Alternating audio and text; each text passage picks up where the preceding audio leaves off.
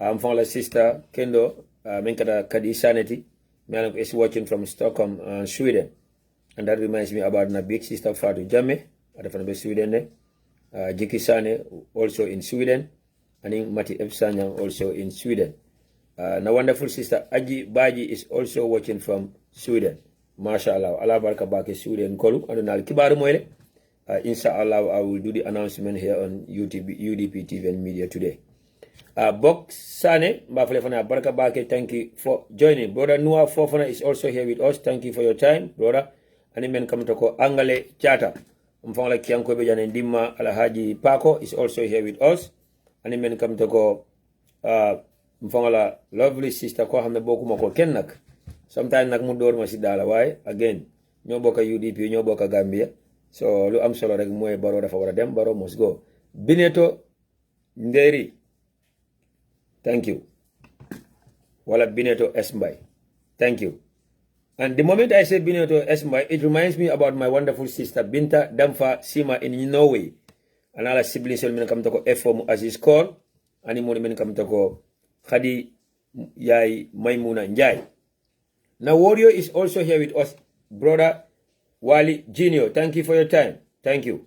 And thank you for your commitment to nation building. Thank you for all that you are doing for the UDP.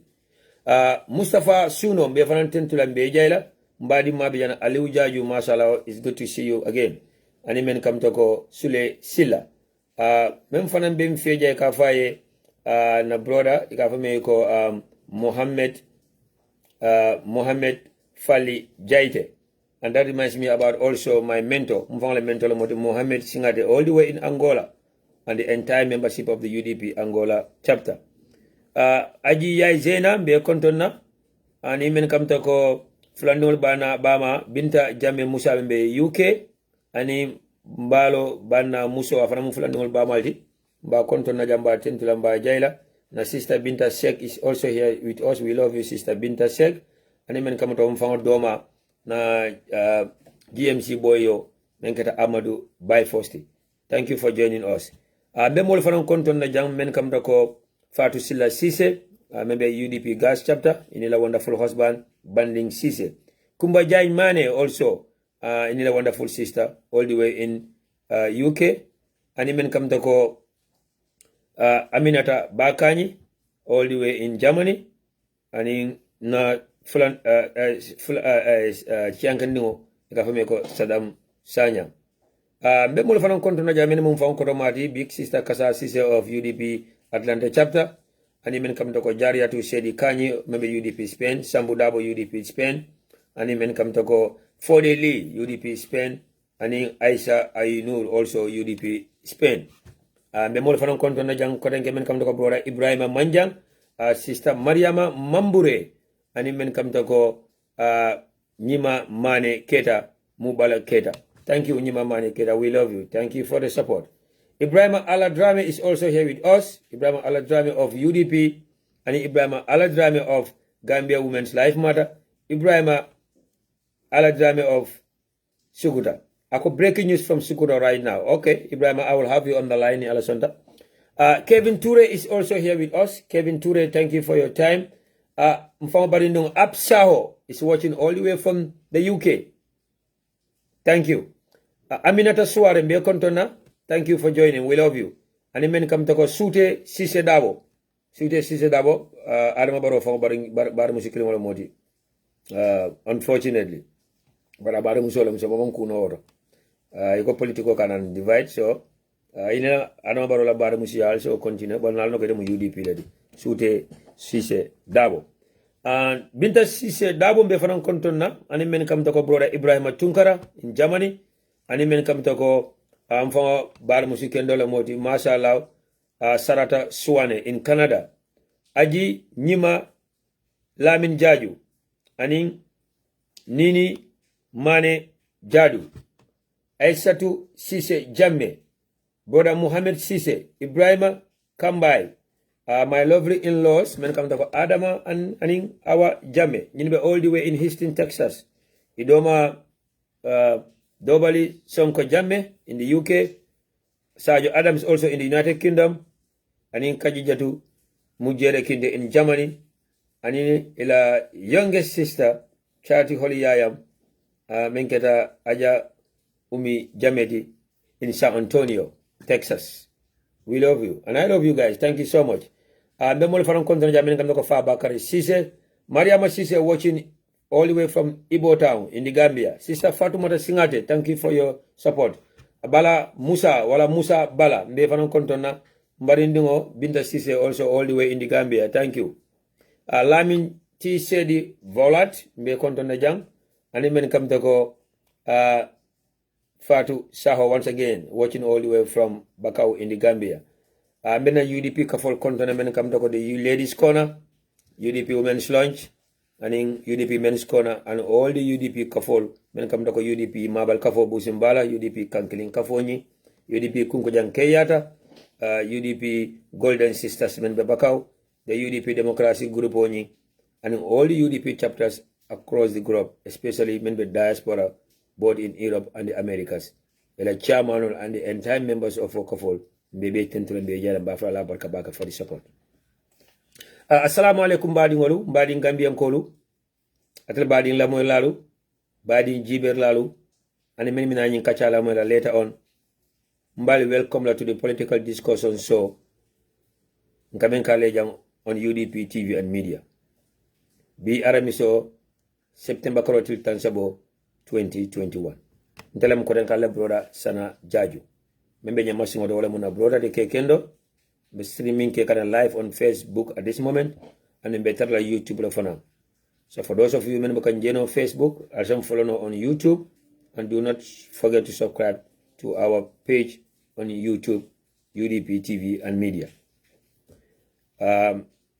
First of all, my apologies. Na announcing ko Tuesday, mina janka program ke 5 p.m. Gambian time. Hey, 10 o'clock here in the morning. I have to be honest. I was so sleepy, I was so tired. I have no other choice but to cancel the show. Because I was from a night job that night. And in the morning was Tuesday morning. So I plan to come 10 a.m. in the morning, which is 5 p.m. Gambian time, 6 p.m. Gambian time, but I couldn't make it.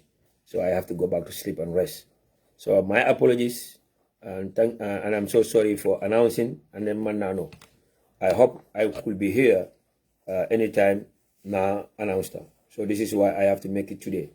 Even yesterday, I worked last night, it's morning here in Seattle, but I cannot afford to miss 2 shows on a roll.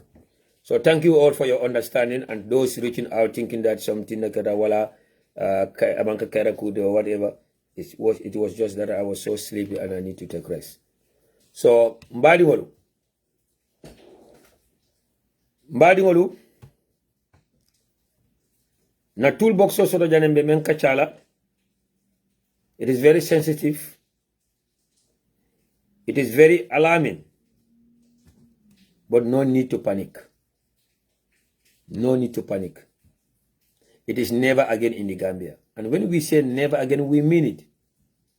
Nimen ka fo da ken la nyano yi pare bilin sai ay kela aksonoti. Nimen ka fo da ken la yamula denkilo le muyti nyano ya kumase ka muta ko kule melam is reality. When we say never again, it's never again, and we should mean it. If not, masakunda sita Gambia be tulina molale. Masakunda sita bamira telta multi. Masakunda sita bamira mendia tate wolbe kera. So when we say never again, we should say never again. And we should mean it. Not only by words. Mbadi Gambian Kolu. Toolbox on yin kola. Not topico mention of Jawola Minti. It is now or never. Leadership at a tongolale. Wato sita. And in Sainemu, wala tekela kotenke. Wallahi, believe it or not, Mbadi Gambian Kolu. Niman lata la salam, niman mala la salam. It is now or never. This is the best chance, and UDP is Gambia's best chance. This has nothing to do with politics. This has nothing to do with the yellow color, or the purple color, or the blue color, or the green color. But it is the reality. ñinem toña kesoto ñinem toña wulawde anu del Gambia no la ka fako minin tafal toñal be labana yes nka fonda la mbokal la but at the end of the day mbe kajele woto membe lo toña kan ana to ko clean be tarla je kes ibe kidolal ko munam wandi be kontanale ñembe lo toña kan yes sabati toña kan do not worry about men be like la kan ani men te like la kan surtout mo boka mo dañini mo nito mo bulu mo boka mo la bo joja ñembe lo toña kan ani dirina be tarla je one day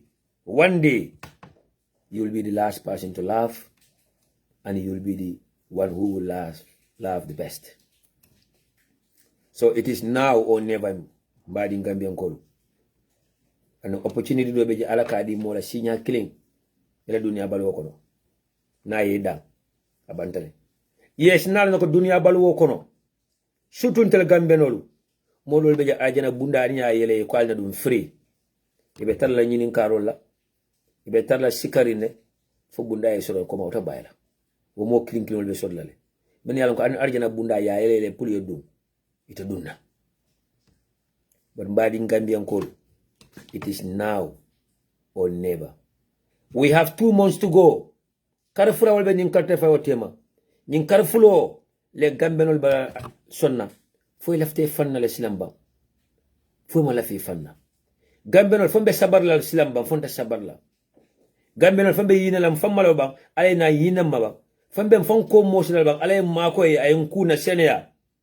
Gambenolu fombe sonna nyina la ka tandi dunia molla ko mfanam pata pour na banko e move na banko e develop na banko ya commencer ay ning Senegal ka compete na banko ya commencer ning Nigeria ning Ghana ñul sifal ka compete na banko ya commencer ning Mali ning Guinea Conakry ñul sifal ka compete Gambenol fom pare dal silam banka foko Gambenol nin sasara benjara la banko kan tita Senegal jara lola fo nin sasata benjara mam tubabu dun kol kumandi e ka go fon mi ka molla abi determine ni election la mbadi Gambian kolu fom pare tala bang pour ka make sure dal ko xam nga ba may kan way bang Gambia ya non telam jumaati wala baadi ngol be position oto itenta ka do ko soto men baadi ngol man tra position oto wala to do ko soto la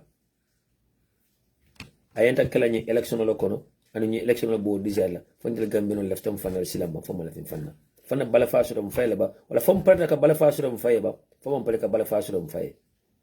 It is now or never. There's no doubt about this. Yemomo ni ne Gambia silang adiatele.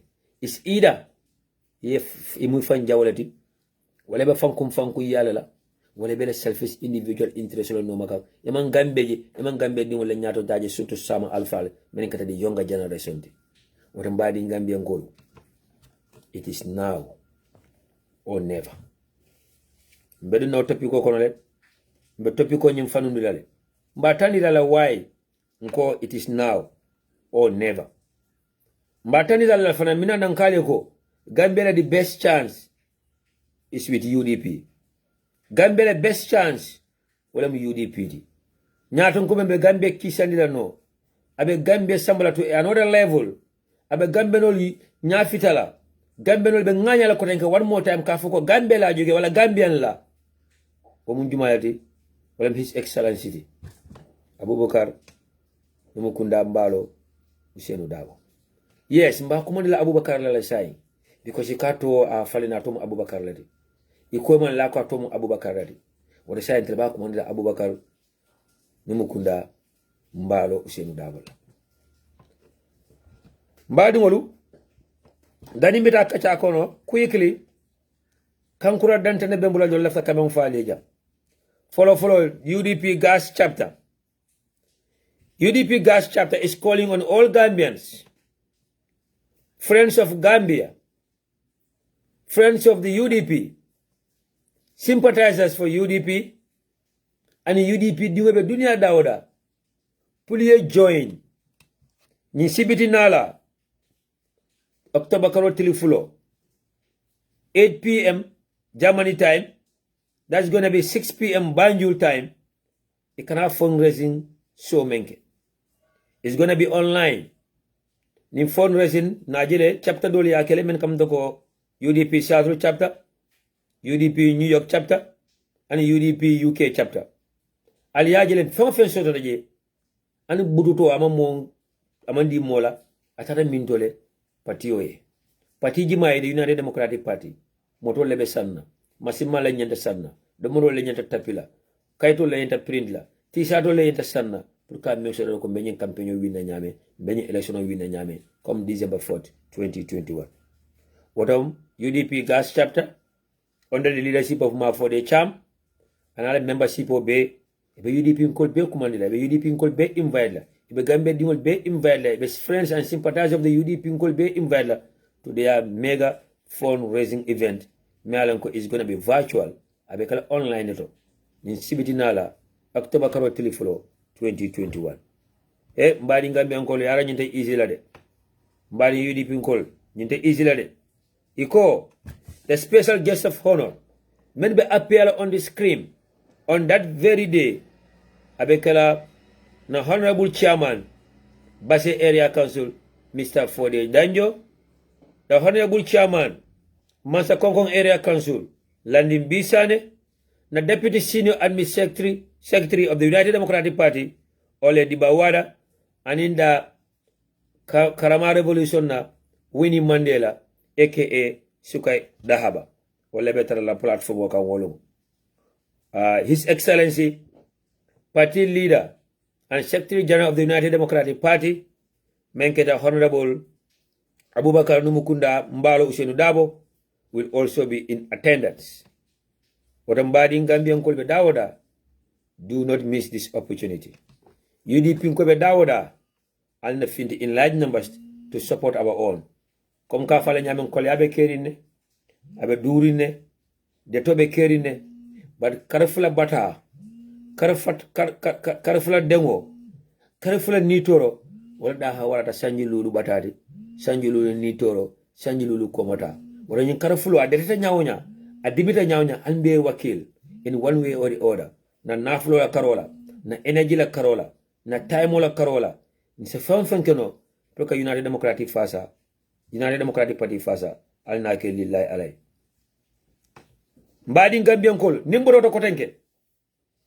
The UDP Atlanta chapter under the leadership of their chairperson Kasamani Sise and all entire membership all will fanang immediately after UDP gas chapter if an embella fundraising kelal if an antabekal online net virtually wada kamala UDP Atlanta chapter fanambe commandiro keka UDP dingol be dunia dawoda Gambia dinkendolu friends and sympathizers of the United Democratic Party to join the UDP Atlanta chapter also fanambe kala Saturday October the 16th ni Alasonda.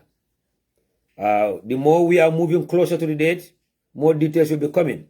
Albal na jumali bekala the special guest of honor, men be appear during that show. Abekala time jumalti Gambia, albalo nale. Abekala time jumalti Atlanta time, albalo nale. Abekala time jumalti UK time, albalo nale. Inshallah, while we are moving towards the date. But UDP Atlanta chapter is a tabekal October the 16th, 2021. Afana bekala online neti. Afana bekala virtuality. But again, the UDP from 1996 up to date, mbuka modani, mbuka shiradanoke, mbuka sunya, ntarole. Pati dingul fangla pati yo sponsor. So once again, walfana be komandiro keka wa Karola. Nimbora to fana mbading Gambian kolu, mbading Lamor lalu, ane atel bading Jibe lalu. Na UDP chapter men fanembe Sweden wala fanembe kumandiro ke kan kotenke etel ta fanatal de dala UDP funne kala nyo foleji so etel nada in a different side la so UDP Sweden chapter if I can have fundraising, but it's going to be a kind of anniversary. Look at UDP 25th years anniversary in celebrate. So it will tough for the Nyame Wala Mude. It will also be a letter. So, ni Alasonda, the UDP Sweden chapter will be celebrating the 25th anniversary of the United Democratic Party. Na understand ko asobiol findital already. Ala hekatu mbatra kane ka kalenda nyim bondi now. Look at date correcting when you file, but while I'm moving on, I'll get more information about it. But in Alasonta, the UDP Sweden chapter, wala fananko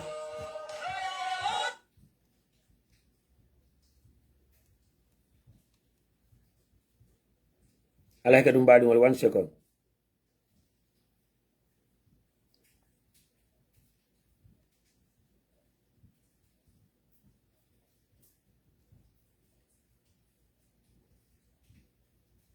Interesting.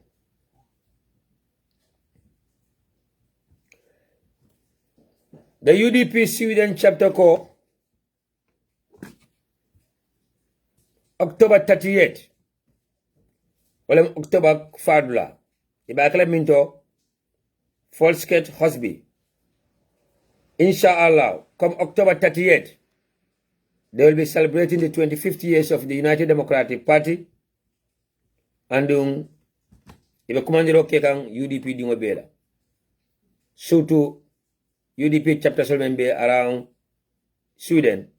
Men come to UDP Norway chapter, the UDP Finland chapter, and in the entire UDP chapter solmembe Europe and in America.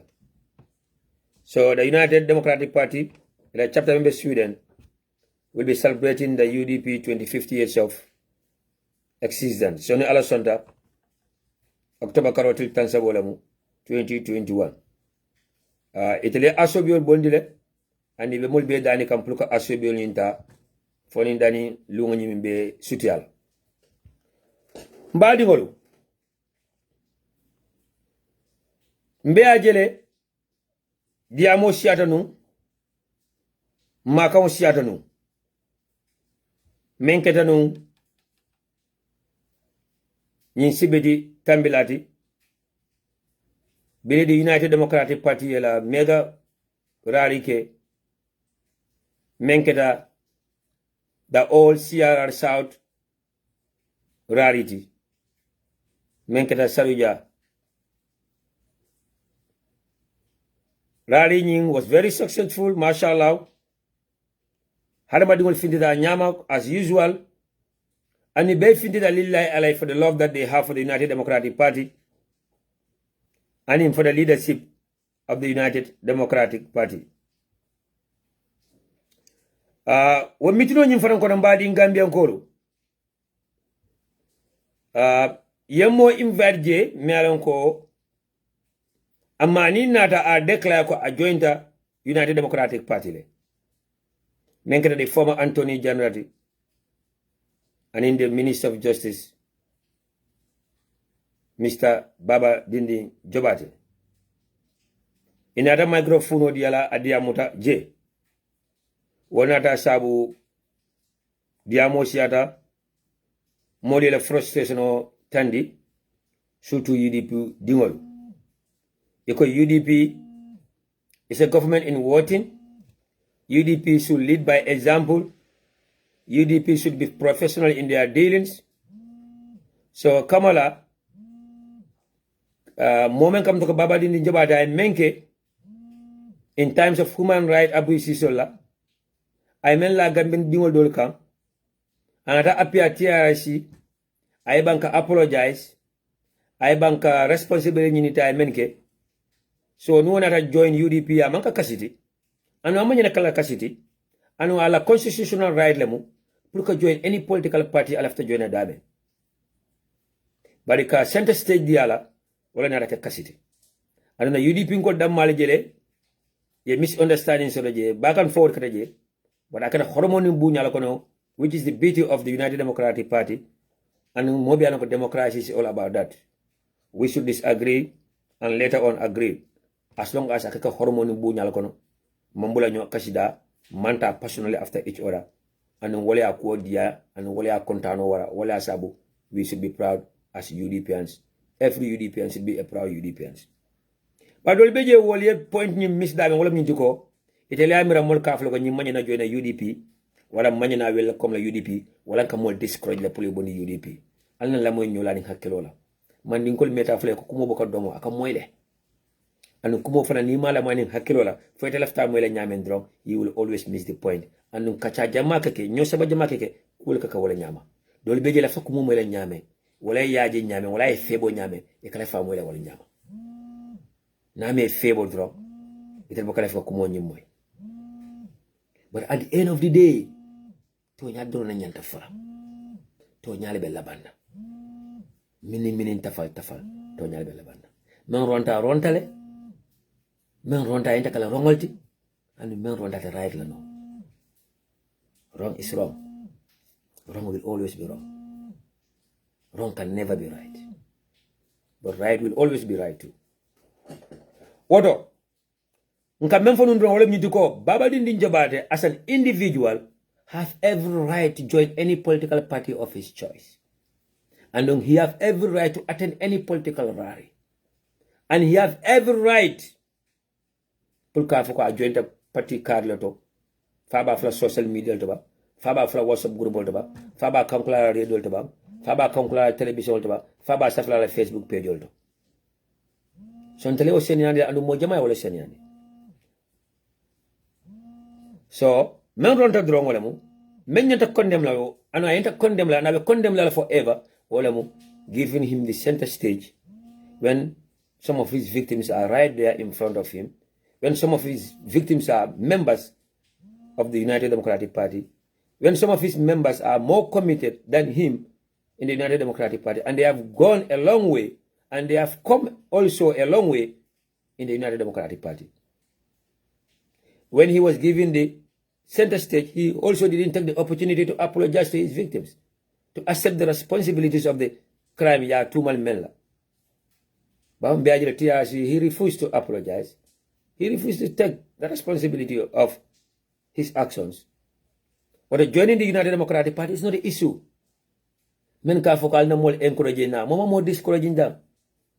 Men ka foko mon nyantan nala, mama fo mama nyanan nala jang.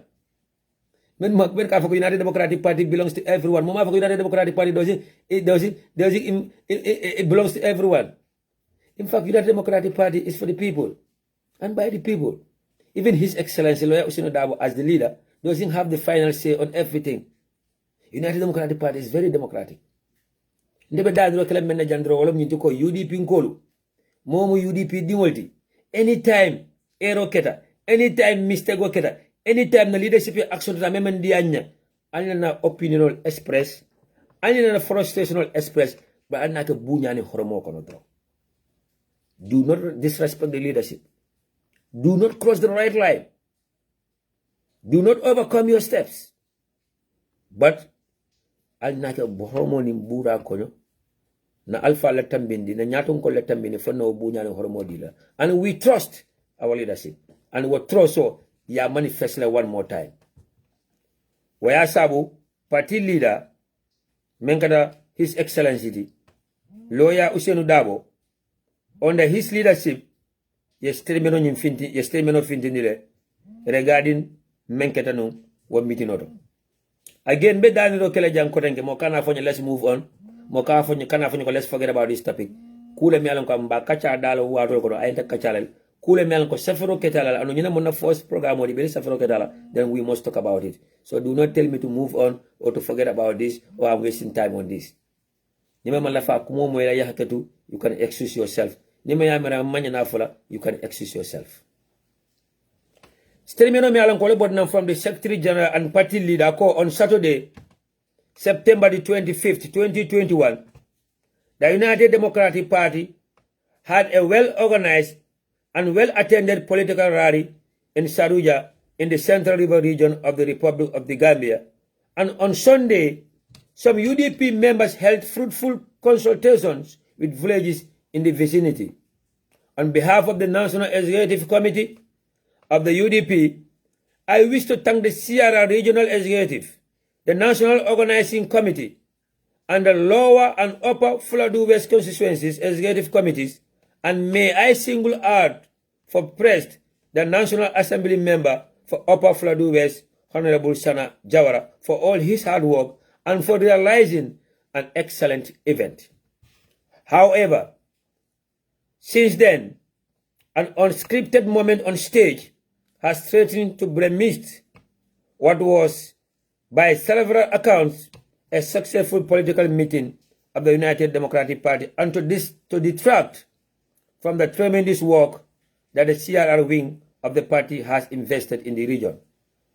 The impromptu appearance of Mr. Lamin Jobate, former Attorney General of the Gambia, and his announcement of joining the UDP was not scheduled nor authorized by the Executive Committee.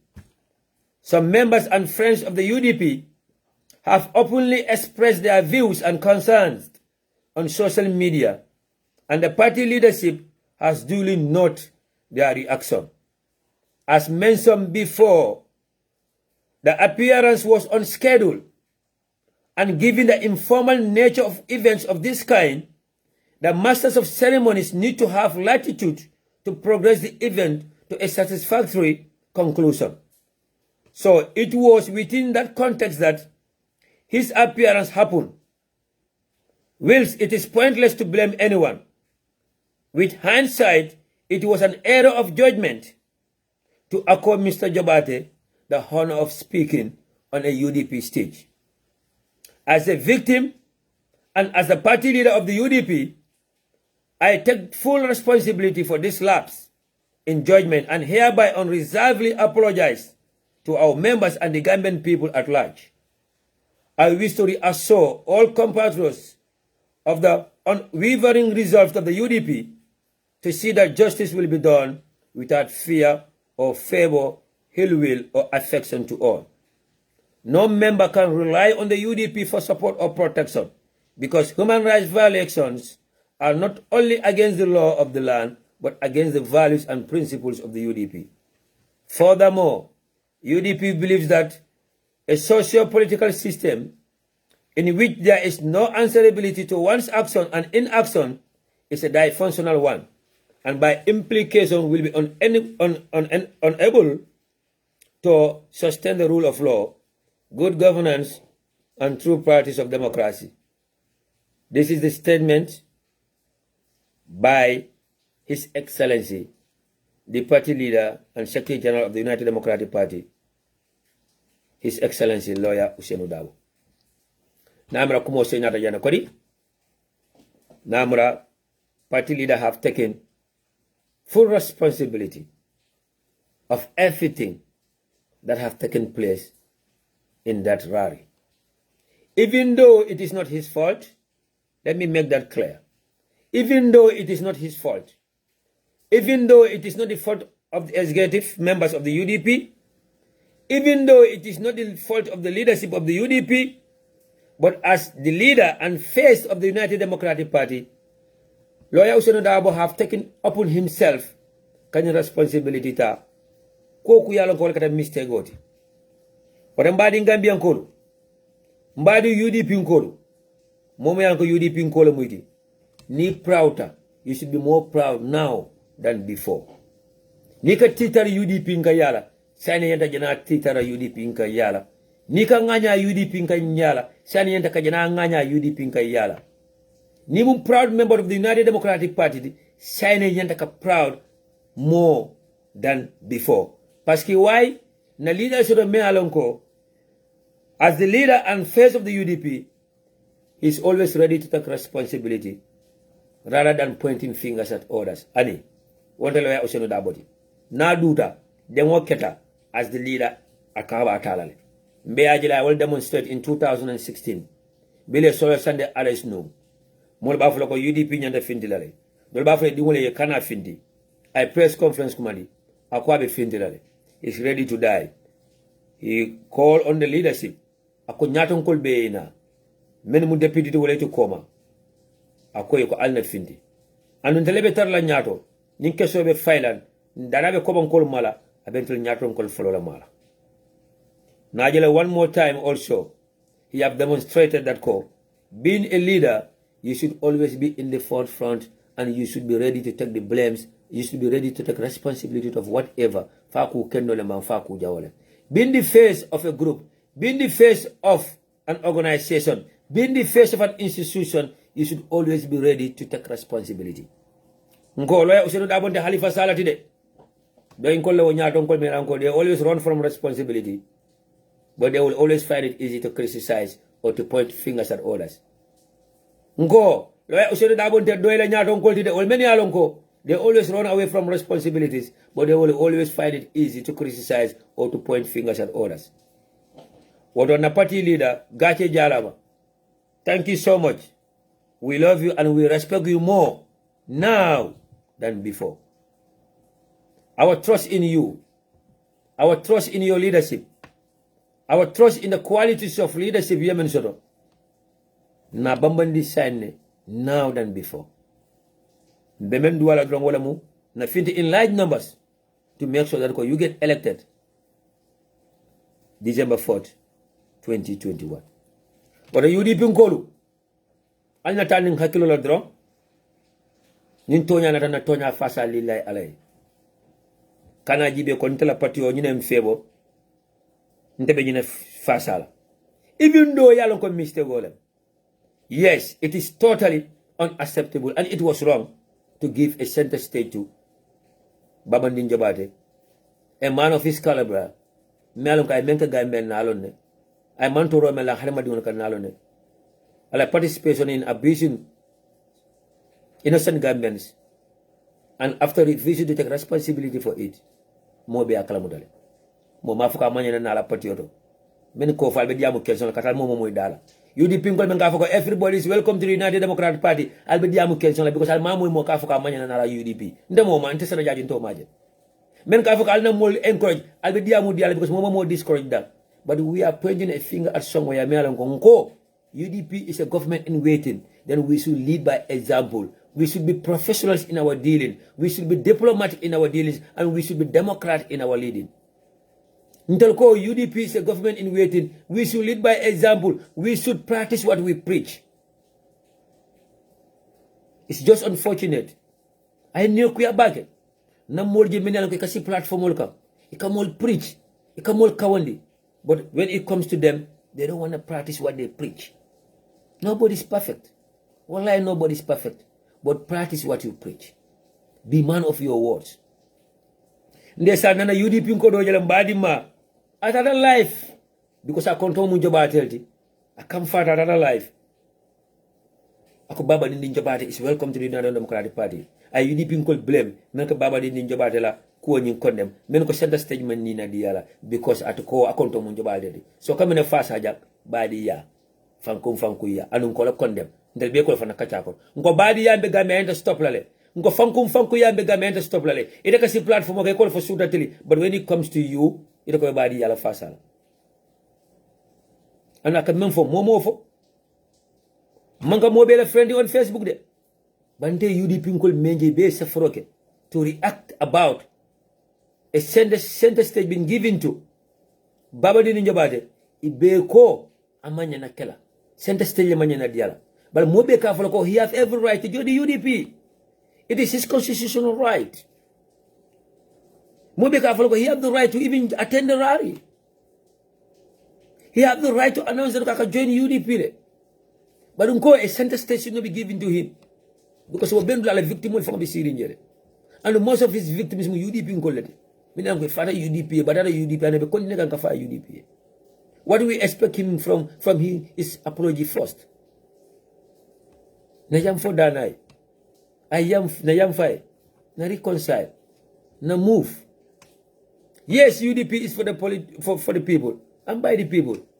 But there's a model video camera member kanyeni la wale phone la election ola. Model camera all votes counts. Vote do beje at the camera be count la the count la. Wala sabu harma do you have to look at both sides. Ela dunia balo ko ne be koku kala. Bulbani marabe jibe. Ye balance. Don't only look at one side. Don't only focus on one area. Ndesa na UDP nko dolje menanga because iboda bansan ne iko baba di ninjo bate nka men fo manya na fala.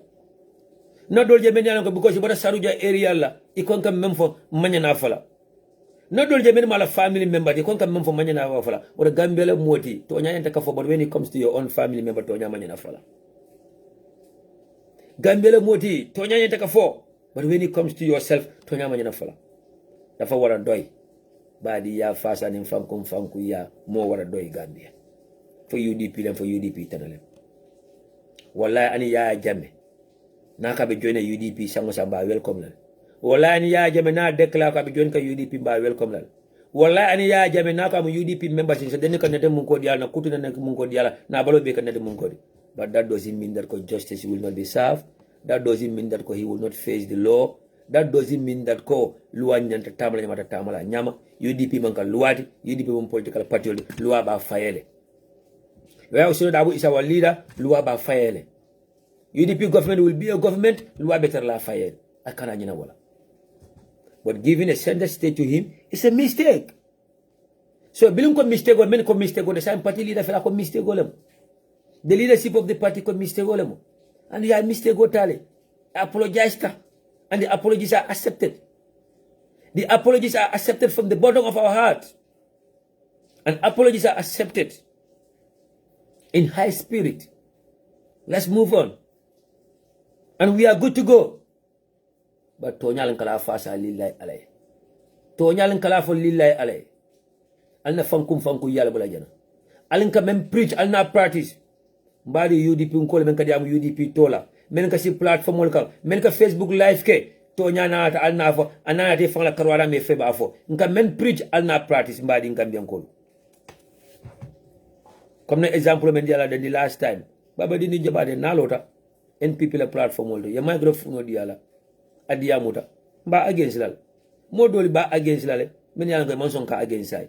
Odo sa nimba against lal. Men anta against lam fangoya. So at the end of the day, the truth shall set us free. At the end of the day, the truth will always prevail. Mini tafal. Tonyana belabana. So on that note, case closed. Asenyata Yueng.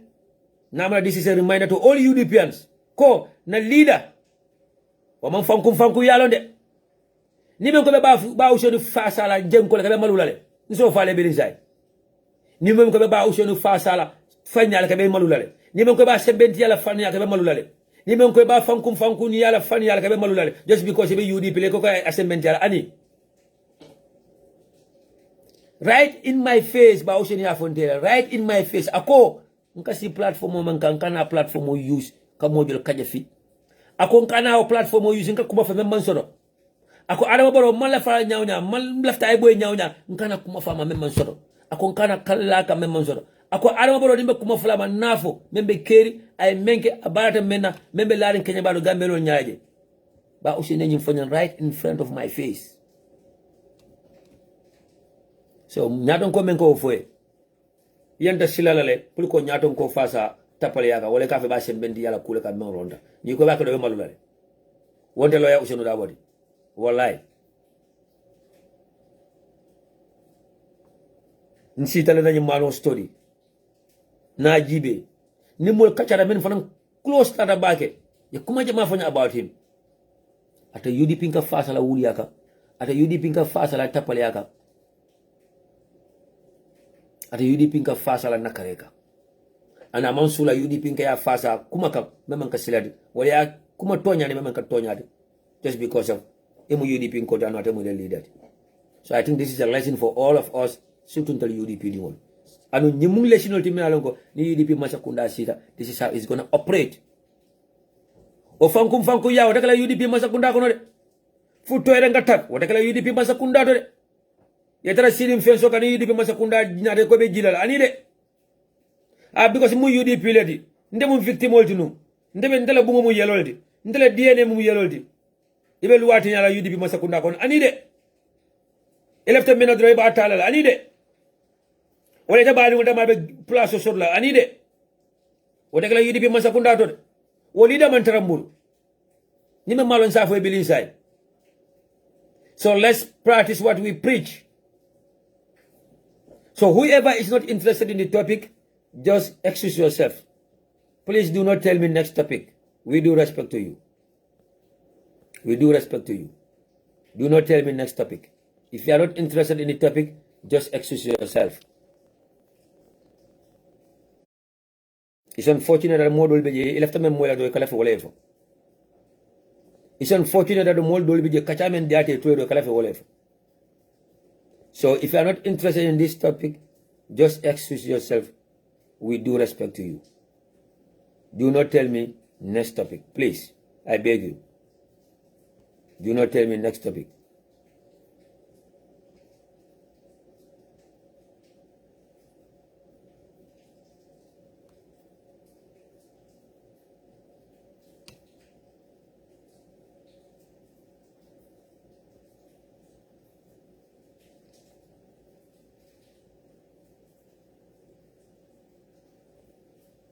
Mbadi Gambia nkolu. Liro sujara tongolale. It is now or never. Comme na fale nyame. Nyinan sango lem. Anu nyinan sango. Anyo to soda la kotenke. Karafula wala ben karte fay wotema. Nkana du October la kono. November, December na da karte fay wala. What on your opportunity, it is now or never. Arjana bunda tomorrow alaka yele moy sinya kirine. Na soron daite yakatadi dole la kotenke. Har jewo do beja alaka di mola sinya kirine. Niti e kodi ala katadi dole la. Mbadi Gambia nkolo nyin karfulo men kana dunga kono o karo kola. Falbe la fila fanna la bang o tulal bulule. Falbe la fila nemo la ni nyato ta o be tulal bulule. Fal lefta Gambia fane ba poverty ko na ba Gambia fane tara bankol to banko mi alon ko nyim banko flabe yuruwaka o be tulata le bul islam mbadi Gambia nkolu fal perte sain katara banko do banko mi alon ko albe sa sala ale jara la bankol kan albe sa sala ale ta leptano to ale jara an albe sa sala go fon mi tekela mbadi Gambia nkolu surtout atal musolo fal be lefla banko la banko men alon ko ni musolo konota ni wulu wato sita kija farol tekela ni musolo konota ni wulu wato sita yelo te selela ni musole konota kija farota sabole ka 6 sectional soro ni musole konota ni wulu wato esi fa wale dingole fa fal be la fingo banko si fa la ba mbadi Gambia nkolo it is now or never namara mbadi Gambia nkolo be sabado la islam ne yam fam faye na balfa sudam faye ala yam fanye ala fane balfa sudonye banko e banyi masi bokono banko e nyaato ta sodono banko e yirwano banko ka banko kendo de pour banko dingole mbadi Gambia nkolo kole kaira the smallest country in the world banko be ankatal duwata banko le beti dunia banko be ankatal la mo nanga mo duwata dunia banko mo le beti o banko is the poorest country in the world o banko le fuata dunia banko le beti o banko is the most underdeveloped banko in the world o banko de mi anka be koma tato yiru wala karola o banko de mi anka tele be last tanko la karola o banko di melon ko atelebe las harema di wala fanko la karola harema di wala nyaato la karola mbadi Gambia nkolu mbe situation ko na me alon ko yemo mo nene adiati fangole yemo mo nene fankum na yemo mo nene wala atare tole bad men koita membe keri Gambia sato kono Gambia dingo be nyabalale Gambia dingo be nyabalo nga kada anu Gambia be dingo be klo balala foni tawnte yakata jam mbadi Gambia nkolu namwe ye kafoko adama barola mansa kunda jamano press freedom sorotale minen press freedom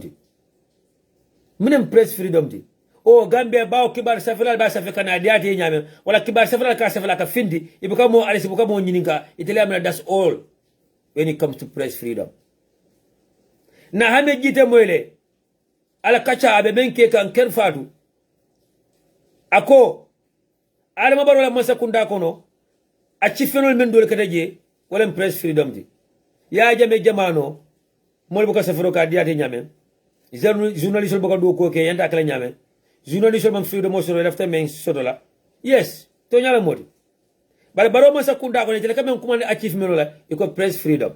Minen press freedom di bawo ka safele. Bawo mo buke arrest. Bawo mo buke detain. Oh, wada malam press freedom di. Wada mbadi Gambia ko nata ko wada malam press freedom di. Wada press freedom te Gambia. Nata ko wada malam press freedom di. Wada press freedom te Gambia. Nata ko wada malam press freedom te mbadi Gambia ko fombe min tole. Bi mebe keri Gambia kibar safira la karola. Adama Barrow bi na after press conference kala pluka diamu journalist le State House aka journalist pikle be men invite la wala press freedom. Aka journalist le choose abe men invite la. Ata membe kering invite la. Ata su radio invite la. Ata king ata DSK radio invite la. Ata keba camera invite la. At the UDP media network invite la, at the UDP media house invite la. Wala press freedom di. Na be press freedom o kala, wala be press conference kala bi State House, journalist men diata ko la commandi. Journalist of his choice, akajuma la commandi, Star FM lemo. Ala Barrow media empowerment, wala iAfrica. Wala Fatu network. So where's the press freedom? NPP call cases o kosimena. Gomana kanya na jele be radio bungul dina kam pamitola al nya jele bi keba camera ay requirement be submit ay qualification be soto ya jini ka kayto men bela be bondi pour que radio bunda yele ya dina pamitola just because keba camera mati just because of aka program men soto talk to the president di male ya deny Ibrahim Silla, the Minister of Information. Ibrahim Silla kajimala masakunda asaf, Adama Barrow. Ibe radio station only, online media platform only, online TV only na kampamitola. So press freedom ole kamemfo. Mbadi Gambia nkolu. Mine nataka kodenge. Bi ni mu UDP nkoti. Ite mamabo. Ya tandi. Ibe do kola Barrow masakunda kono alon ko danin carte fawese fono let do kola anytime ite mu UDP nkodi ibe do kola in the civil service wala ibe do kola as a public servant ise fono let do kola anytime that in December 4 2021. Yes, every civil servant, every public servant have the right to join a political party of their choice, have the right to the freedom of assembly, have the right to the freedom of expression. Every civil servant, every public servant have the right to be a registered member of any political party. Yes, ele officer yanta respect le, ele officer yanta bunya le, imagine ele officer usually in political gatherings, imagine ele officer to usually in political platforms, imagine na diamla political platform odo na ko fam imum public servant wala civil servant.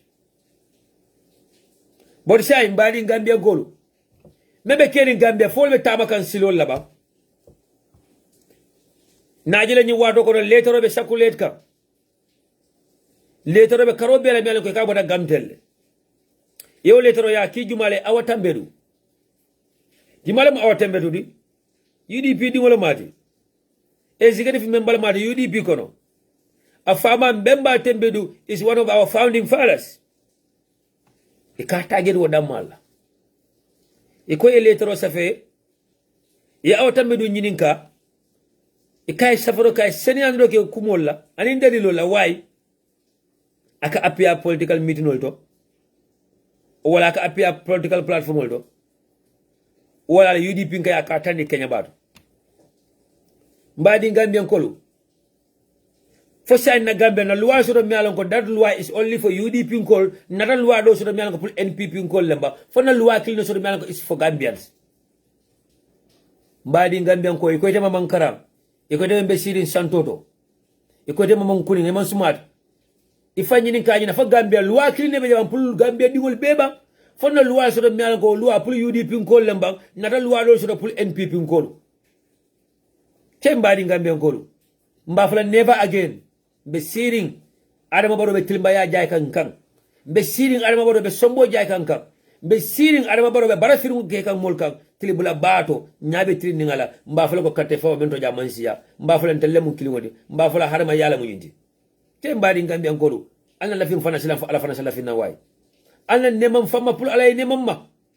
Alna bala fasu do fayo. Alna sabari. Ya masa menta ya kato faye. Ya kampenyo faye. Ya le koro dunda la kampenyo kono. Wena si tilibula baka bara filmo jeka. Ibe musula. Ikamu tako. Itele mkaira modi. Ya president min sindi. Abe sombo jale kan tilibula ba. Mendi adate wala kake. Mendi adate atala mola wala kake. Bal mendi ada modole wamanya na kala. All in the name of what? Gambia nyobo kande abai. Nyobo kande abai my food. Mbadi Gambia nkolu. Lamin Choks Jata. Rambo Jata la broda. Atelebu bakau NPP chairman oti. Abe do ko la gamtelle. Anda ka diam political platform otole. Alkala audio le moy groupe le konole. Alka NPP dendi ko jalale aka NPP meeting attend. E mo bay dame mina de yenda awatambe du bayla. Lamin Choks Jata. NPP chairman for Bakau. Rambo Jata la younger brother lam. Abido ko la gamtelle. Aka diam NPP la political gathering nol tole. Aka forumol creator tolale. Aka audio ki forumol tole. Ni mo bay dame mina de yenda awatambe du bayla. Because awatambe du mu UDP nkolede. Mbadi Gambia nkolu. A protocol officer. A diplomat at our embassy in the United Kingdom, in the name of Suntu Ture, diplomat mati, aka political platform otole, aka diamo. Aka audio dida keki forum kono. In fact, there is a WhatsApp group named after him, Suntu Ture Fans Club. Ni mo bay dame, yanta awatambe du bay la. Mbadi Gambia nkolu, the Director of Press at the Office of the President, Ami Boyan Susoho, aliya jele, ala Facebook page to suta 3 abe posting kelenge campaign for Adama Barrow kunun na kada la latest posting I posting about a 1,500 bed hospital ako Adama Barrow kana mello aliya few days ago I posting asking Gambians to vote for Adama Barrow ni mo bay yanda awatambe du bay la ba Ami Boyan Siso the Director of Press at the Office of the President ni mo bay yanda awatambe du bay la ba Mbadi Gambia nkolu mberi nyala bala the current vice president campaigning for the president Adama Barrow ni mo bay yenta awatembe du bay la Mbadi Gambia nkolu mberi nyala bala the managing director of Gamtel or the deputy managing director of Gamtel mengata lamin tunkarati abe campaign ke kan Adama Barrow aka Adama Barrow t-shirt la du aka appel du lalto ni mo bay yenta awatembe du bay la ba Gambia sate kilimo kono fonna lom faye way Mbadi Gambia nkolu Mbadi Gambia nkolu albere nyin nataloje nu wala mu nyinti ala muso la babala tem and ala muso is a police officer ala Barrow t-shirt wala bela tem yanyin t-shirt wala dulu menna wala findite tara political rally attend for NPP Noah is a civil servant Noah is a public servant Noah is working in the government. Noah is on government's payroll. Ala muso is a police officer. Ni ma bay. Yanta awatambe du bay la ba. Mbadi Gambia nkolu. Ale natalo jele NPP supporter. Mi alan ko prison police officer la mati. Ay Adama Barrow la uniform modu. Abe mitinol atenna. Do kudla fa ka dunje. Imo bay. Baye musu ndingo do bay mi alan ko UDP nkolo mati. Abe do ko na prison police services le. Ikake don loya da bola julola yo bay tribula bakono na chow lo kun kilin lo kun fula nende tok be nyaka sala karata wala sabe ka foko men diate ba kilale gamelo be chow lo kun kilin ne be chow lo kun fula na nyinala and they are taking us for granted Mbadi Gambia nkolu fenga fe na chow lo kun kilin fenga fe na chow lo kun fula do nyinatala dro ya continue naita ay nata luwati imina sila janne fam ka order political party ta kana order political party ta ke bali palmitola in a broad daylight kuto knowledge bodo nyim party mo mamanta iko itele fitina modi sam party bebe bodo ka wala puli kana fa ko itele fitina modi wala itele fitina cause at the end of the day dictator man sabati ba at the end of the day dictator man sombo dumba amon sulo dumba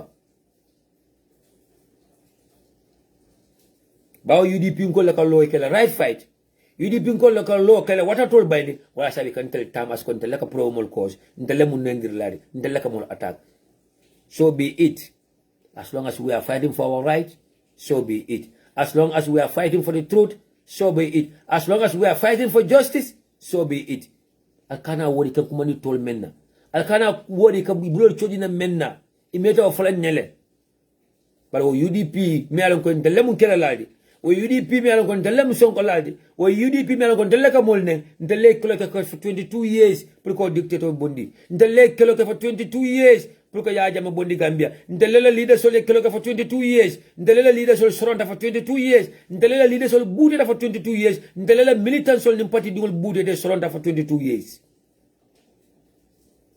so let it be alkana wori ya fontele kan nendroke alkana wori ka fokon tele ka keloke alkana wori ya fokon tele mu mandin ka patioldi so be it as long as we are fighting for the truth we are fighting for justice we are fighting for equality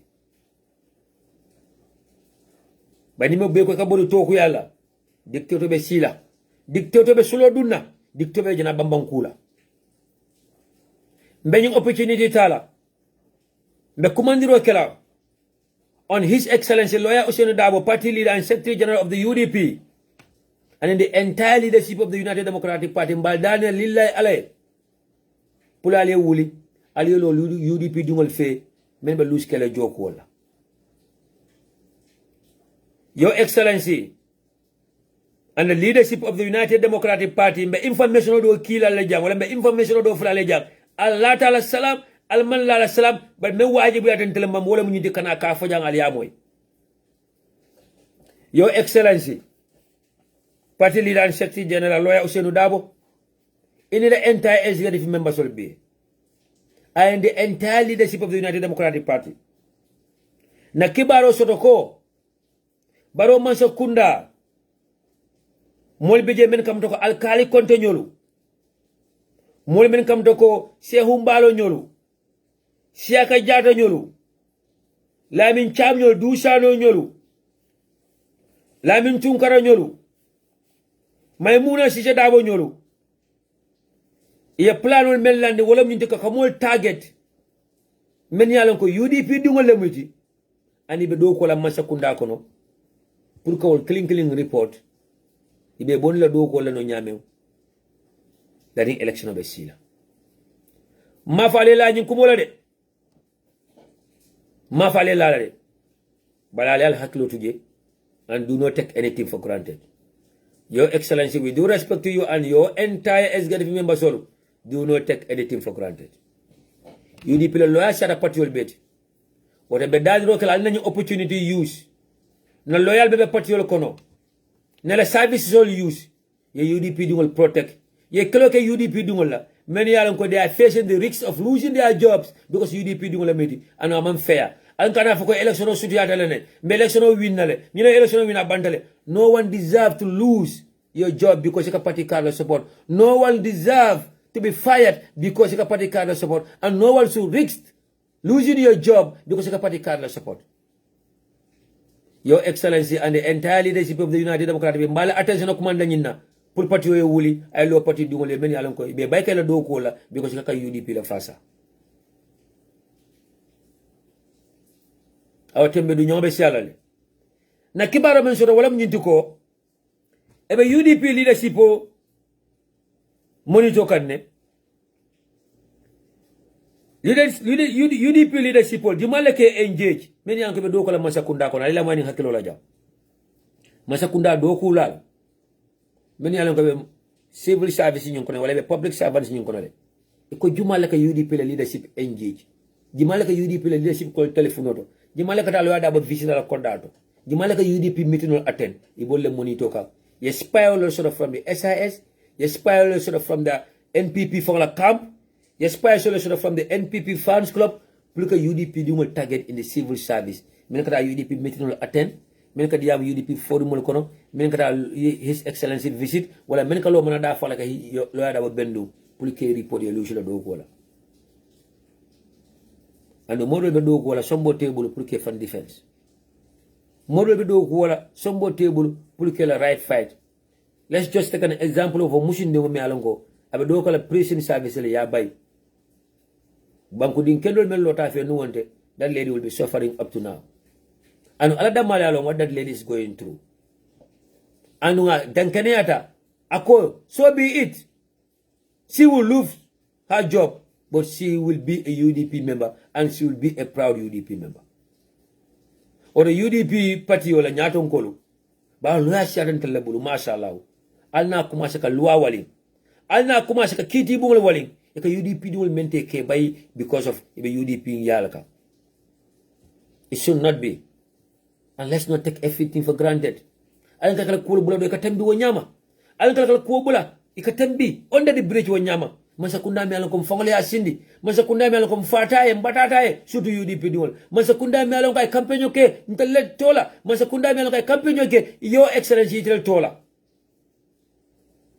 Allah akbar. Nimu senior civil servant hote. Senior civil servant la munyindi. Plus kumabal babul masakunda kono. Ala muso na a law enforcement officer, a police officer for that matter, aliyajere. Imanyi mbay dame, mina na awatemedu yanta bayla. Lamin choks jata bambay dame, mina na awatemedu yanta bayla. Suntu tura bambay dame, mina na awatemedu yanta bayla. All the advisors to the president, ibebe kampejo keka arama baroye. The 10 advisors to the president. Ibebe kampenyo keka arama baroye. Dembo by force. Lamin Cham, Alkali Conte, Dusano, Sehumbaro, Siaka Jata, Sidi Njai, Farumata Sise, Henry Gomez. In bebe kampenyo keka arama baroye. Imol bay dame, mina sabu yanta awatembe dubayla. Oto Your Excellency, under your leadership, and to the entire leadership of the UDP, Mbal Aliwuli, Kakuntun in serious situation of Nyato. We know you have a lot of work in hand. We know there's a lot on your decks, but we trust you. And under your able leadership, we know that you can deliver and we know that you'll be able to do something about this. So once again, Your Excellency, and in the entire leadership of the UDP, the entire members of the executive, if not, then the election or UDP kajamala follow do ko UDP kajamala bayla. This is from a very clear source, from an insider who works at State House. Ye plan also le liso le soto. Ebe UDP dual men target ka. SIS be spy solo na UDP meeting olto. Porque civil servants will gibeje wala masakunda do kulal surtout men be senior position olto pour que te report ebe masakunda do kulaje la melo ko UDP di wala mati abita UDP meeting attend the next thing natara do report do kola abe letter of dismissal aba sabla UDP di wala masakunda kono ita hanya sanka fiti ka UDP meeting attend. Your Excellency, can you call on the international community? Can you call on ECOWAS? Can you call on AU and bring the attention of the concerned bodies?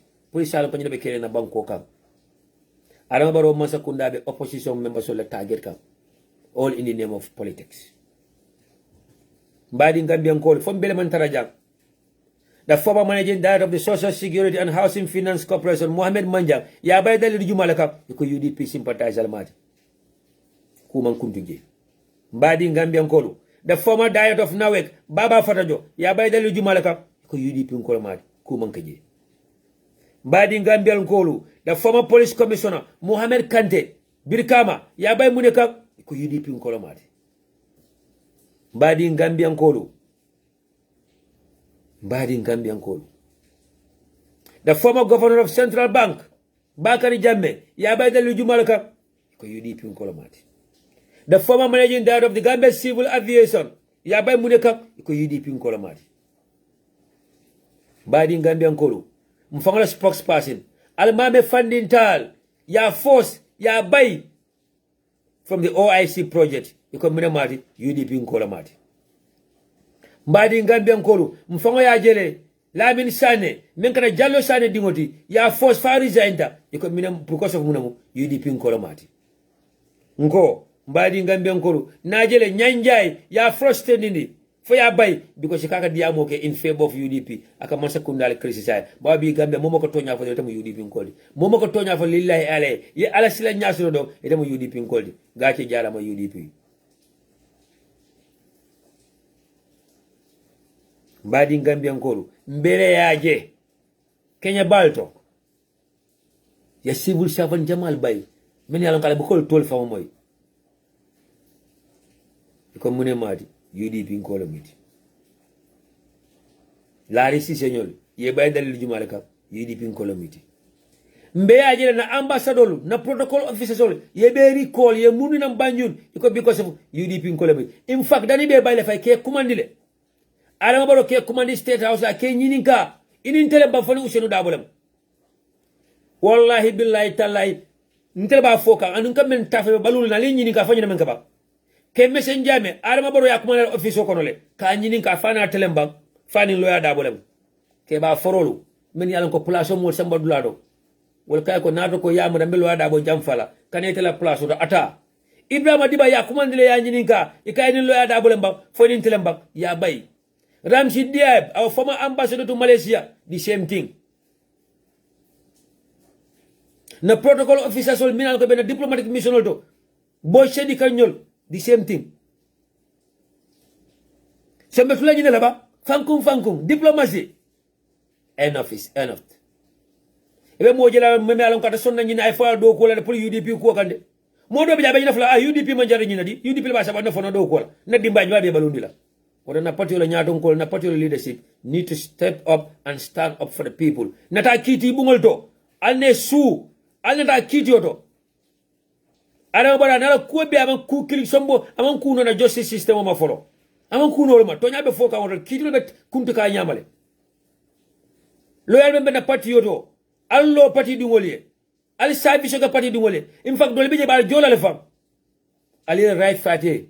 Ali court. For the unjustifiable termination of their services because UDP in Kolomiti. Badi Gambia Nkolo. Nimbota Oto. It is now or never again. It is now or never again. Badi Gambia Nkolo. Mbeli nyabala. Nafana kachado kono janade nalma nyina de.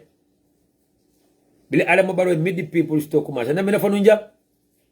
Nkwala ni midi people store abibe kala kuma fo ken samolati promise bambali promise me kata fulfill no bawa bilibe wule kon kala santon ko le wali nkata min wali mbara nkata min wali ko nyomi jokadu iko badibu CRR Kaur Kuntawur Fuladu iko nkata min wali URR base ma fangola wuli Fuladu ma fangola iko santon ko le miti man karang ibuka audio la moy ibuka Facebook la moy alna na kuma bal foy ba alma baro fanga lota ko ni be katte ke signinola isa kuma kense ngo fono isa wuli afono ni sita ye nyaka se mola so bilabi na to kuma sela ay mineke kuma fo kense ngo lahid opun lahid bambalol nani na foja nungo nying todi membe kilatem bere foro be lalale bere folol e ka me ko foundation stone. The laying of foundation stone about kelale abe bere foro lalale aba lala tundo karo belale baro bere foro lalale abe bedanna wolto because katte fawla kana abe ta tundo to ay leptano bere foro la ay stadium bere foro la ay marso bere foro la jamo bere foro be lalale bo holo be foro be lalale baro bere foro la bedanna wolto badi Gambia ko lalna kunin silam balanto lambo le ka fo Gambia lo kunin tele silam Gambia neno mandi aslam bale be Gambia do nene kanani kabi sutatili e be Gambia do nene kan tili bula ba kono na faale jalan kale ko ara baro nyi campagne kono abe credit ko talale ka foka tele ko ka menke ba tele badu mul lepti badu def lep badu am lep ngo we do respect you ma faale janko Adama Barrow akarani to men commencé abe credit ko tala ko la melon ko amake anu gambe no la menke bala mbadi gambe ko kayra ngatara siri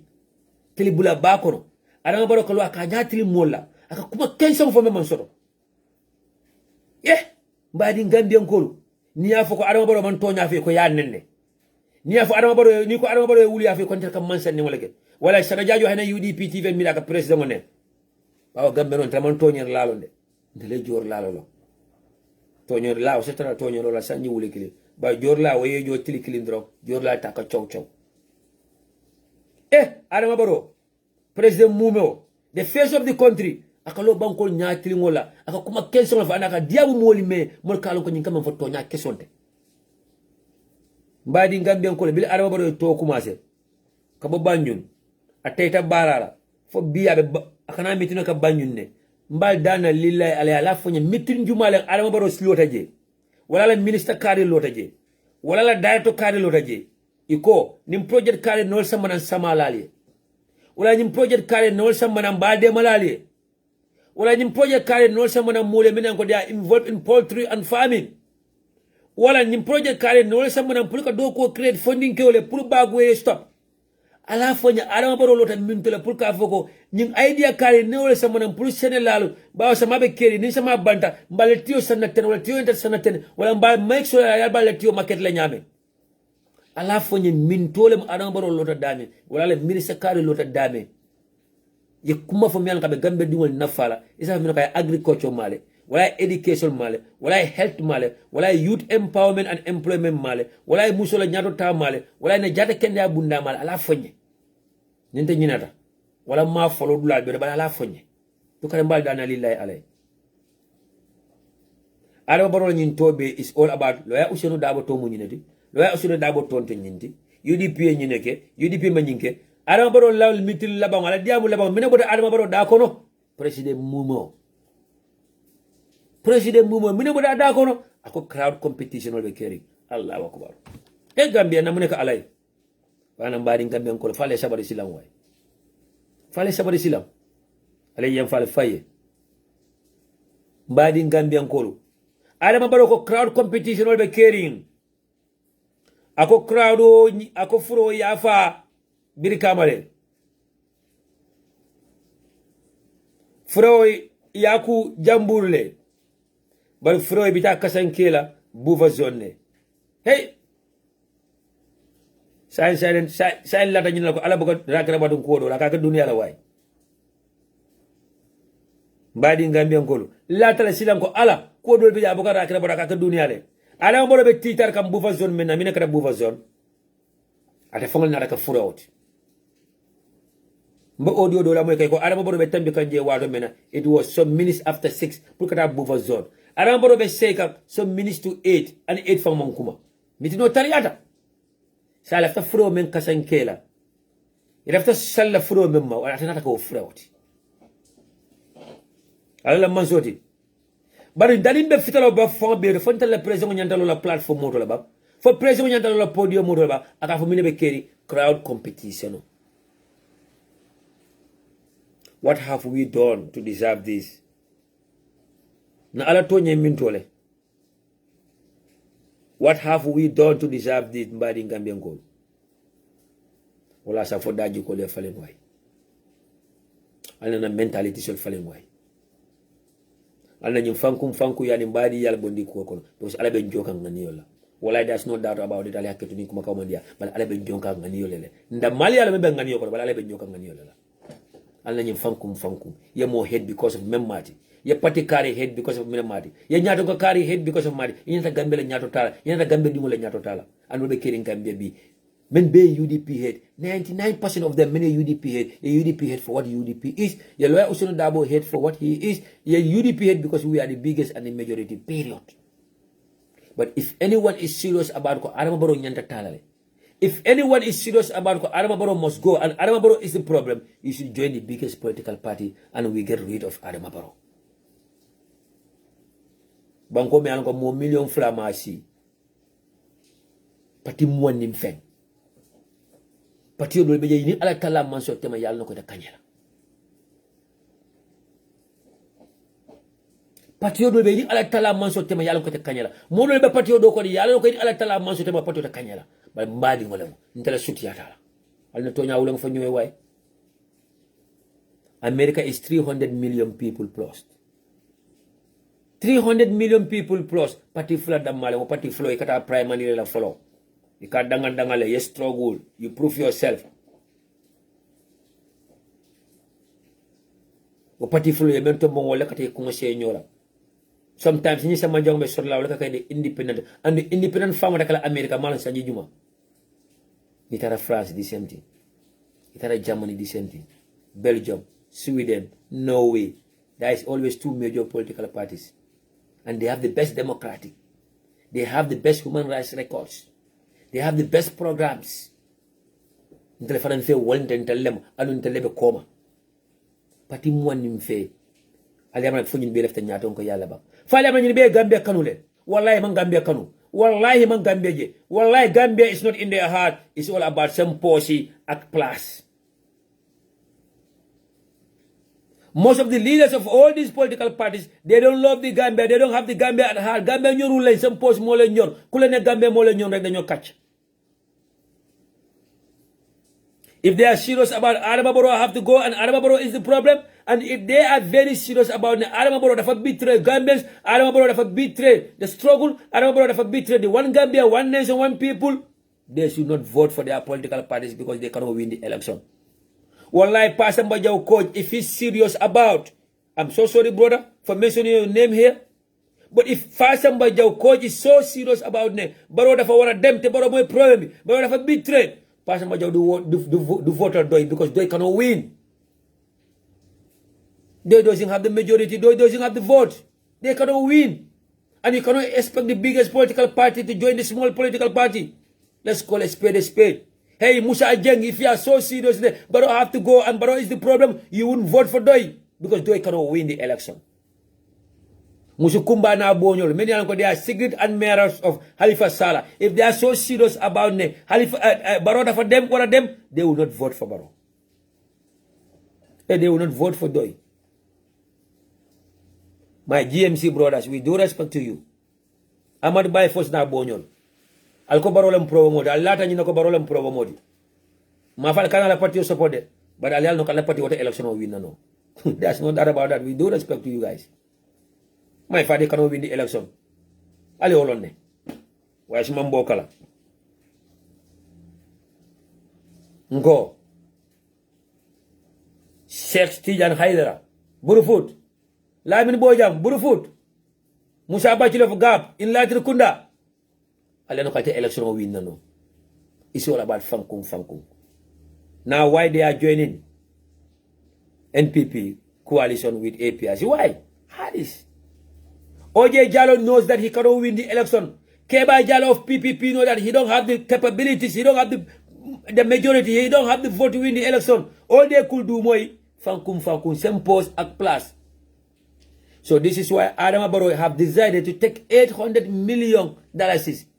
Wallahi billahi tallahi Allah ta'ala salam alman la salam dalasi million kemesey fuaro la kodo dalasi million kemesey taxpayers la kodo dalasi million kemesey Sénégal la kodo dalasi million kemesey bana la kodo Adama Barrow wolta gambenol balala ay fuaro balala ay na leptano balala ay na fondinkol balala ay na musol balala ay dindingol balala akana spend election o kundo plot nan ko drate kanye dalasi million kemesay dalasi million tani lula wadi APRC kolla e alman be tankala fuwar yalla way poverty is a disease dalasi million tani lula wadi APRC kolla top executive follow APRC din kendolu APRC forolu meni an ko gambele nyato jaje iko not to the coalition wala sabu APRC farata fulati but the top executive follow meni alon ko itel pantale ani ye pusita malala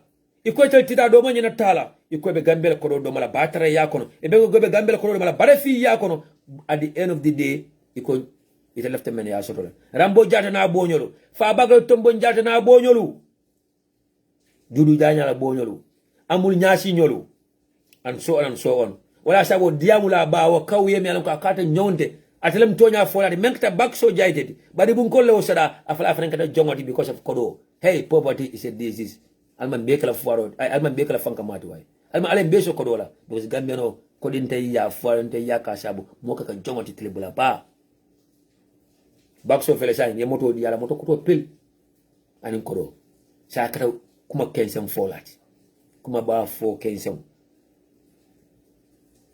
o dalasi million keme sewo kono Adama Barrow nata kodo bondi je kadi Ibrahima Manela tabaro mane dinga kay political party yolo pour karte o tinya nyomi o dalasi million keme sewo kono Adama Barrow kodo bondi je adi Cheikh Tidiane Haidara la o dalasi million keme sewo kono Adama Barrow kodo bondi je adi Lamine Bojanna o dalasi million keme sewo kono Adama Barrow kodo bondi je adi Oje Jallow anin Keba Jallow of PPP nko wadalasi million keme sokono Adama Barrow kododi Hamad Bala plan NPP ya fasa ay kododi Henry Gomez la pour GPDP ya fasa ay kododi Majanka Musa Musa la pour NCP ya fasa wadalasi million keme sokono ay fuaro bali menna ate samala bali menna ay neptalo bali menna musoli yata tala wulo dama ay bali ala ako plate kanye ni election jata ay sayala ani kabena Gambia no soto Gambia sato kono ika finti ka bulo ko si Adama Barrow iko Adama Barrow nyanta sila because of dalasi kilima me yadila karafula bata ani sanjulu bata nyanta jimala chusla karafula tanko balia yuruwa balia kuran soto balia jisoro balia woni sanjulu ludu nyanta jimala chusla o mana kanyande abeta falano Omana Kayande Alena Adama Barrow soro as the president of the country akalo hay ntata fo no ko de kuma kense on dañu kumol ñi ñani la no sila ale haketu we do respect to him as the head of the state, we do respect to him as the man occupying the highest office in the country kumo te ñi ñala no jang ko de be kumo fulala be ñame alena president soto as head of state akalo Kenya bato tilibula ba dunia nya be nya tilimula ka wuli ya fa ko mo fo man so Adama Barrow ka tele Senegal be bridgeolo men man Senegal be bridgeolo wala mu bamba tenda yili tendati Adama Barrow ka tele bridgeolo Allah wa kubar nki jo be bora Adama Barrow kan Adama Barrow ko Senegal be bridgeolo tele yalo e mbadi Gambia ko anime be NPP ka NPP fasa fani ala taala man so tema Adama Barrow Senegal be bridgeolo ba ani bali ñi natale dembo by force the religious advisor to the president ako Adama Barrow Senegal be bridgeolo in one of the meetings ufana na ofajelo che gada kira be diala mbadi Gambia ko mine be safari jante Barrow must stop misleading Gambians. Barrow must stop misleading the Gambians. UDP ko manyim fode ngache jalama alhamdulillah bil UDP ko mafo an innocent individual, an independent minded individual, a neutral person for that matter wala nyimfo Barrow must stop misleading the Gambians because Barrow be kuma kension la foka yalla men kana ka Barrow la ko di eta ka director tile of an organization ali la moni hakilol jade eta Gambia eta ka nyaton koti ka photo Gambia ka fo mi alon ko is an NGO ayenda ka Gambia masakunda ma ko project karito bawo ite mu NGO leti ani lafta ka masakunda la ma ko lafta ka Gambia di wala ma ko ila do ku jama bi je fo masakunda ya lo and for the necessary department in contacts for example bi ni te mu NGO leti ila ka fo na Gambia lafta ka leptano lo wala ka clinico lo wala ka health center lo for a health ministry in contact for paper box dole ke with the health ministry for permission and directive for dole bona from the health ministry ni mu NGO ti na Gambia il lefta fello la mi alon akam ko zoo be nyame comme like ye zoo il lefta zoo men dala ki ankoli you must contact the ministry of forestry for directive for dole bona woto for paper box dole bona woto nko ni mu NGO leti ina Gambia lefta project la mi alon ko it's about farming, sama kola mola nutrition and so on. You must contact the Minister of Agriculture for paper dole boje, for directive for dole boje. So Adama Barrow nate o information sifa so for example bi nten na dan ko be leptano lola and leptano ben kana lo mbalo mbe fana Ministry of Health contact fo pepe wok sole boje e bata Adama Barrow la bitalo la murari clinto abitalo la meeting carito afon kana leptan carito wala kana health center carito say de katara civil officer ko you feel guilty that a president of the country is lying about a project it has nothing to do with his government. You can't sitting as director or the boss of that NGO. You can president more lying about a project. Project of NGO about do kokega, and the Masakunda has nothing to do with it. You know Adama Barrow. You know the president of the Republic of the Gambia. Ali Adama Barrow la lote biri kama amino foje. Akala Masakunda kana 1,500 beds hospital lo farato. Akala Masakunda kana leptano me alonko. Larang wuli killing, larang keme lubet lola noje. He mbari ngambe ko na fale midi people store. Abekala wuli afoda malete kuma fo kenso anim personal attack. La hidul men ko te timmala. Ba atatu ati gambe no le bulu way. Men nada e la hidi nyina. Anu nyi menke la hidi nyina eli halle ay la hille sanyi nani ko wa fa kele. Hey wala dan ko mbadi ngambe ko al sabari silam. Al sabari aliak alanin kila ale fal faye.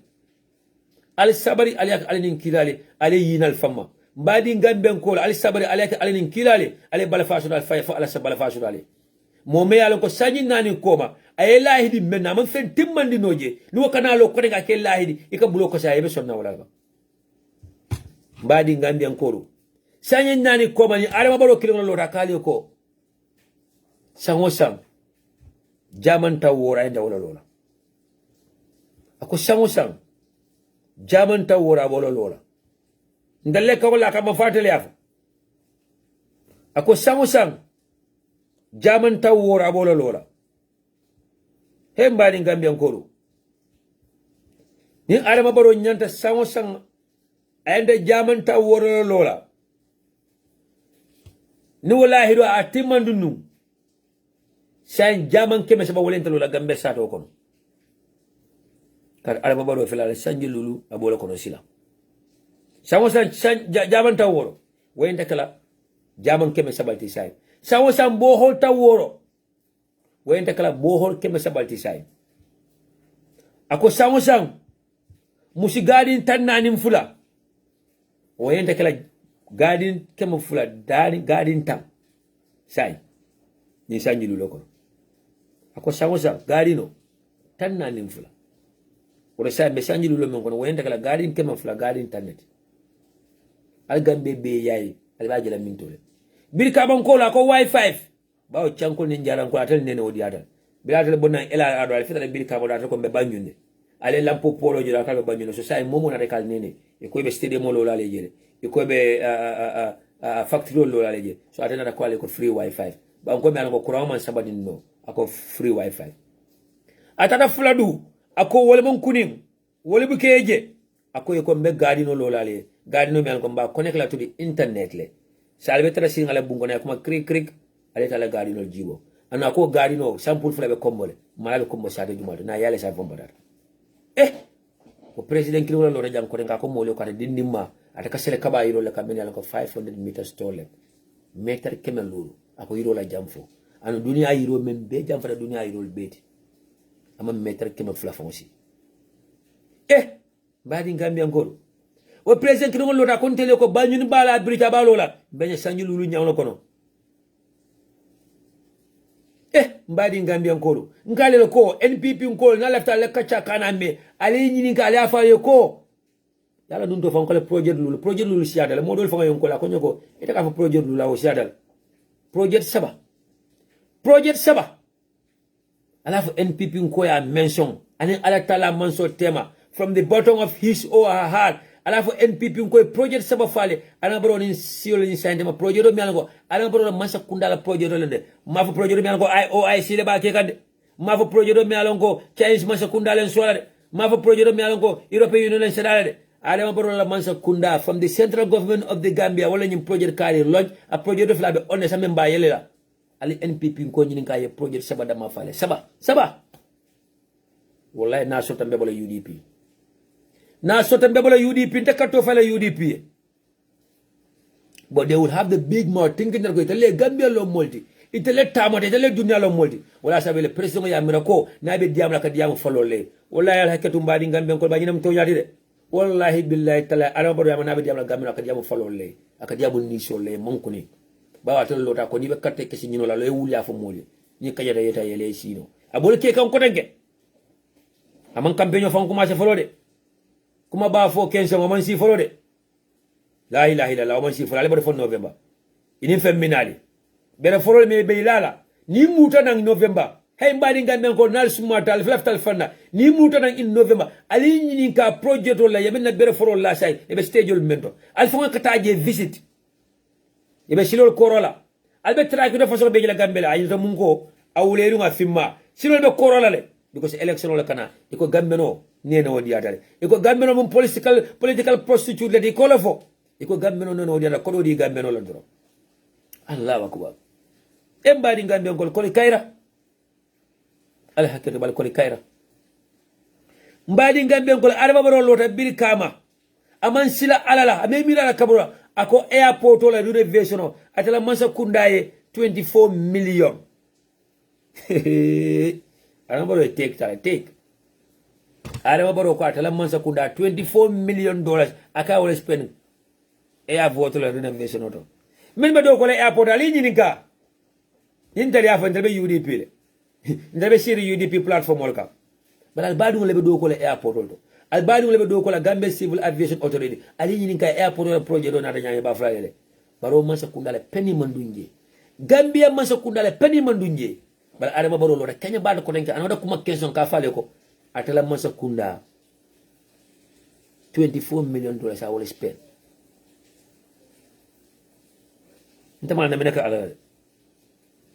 But it's very, very frustrating. Mbadi Gambia ko ala baro ta ko denga ko sukuta jabang silo atele adida nako atele ya yele mambala ngola.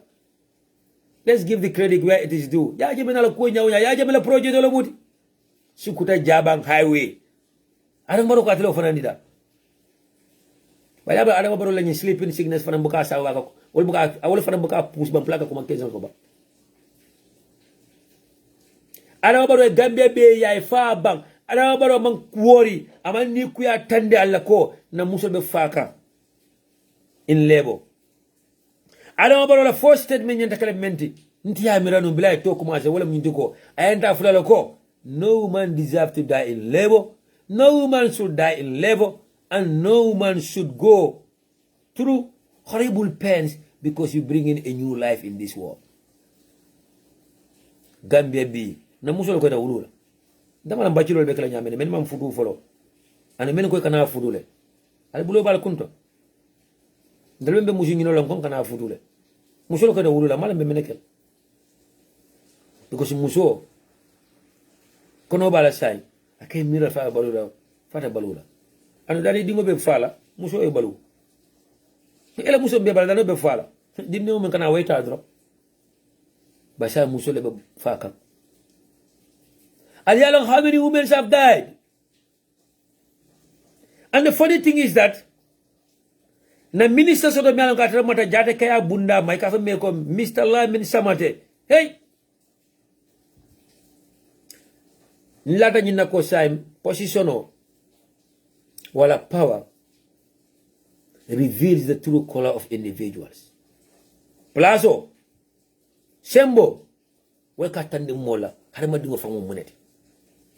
Ndesan bile Lamin Samate ke Minister of Health mo be attendu ya jay ko mo derimba iko abukanya fa wul no play molje iko mo tenkundi ba ikay horomo soto ay bunya soto sam because of minister ya plaso Lamin Samate ka wulodi because of minister ya plaso Lamin Samate ka wuli ya defense tilibula ba kono because of minister ya plaso Lamin Samate keta jongoti because of minister ya plaso Lamin Samate ka fa nakare tilibula ba kono ame mira la kaburola ame mira the first 3 nights of his grave. And the minister dandambe adama barola plaso kono minister dandambe adama barola mansa kunda kono they are the true definition of Nico power reveals the true color of people. Lamin Samate, the Minister of Health. Ibrahim Asila, the Minister of Information. The current Vice President. Aisha Toure. And in the Diet of Press, at the Office of the President, Ami Bojan Sisoho. These three or these four individuals are the true definitions of power reveals the true color of individuals. Me Ibrahim Asila lone. Ndesan. Ibrahim Asila of all people. Najata Kewonung. Ndesan. One of the best journalists. Ndesan. He was in the struggle. He contributed a lot. Sa fulana da ke wuloti. Amanna dan wala de. Aka wuliya kumolta ka fa be nyinyandi la pluke ka tonyati. Aka tonya kolta ka fa be yili la pluke ka wuliyati. I contacted someone at the Ministry of Health. Mealanko currently he's working at the Department of Health in Banjul, next to State House. Ako itel fangla buko kono. Itel fangla buko kono. They have recorded more than 200 deaths due to labor. 200 maternity deaths. Ben shata wata ko ya record. Ako 205 deaths yaman record. Men yalon ko musul men yalon ko fata timoto. Sa itel fangla men record abe bulu de. Alila mani hakilo raja. Itel fangla men record they have it in record. So minister kilon kana alo ako Gambia women's life matter alkana wal lamoy. Gambia women's life matter alal nyakasi wala. Gambia women's life matter political bol kon anu politician o lebe koma opposition o lebe koma. La mi sama de comment di mi de. La mi sama de comment balafa. Because la mi sama de mebe atamun kewlati. Atemara minemu wulwoti. Atemara minemu wulwoti dimoti. Atemara muso kata tru menela pluka dinno sama na dunia. Bala musu mumo muso mi alon kanala fano la wulutare. Nankata Maimuna Sise Dabori wakolo wakaga Gambia women's life matter condemn because of political. Maimuna Sise Dabori mianka urutale ala mina muuluwati. Ay konota ala konota ala mina muwati. Wakana ala wakaga Gambia women's life matter condemn because political. Gambia women's life matter anata nyadile. For those of you who don't know. Dindingo mi alonga uruta America janne. Dindingo mi alonga American citizen namati. Ikafume Matida Dabo. And she happened to be the daughter of Mbali Cham. Wala tata holiday la Gambia. Wala tata vacation la Gambia. And health center je. Yebe shoot yesoro menkono. And jata kendia bunda yebe shoot yesoro menkono. Aje mulkata through men and left hand bundalto. Amuta back to America. Because she's working at the health sector in America, in Wisconsin. A wulta amatano na diata ela isino abe America le abe do kola in one of the best hospital le akata in one of the best hospital le akejara in one of the best hospital do amansula fena namudara. But because of Obama na la fama ya kulu menaka ndala ko imu America no di uluta America le but euro se me ba ko no nyawo nyaate ko no bamboti ikay ko no matter what you are Gambian you will go back to Gambia one day. Ay Gambia sota chondo mokono ay Gambia sota giso kono anta bala fa sota Gambia nole ay bala fa sota Gambia musole ay bala fa sota namolla ikata tru menana health center to nyindini wona ta foundation lo ikafa foundation me ko Mbama foundation akuma sedeten Mbama foundation o Mbama foundation abama ba koto ani musu kendo jama iba jappale ka ba dinno nyimbe do ko la bi daka school at the same time. Ala natake kur musol be fala musol ka fa ko siyo musol bi tale be fala ko siyo ina de Gambia women's life matter londi iko musol niyo kumayata. In fact Gambia women's life matters more than men's life ke wala le hakedu de na diate me salam na ko ate me salam badal hakedu Gambia women's life matters more than men's life and Gambia women's life matters. Their life should matter more than men's. It's a non-partisan organization. But because of Jarju Lota, UDP, TV&MEDIA platform, the moment I mention Gambia women life matter, the politician will lebe koma, wala UDP ko lebe koma, wala UDP ko lebe. The moment UDP ko support, iko UDP ko lebe koma. ala haketu Matida Bojang. Thank you for the correction. Somebody is trying to correct me. I think I said Matida Dabo, huh? Okay, it's Matida Bojang. I'm so sorry for that. It's Matida Bojang.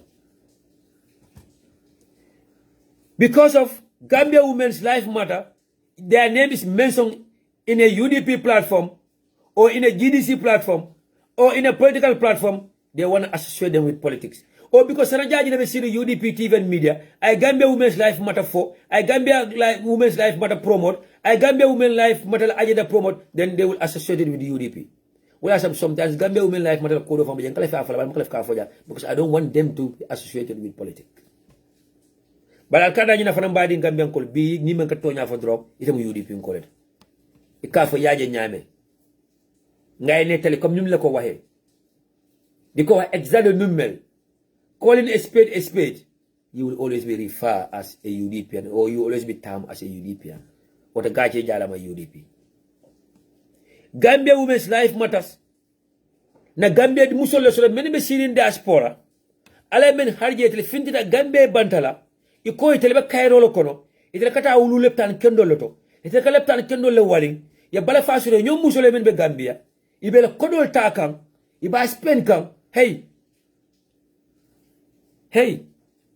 mbalin cham nyol sala beans nyol fatimata jomma kamara nyol ima fonye what they are going through that, but I know it because I am going through that the same thing and nda tamun demandi ngolati nte alon ka telephone call men receive a day nte alon ne voice message men kana a day nte alon lepta ko men kana a day wente bali sino la saka Gambia Women's Life Matter saka mbalin cham saka sala beans ananyo musol I know what they're going through. I know how many calls they receive a day. Wolbe da mente wala pecho ko buke na fa ko tenge wolbe da mente wala buke fa ba dum la hajo jara no ko tenge because in Gambia no ye ko la situation do be je ka fa no e kama nike dala mu I cannot say no to them. I can tell exactly what they are going through because I know what I'm going through when it comes to phone calls.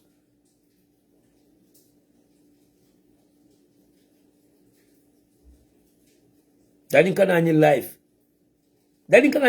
ni mo be diamola men ke belaring MRC bile enta ka samba skeda kunda pour ka dundi machine ko no kaska. So I know what Mbalin Cham is going through right now. I can say it.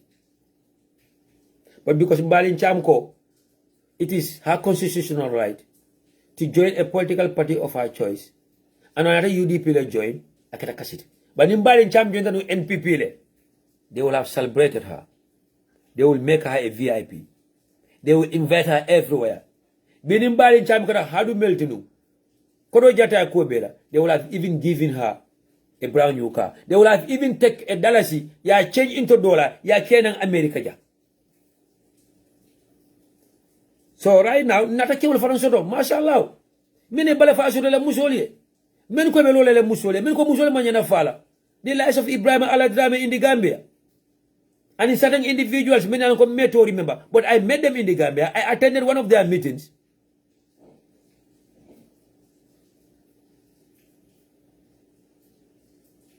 So saying Gambia Women's Life Matters has become a threat to them. But whether they like it or not, Gambia Women's Life Matter is here to stay. Whether they like it or not, Gambia Women's Life Matter will continue to survive. And whether they like it or not, Gambia Women's Life Matter will exist in this world and in the next world. Whether they like it or not, Gambia didn't kendo the Gambia Women's Life Matter fasala. Gambia didn't kendo the Gambia Women's Life Matter japole, whether they like it or not. But nata muso so the menka fano city, men wuluta. Me konota sanyi kan konondo o ko Gambia Women's Life Matter men fo wuli yalem ali alon bayo jelle be Gambia right now ali alon bayo jelle be Gambia right now ali alon flandin jelle wuluta without shinde amolas ali amara in the next 5 years in the next years iba fa dindi jelle ko ibili wuluta le ba mafata o be shala Gambia in the next 7 years next 10 years dinno le biya mo kuma ayalon dindi njeli ba fula wole ko bili wuluta lu menale ba ma fata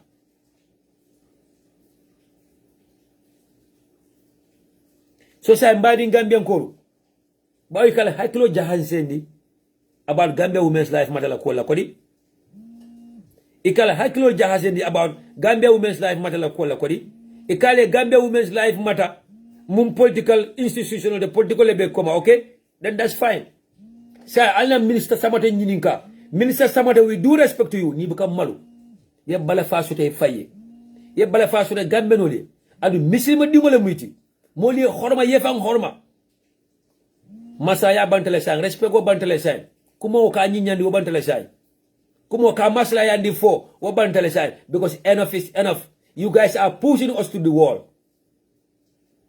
Na diate me ya fo en ka kebale ne wala na kebale ne bi enough is enough. Masla ya bi doyna ka kumota ka nyinyandi diplomacy abantale Dr. Lamin Samate na to ko ka malu ite mu forolti foro yoro ka boli jato kono ya bala faso de faye ya bala faso de gambenoli ya hino so de gambenoli Dr. Lamin Samate say glofol men ka manke na leptanol to wo mu Gambia women's life matter tiba Dr. Lamin Samate ikata Gambia leptanol to pour ke jara ikata Gambia leptanol to pour la mo jara ika fe glofosa wo mu Gambia women's life matter la problem wol tiba Dr. Lamin Samate doctorol men yalon ko itara strike la because ale yebam ke jole rix ala wan solla fomu Gambia women's life matter la problem wol tiba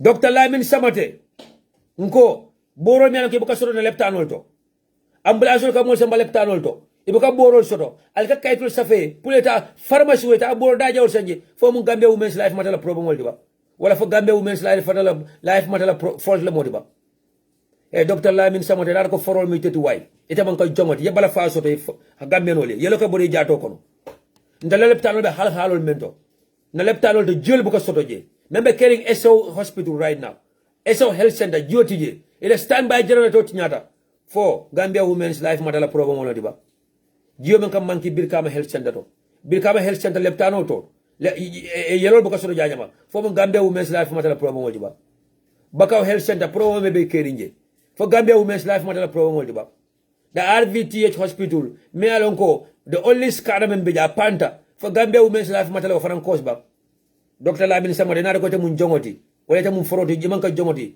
foro yelol be jato kono ndala mol sasara Gambia karo karala ambulance nyata ke samba fo bañu leptano to ni men sasa fatoto leptano e betamile nam basela lena fo minto bañu leptano to ni men sasa da bansa yenta na la bañu leptano to ni men sasa da jara soma yenta na la bañu leptano to ni men sasa da foni ni men sasa da Birkama fo eta bañu leptano to ni men sasa da farfeñe fo eta bañu leptano to kerowan njaba kunda esaw kunta wur fo eta bañu leptano to fo mu Gambia women's life madala promo diba fale amra mol mun tolo wala diba Dr. Lamin Samate may muna sise motita jabi te mun jongolti fara mara jawra motatel jabi atel mun jongolti an atel mun fa soso dingolati atel mun alpha soso dingolati motatel jabi may muna sise we do respect to your fair parents ite mun alpha soso dingolti ite mun fa soso dingolti motatel jabi atel dankatal nasinatel labango jibe fara mara jawra motita jabi la motal time wese te kap nasinatel labango jibe Ahmed Jite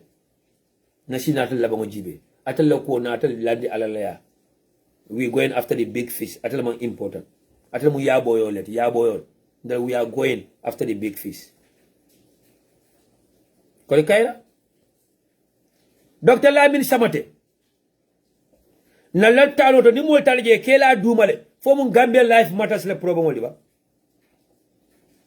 Dr. Lamin Samate leptano to mol kela dumale fo mun Gambia women's life matter le problem woli ba Mon katara sida ngol lakam pule jioloye because leptano to there is no enough bird for Gambia women's life matter problem diba. Dr. Samate, the dilapidated situations of our health centers, our clinics, our hospitals for Gambia women's life matter for la mo fa diba. Di ma be Gambia man buka leptano wali. Di ma be Gambia man ta sasa wala men buka sasa.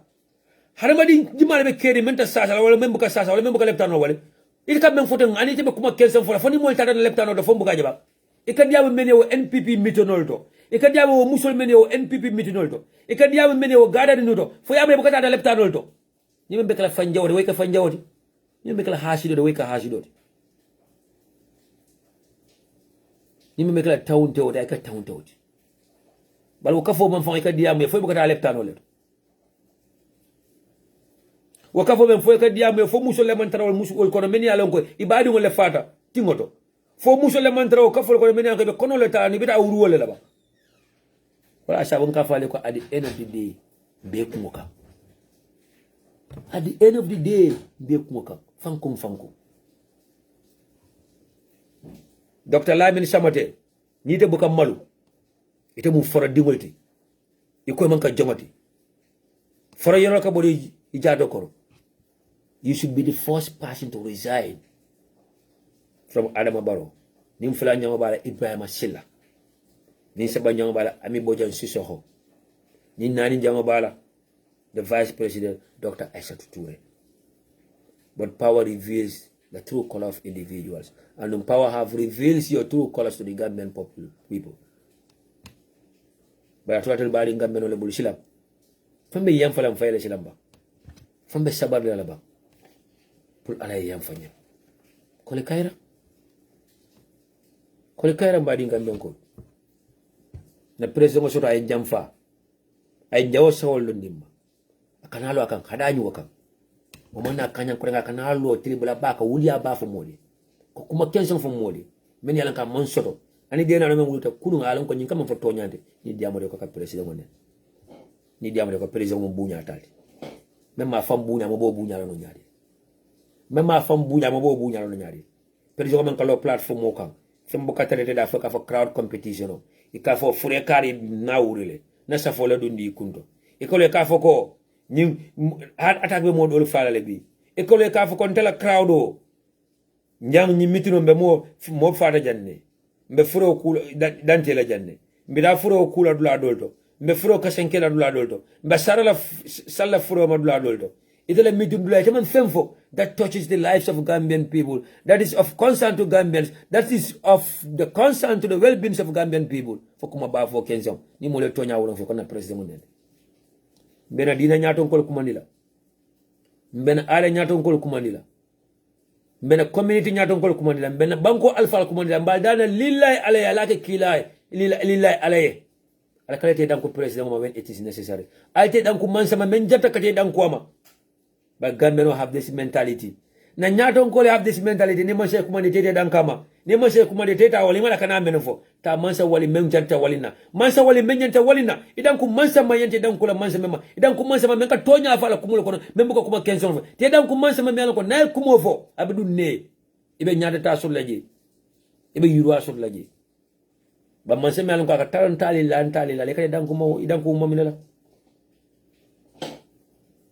mbadi Gambian ko anna sabaru way na la fi mfanna na ke lillahi alay mbadi Gambian ko albe ni nataloje ni mala mu nyinti ala mabaro be ni natalo bala ani jumale be jak Japan masa kundala representative in the Gambia bana repeat ko denke ni natalo ala mabaro le be jak ani jumale be loru jak Japan masa kundala representative in the Gambia kayito men ka dalata mun kayit le mu nyinti projet le melan ko Japan masa kundala kana wo ke Gambia o projet to ay Japan masa kunda nyo sabab ako banata diamu Gambia no because yale buka wasa pula wale mankaran ka afi ko nyim projet na masa kundala kana ga because kate fala kana buri ya kacha ke state house kay ko ni findita wuliya fo nyinam politikote wallahi billahi taala ni ka kamal leka ni be kiti la rakra ikay ko tay diamu nyinam politikote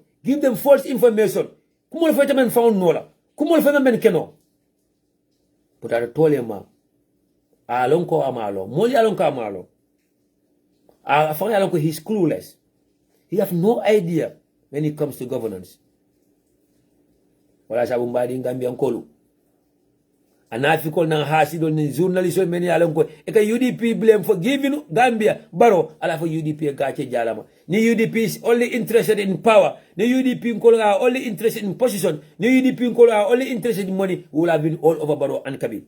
Nonte mo jama be kala protocol officer the state house why nonte bi bayo so ko non dem protocol officer ti why ngo nonte mo jama be kala protocol officer tadi na be kala mba bumbayla but ani UDP Gambia mo len ñor UDP Gambia len gis UDP Gambia mo ñu ñor UDP Gambia len gis and our leadership Gambia mo len ñor Gambia len gis li motax the lives of lawyer Ousainou Dabo the lives of Aji Yam Seka ñol the lives of Aji Yam Mundo Yabo ñol the lives of Aji Sukoyna Ka ñol Mamadou Lamine Sade ñolu the lives of the late Lamine Nambundi ñol the late Fakeba Kole ñol the lives of Amadou Sane ñol the lives of Alaji S Dabo ñol Yakumba Jaito. This is why they refuse to accept the position in Baro Masakunda, but they are still firm on their stand that call UDP Masakunda because UDP is for better Gambia and it's for Gambians. What a gachi jarama UDP for disowning a dishonest son. Dembabalde afole. During our fundraising show, Menkana Shatlu Jam. Ako na diamu UDP le meeting dula. Menkata na Congress in 2019. Ako after that meeting, he got into trouble. Iba kumande ba fly UDP ko meeting sa. Ana UDP nga. Parce que kudu UDP warlo wax ci platform UDP. Kudu UDP sila UDP oye sa pringo ñoo wax ci platform warlo sewa. Te Gambia mo neex way.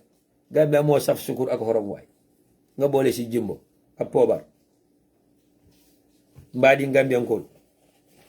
Demba balde ya fala ko alina UDP tentu na UDP jay for this owning a dishonest son UDP simfa nyata ye boda mo koto ye fundis association one me UDP jamfa ay gambenol jamfa ay struggle jamfa ay new Gambia jamfa one nation one people ay jamfa ako ni UDP international place to no ye lawyer dabo of menna abe tarla jere non the lawyer dabo will still be the vice president because lawyer dabo betar la jere adama baro dogo adama baro worship abatu wala lawyer dabo ko no Gambia mo manyor a better Gambia for Gambians nko no the Amadou Sane will continue to be there like Maburi Jaka make aki asakeno he was the minister of finance adama Amadou Sane ko dedet for ya wota adu na kudo bata wota adu na kudo Gambia mo ko nyor a better Gambia for Gambians nko di late Lamine Nambundi ba ako abe fala for ya ko ba nuwonte abe continue la kataraje the lives of K Messenger they will continue to be the ambassadors in Turkey Ibrahim Diba will be continue to be a protocol officer in Saudi Arabia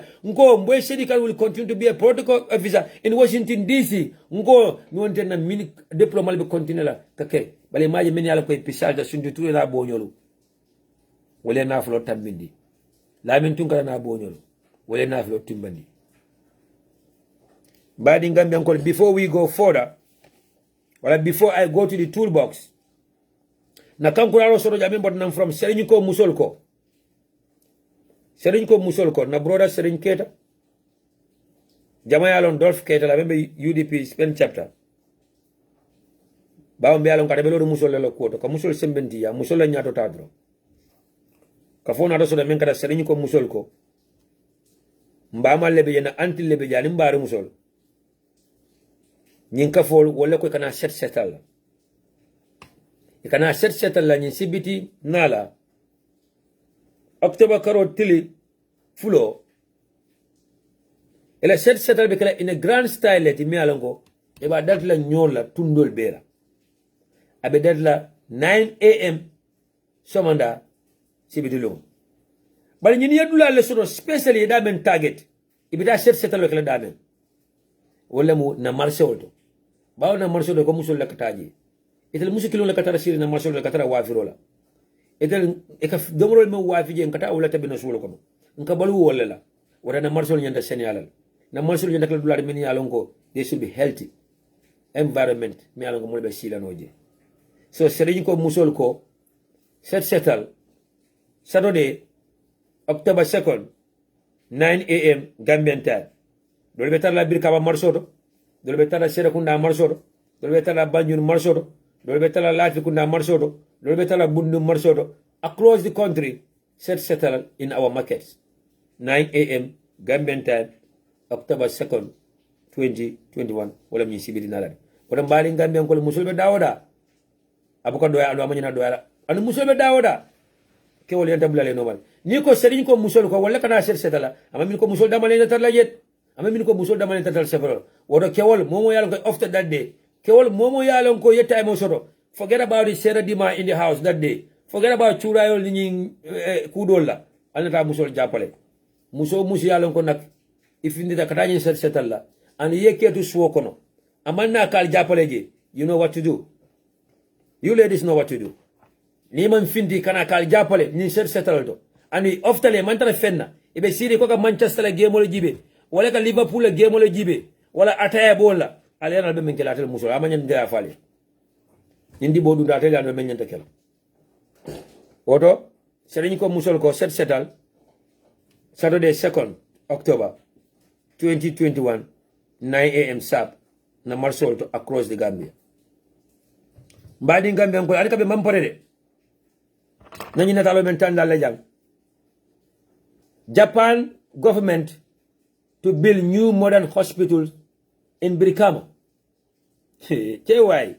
This was January 19, 2019.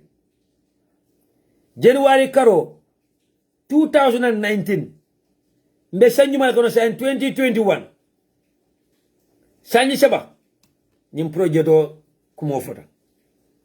Japan government to build new modern hospitals in Brikama.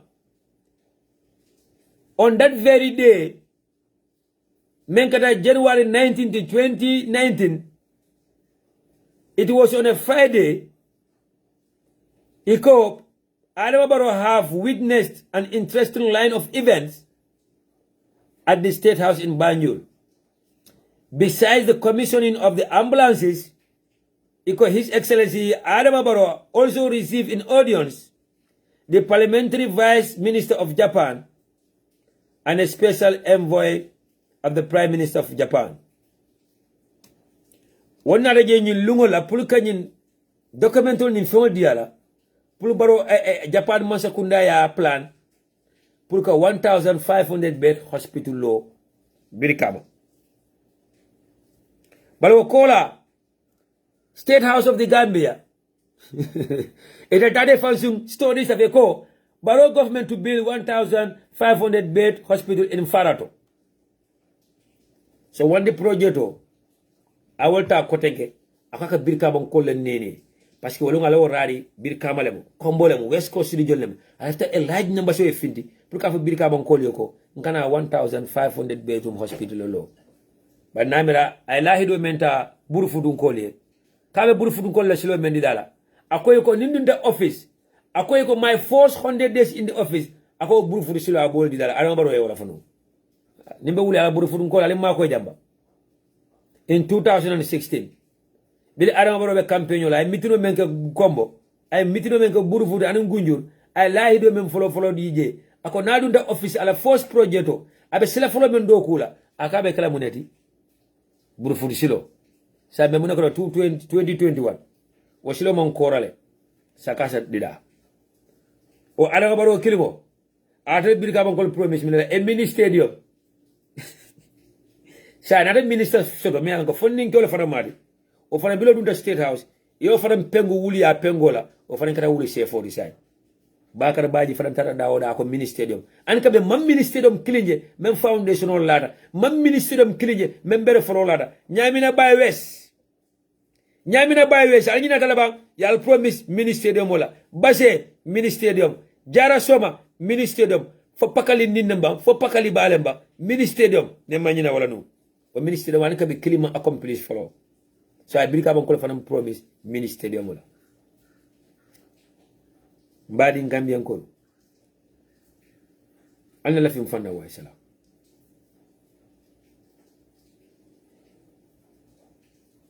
mbadi walu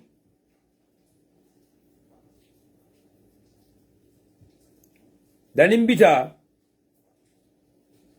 to the toolbox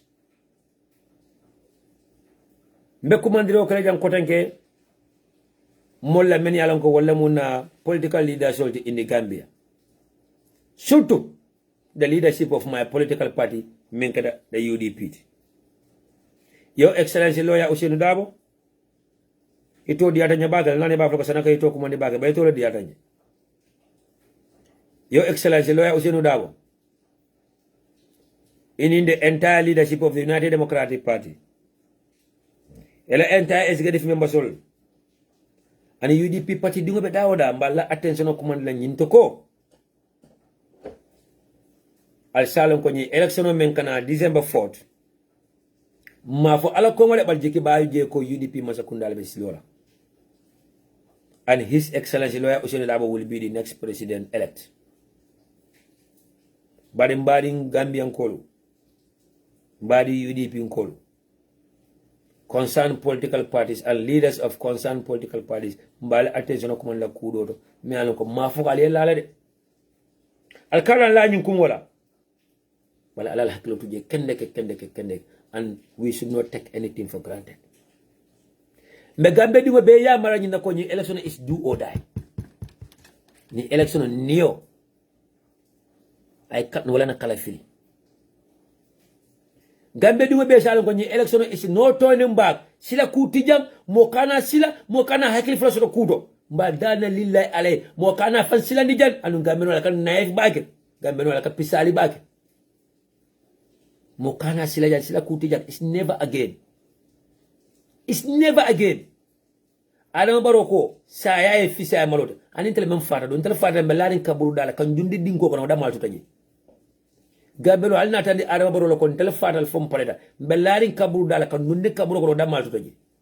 It's a do or die, and nothing should be taken for granted by Daniel lillahi alay nindi tetole be nyola andum Gambia be Africa kono anum Africa Masakunda mbe siri akameka election mo be yalo na mabo kumpa Masakunda mbe siri aka election sunya ntilibula ba mo boka kunoje aka resource turn upside down mo boka kunoje aka sambo jay IEC ka mo boka kunoje woto political party membe Gambia ale wuli ale lo sin tan nim flola anu akana anything ta for granted alkana judu kibarla man kibar tonya yandi jam nda kibar tonya yandi la jam memon koy man ta fola bal kugili wo koyta ma wala mintu ko mfana ne men ka kacha from the security unit Masakunda do kulal e kanyine fo mol yeko ni mol me haklotu Adama Barrow be ganyelal not because kato be falay bala tapale ya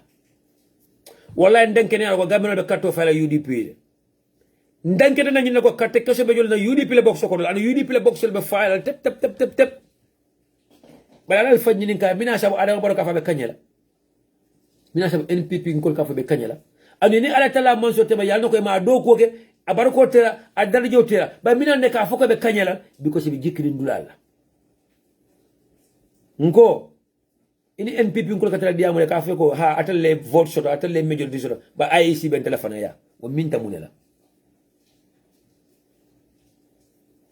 mbadi Gambia ngol men kana nyamina west by election na men kana ni moda kana la ko denke nko alila mani hakilo la mafoko men ka fo audio to tonyalem mafoko audio be sakure ka men ka fo asodale bale nko mo kana juti kibarla nali am asun kantale. Nothing should be taken for granted.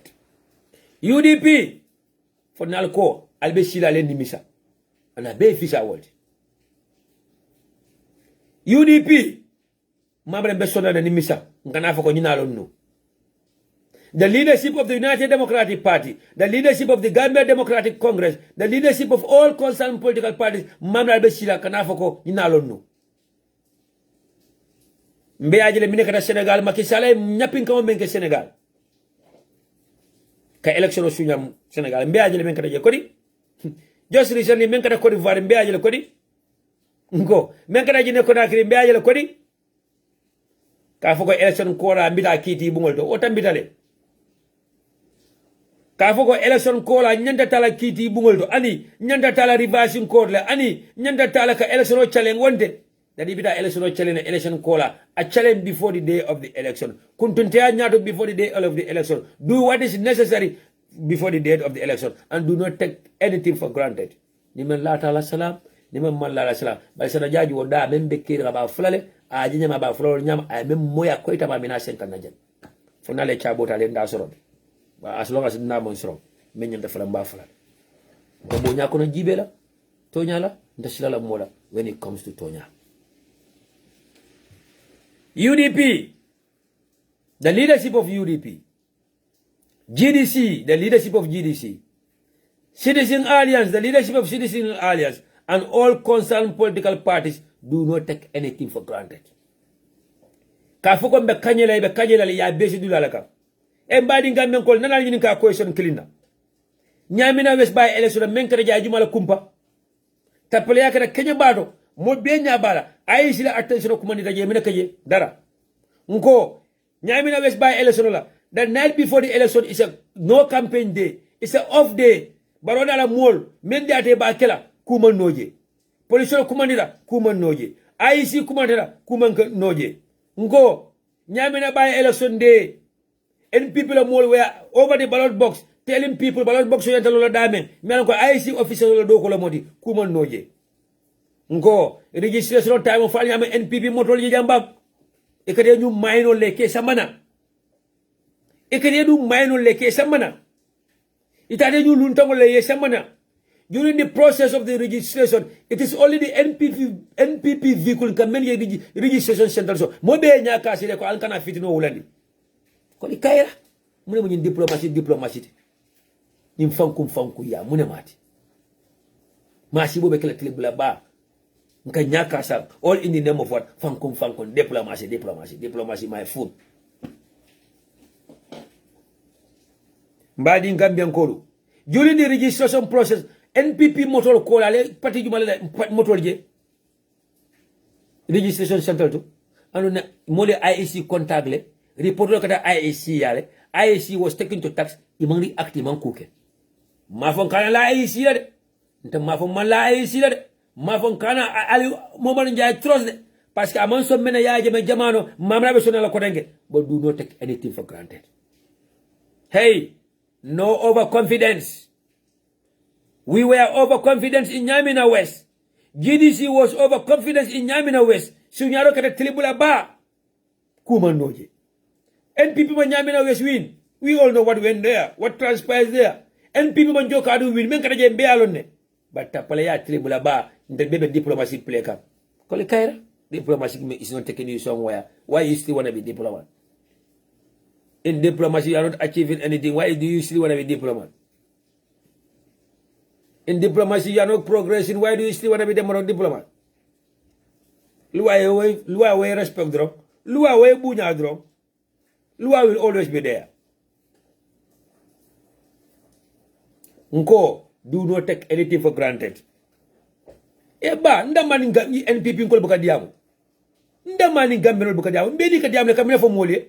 Ale majority sotole, ale popularity sotole, ban telefone IEC sotole. Nko ni modo be diamo le bi, mbari ndi wole madin sa to fono fang. Ama wori, ika fay absao. Absao be Gambia. Akani police mano be diamo la police mano ka fay with full confidence that ko Adama Barrow be gagné. Police mano ka mena fay because of tapale amenkada. Police mano mena fay ako police mano ka ko registration o sunyar balkada je. Registration time o tinyar balkada. Aka registration time o sunyar balkada. Again, do not get me wrong. But na particular leadership, hindi ba dahil lang na walang hindi ko, alkana juti kibarla. Wala alkana juti kibarla. Na ale audio mo alkana jutala. Mafoko ale jump into conclusion. Mafoko ale statement ninke based on that audio. But left ale investigation okay. Take IEC to tax. Wala take IEC to tax. But kela casino ka for full confidence. Makanyela. Ali amana mina sa baro ka fa kanyela by force. UDP nkolu, Gambia nkolu, mina sabal kafa ali amela NPP nkolu kafa be kanyela. Because yalne kurial mel nandi already. Itele kurial mem plan already. Elefta men kala already itele wolon wala sabu ya feel ko ibe kanyela. But inshallah ala fam sa boy koto. Inshallah ala be bolé koto le. But ndimbal nasi fekas loxo boromam. Ma koy robe ñanta bal ala bala akantel mem ma koy ayndele fam tara jen bem fam ma koy anum pata kam fam ma koy niol ye boji diol do or die baroko do or die wala baroko ajata e fala ntel fala be kaburo kono le already kan sadi ndo wala tuta ni ngambe no be amuta wala na political leadership ya amuta woto. The leadership of all political parties ya muta woto. Wallahi to nyabe sabatila. Nde audio play la jande. Nde audio la kuma 50 na jam. Nde mo silandi la. Andu be gambe no be dana momo ya fansilandi ni election la nyabe bulu je al kungo kam. momo ke fansila ni election ola anya be buluje come out in large numbers, go out in large numbers, be at the polling station, katekeso be clean your country, spot counting right there, resources declare right there. Do not get tormented by the security forces. Abe ekewa sojarol jelele be fan kuntum kundina satol kono motol be borla kan kijo fajeni ya jama man kijo ya jama mental sabano dabe ko ngama ben sabano je abe ekwa sojarol jelele be deployer na silol kay be kidibal mutala ibe sabana na police station to dara fenta kuto da fofa nya kensam momo yalan ko def voters card ya sotole Gambia dingola muyti if you a police station de koy totije ibang feren kato fay that day ngonte masi boyke ya luntam jelolin layno ta enta kato fayla ini yo laaje ko luntam ni damani na kato fayla Senegal ding jaaje na election de aka na kato fay e ko wa sojaro fa Nigeria no len fa Senegal aka na kato fay Guinea dingo fagan aka na kato fay Mali dingo aka na katto fay Mauritanie dingo aka na katto fay a jatte wol ngi niwo tuje lunta manya na katto fay na katte fay lum ibe jikri ñun dula la number 1 fulanjam e ko wa sojarol yelo kidi ba kenson muta etara Gambia yaila ibe tara police station pour kala kijo frade dara fente da fanya kenson ko la anim fusi ba ko la fente da don't worry about it ali findi in large numbers ayata katto fay the leadership alla role military so to kelano nyato ngol alla simfa nya ntel telo la no woto al fanna role moment ali play do not take anything for granted wallahi billahi taala ba usuri bedana lillahi alai under your leadership the leadership of the United Democratic Party the entire executive members of the United Democratic Party UDP dingol be alka polisoti alka sojarolti alka immigration officialti on that very day, and few days before that very day, a week before that very day, months before that very day, now make sure that we should not take anything for granted. This is the only chance, this is the only opportunity for Gambia liberate, Gambia free one more time. Na Gambia soto, you can make a better Gambia for all Gambians. Gambia are very proud like. Do not take anything for granted. And mbal Daniel Aliake lillahi alayhi mwani hakilola. Mo kana lemani njisola mantra mo silandi kanja and mo mantra sila kanja but do not take anything for granted ndanta jande and betula continue ka nyimfole al man tankala nsa fale janna fale ni ba al man be tankala mbadi Gambia nkolu na toolbox o men na soto ale jam It's high time nanyin kibaro for side. It might sound sensible to others. It might not sound sensible to others. But make kibaro nyin dinna ako it's high time nanyin more exposed. And it's high time prideful. Niman lata la salam fanam. Niman man la salam fanam. And mafa le lala. But I can't fanam ko mafuja. Na sojaro le soto men yalan ko be Gambia Armed Forces kono men yalan ko an kabi wol believe te nyina la ko babili mansal yenta nala anu babili mansal mi te le president anu ya jamen enda ko kon naka maraloke ibe na sojaro bundato men kada de Gambia Armed Forces ti e man la baro la because baro jututela e ban baro trust no ko because baro ye Senegal sojaro serendi tel kam baro ye do ya Senegal sojaro nyaatiro la bali ko UDP masakunda e malafi wo fanano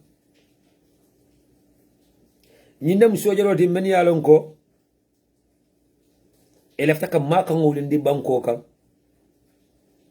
either before the election or after the election again sila kuti jande delu ganaw amatu fide Johnny B we must finish it we must get to the end of the tunnel but membe kerim fanam pour mol yafo nang hakilol tuwoto nin sojarol most of them were part of Intec 30 man fale sojaro lawo kafo nyin kala mutara bay kafo may intake tati biliba new members of recruit la wo intake tati be taka watu mene be recruit ka watu mena wo time o lan tombon tamba was the CDS.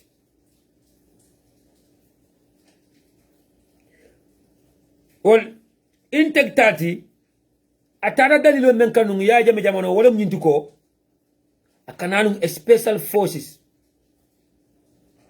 lolo ni nun Gambia but ala man na manta bengaye anen katte fawketa ala man sakunda boyda ba nata ko num bi jamano ya jame tara man sakunda yala no ni intake tati men tata kanyan sojalo wuli cleaning fenna they will be all under a special unit called the special forces. Many uncle they will be responsible for only the protection of the president and his family. In special forces, they are protect empower in such a way that me alonko it left from the sombo sonola Gambia Armed Forces. Abetele bumba la be nganyandi la katambi Gambia Armed Forces la. Abetele kumaya la katambi Gambia Armed Forces la. But in intake 30, 99% of them are not Gambians. 99% of them are Gambia Kasamas dingol menyanko yaja me boni nan Kasamas le ke someone ke recruit in our army, and it was entirely based on tribal sentiments. Intake 30 was tribal motivated. It was tribally programmed, tribally planned. Wa intake 30 molbe kono family alonko biliyeta ye recruit itana soldier bundado ya jamenya radol bonni wol fawon kono le ay kitara training Russia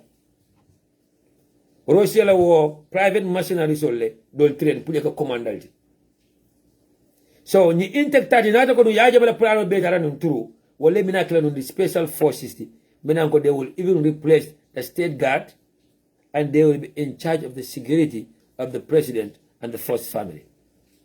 But again, ala nata bwata koto 2016 yara wutu ko nyambo nyaaje be security forces sorola ebe mansa yala bari baytulay wayanan kamem fo baytulay o APR zinko membe sirin fo kasa maslemba wayanan kamem fo ja baytulay is working with these soldiers in kamen fo jante, and he's even related to one of the soldiers, Mineto Fulalejan. These are top officials in the Gambia Armed Forces. Some of them are held in very sensitive positions in the Gambia Armed Forces, but they are not loyal to the Gambia. They are not loyal to the Gambia government. They are not loyal to Gambians, but they are still loyal to Babili Mansa. So they are ready to cook a mendiate either before the election or immediately after the election.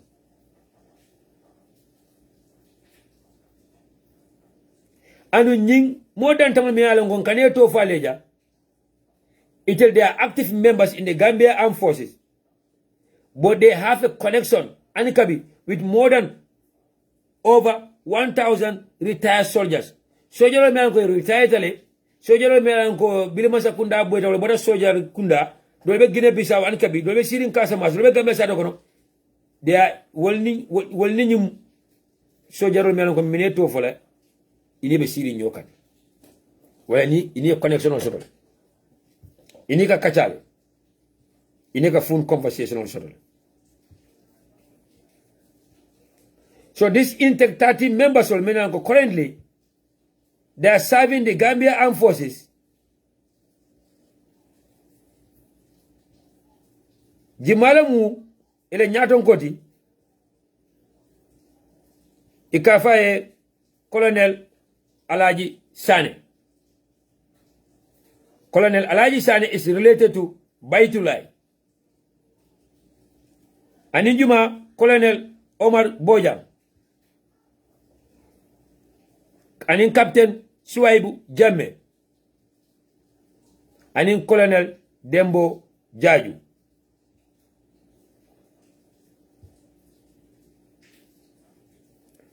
Colonel Esa Tamba, anin Colonel, Lieutenant Colonel Omar Boja. Nyinne multi meni alonko anikabi na uniformol belale They are active in the Gambia Armed Forces, but they are not loyal to the Gambian people. They are not loyal to the Gambian government because of Adamabaro Jutu na Yamen Jaika. Adamabaro be neglect Kanyame. But Nina multi many alan go tell ko and kabi Bible Mansala will tell the president. Bible Mansala should return to the Gambia at all costs. And they are ready to do anything for Bible Mansala's return. Either Makama Wolkala or anything necessary. These are active soldiers currently in the Gambia Armed Forces. And they are wearing our uniforms day in, day out. I repeat, Jumare Multi, Colonel Dembo Jarju, I tell him the director of personnel at the Gambian Navy. It's high time for us to talk about these people. It's high time for us to expose them, and we will take everything necessary to make sure that these people are exposed. Atuda arabaro dala masal kundabul. Atuda the next government dabul memina sila. For when you could put that into consideration about by making sure that there is reforms within the security unit. So ni soldier bundal wala ni soldier nyatonkol wala ni soldier kuntol mina ke ben soldier bundal an kabi Colonel Dembo Jarju lamu, director of personnel at the Gambian Navy. Colonel Alaji Sane, the director of peacekeeping operations, and he's related to Baitullah. Baitullah ni in kakachala and even nyokan 24/7 and even communicate 24/7. Another Colonel Dembo Jarju of the procurement unit. Dembo Jarju do fana beje mialonko. He's at the procurement unit. You have Colonel Esa Tamba, one of the director of child right of the Gambia Armed Forces. Colonel Esa Tamba, director of child right. We have Lieutenant Colonel Omar Bojang, contingent commander for CAR1. CAR1 wolemu Central African Republic. Na peacekeeping forces on Mentarunje, contingent 1. Ni Lieutenant Colonel Omar Bojang was their commander.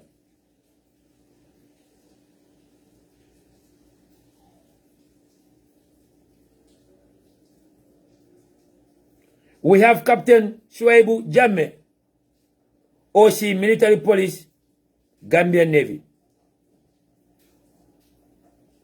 So once again, all eyes should be on them.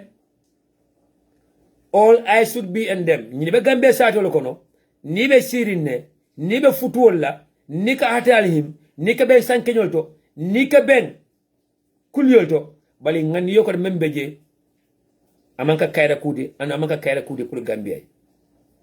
Nimen la tala salam, nimen la salam. Ningo fimendi eta serious la wala with seriousness anyabe buluje.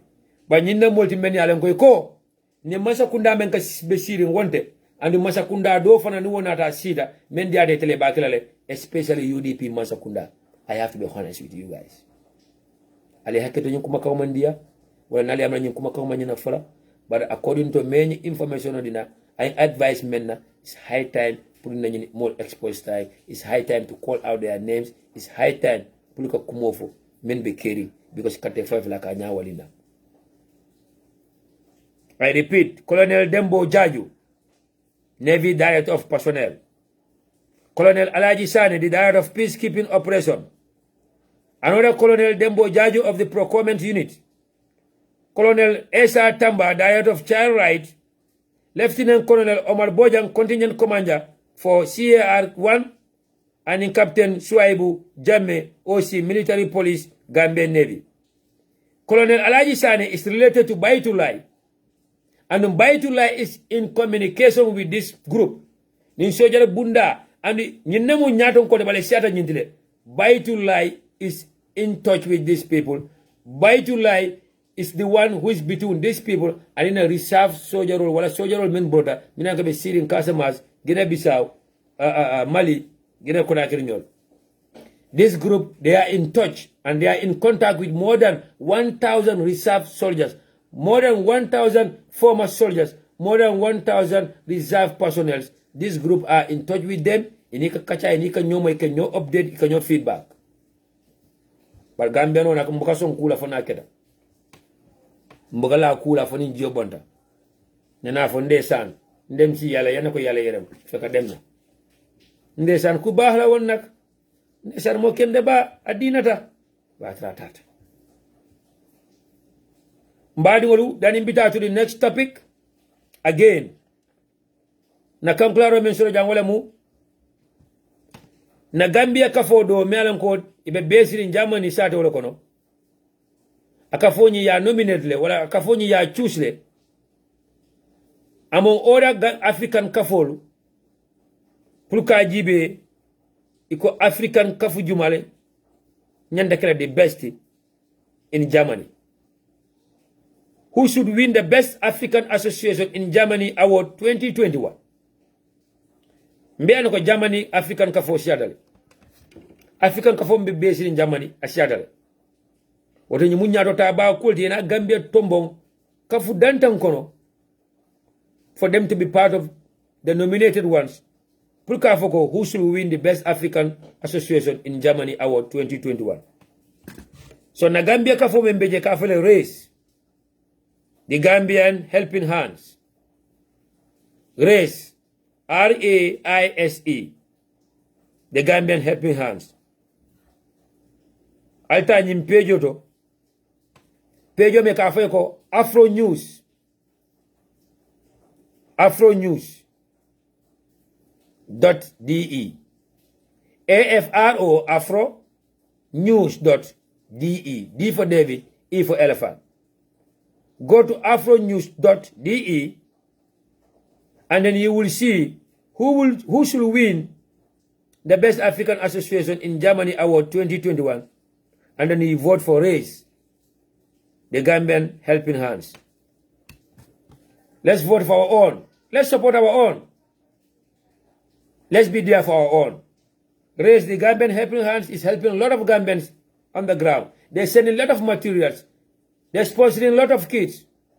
They're sending help to a lot of needy ones in the Gambia. So Gambia no dunia dawala, especially at the diaspora, and be access to the internet. Internet is free in the Gambia. For that, Arababo be free Wi-Fi for the Liberia Moncola. But as long as in the diaspora, internet is free, let's go to afronews.de and vote for the Gambian association called RACE, the Gambian Helping Hands. Let's support our own. Wallahi, let's be there for our own.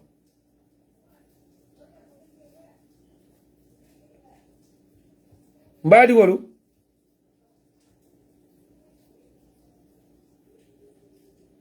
Anna lamoy ni audio la quickly. Dan be mo la call return kam men yalam be call keka. Andung mbeda nyokre jam kotenke alnan haklotu nyoto. Alnan haklotu nyoto mbadi Gambia ngolu. Surtout until UDP ngolu. Well, this is the 21st century. Why? This is the technology time. This is the world of Facebook, WhatsApp, YouTube, Twitter. Ye fonga fen safe akatara jere. And ya delete. Wala just tari anya onya pour ka delete. Dole beje. Me aje already where screenshot wala where save. Ye audio key niti amara fa itara la pour ka delete wa tara do ya sot already. Woto mbadi Gambia nkolu. Alna kata lillahi alay na haklotu nyoto. Nkana sobole ko dum mal tema wala na barakul kage nka sobi nyola surtout ntali UDP nkolo na broda do be jam mba time kana follow mba batun kana follow anytime am na nyim platform odo But at the end of the day, I menke wala mba ko man la tolale nafo ñing ko UDP ko mati ale alom mashallah ni tanale Facebook page oto UDP natalo le beje afa UDP logo le keje in fact afa natalo men beje UDP t-shirt robe dunngala UDP nafo bala akanta follow jana ba follow UDP mashallah we already win, we are winning.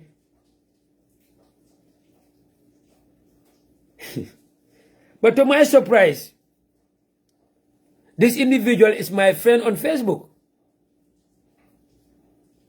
Mbadi Gambian ko alkaran get ronja. Momo ye rais sotole. Yefta tara dame taraje.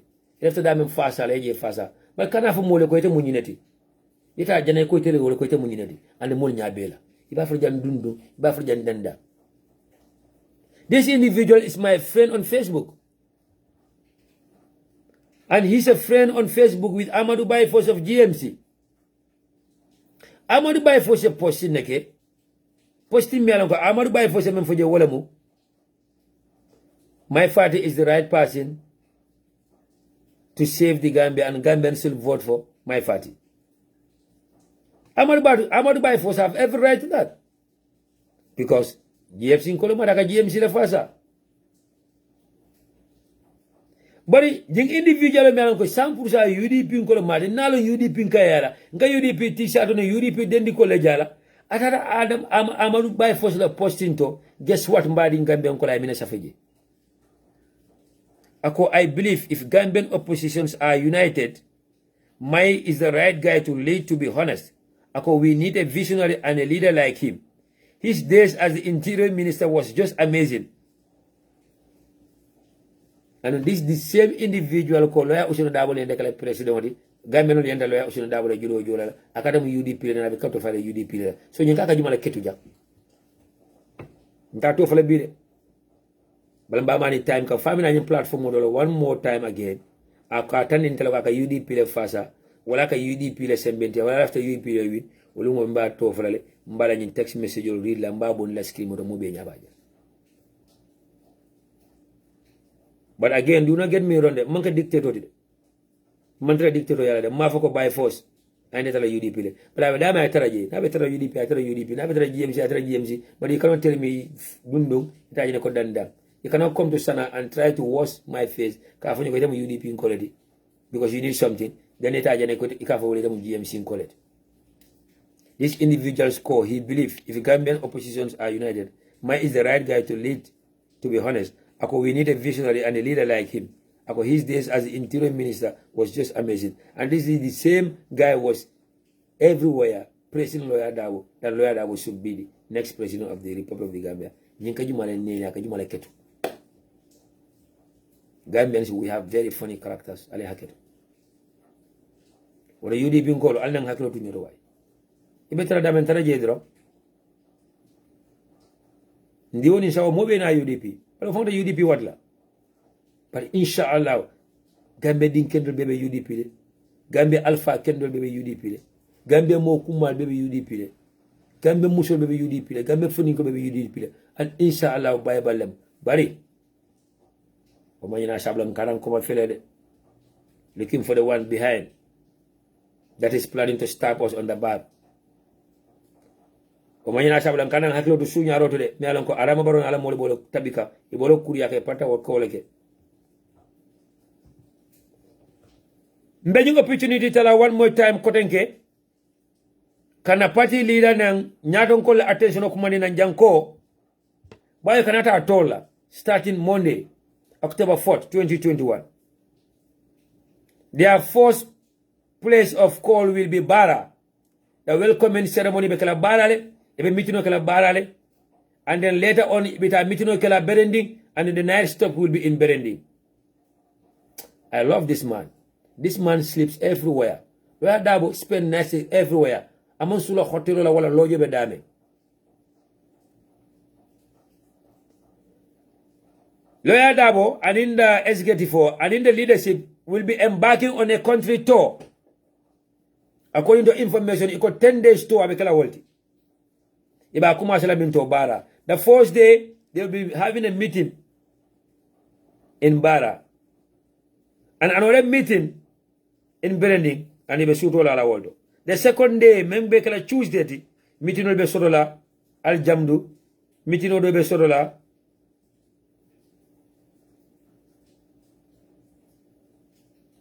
meeting will be sotola Pakao Njogo, something like that. Upper Nyomi. But the first day will be based in Lower Nyomi. But the Bekumandiro Kela to the leadership again. Kadati Barara, for Daddy Alabal, Murundilan and back to combo from Befitala Banjun, Ali Pare. Sabotai Bekela. Follow.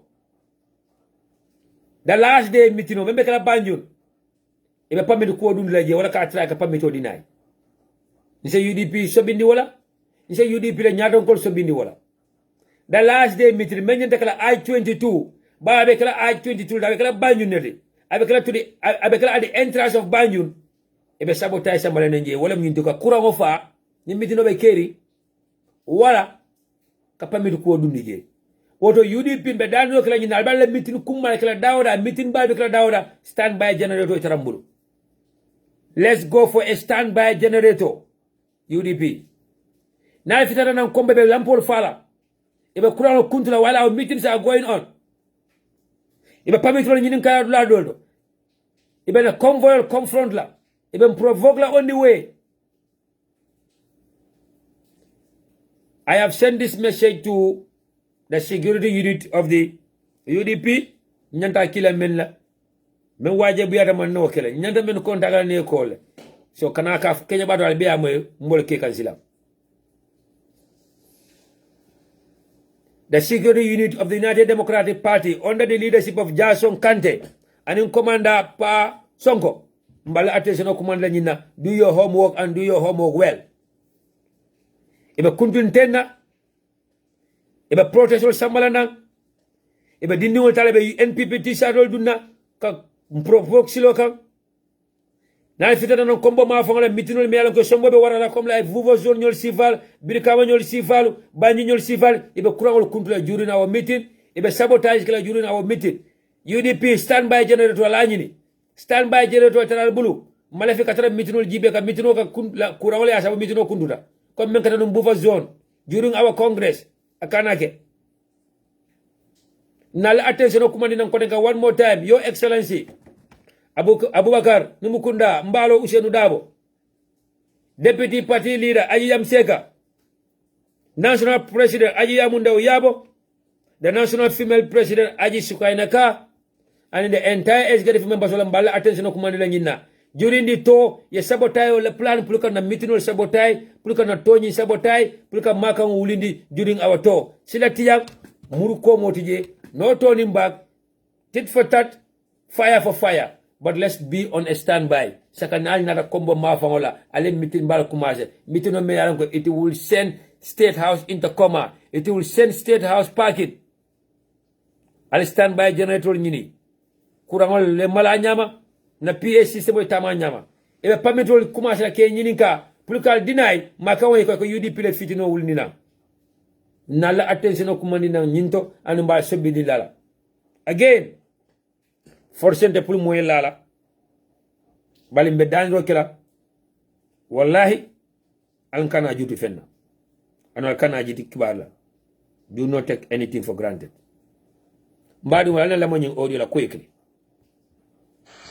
Assalamu alaikum Sabali UDP fans who listen to Goba be forumo molbe kontonna be forumo alfal kontonna patiola nyaton kol men be wuli sutu ko baje ani wuli tundola be mbal kontonna delal badi mamoudou sabali ama ñinen signa floti be diamola ñu forumo kono Sabali fans wuli sutu ko ba mbe tentiro ani jeyro kala funding ke wala men ko nyaton kaya Powerboy chairman Musa coach Musa mati dajete ani funding ke to malbe men be ñu ko kono be amfal kontonna amfal baro aning tamba wali yol na yaron ko ma kamala je ma fangola be tentula be jayila e be nyaton kaya men tamandi kan UDP nyin tundola ni yuruwa mambe ka UDP wulli tundo bela se wota bake ka funding ke wolje e ka dum UDP ka su ka to UDP wolen Gambia la somati Gambian Kolia decide le diaspora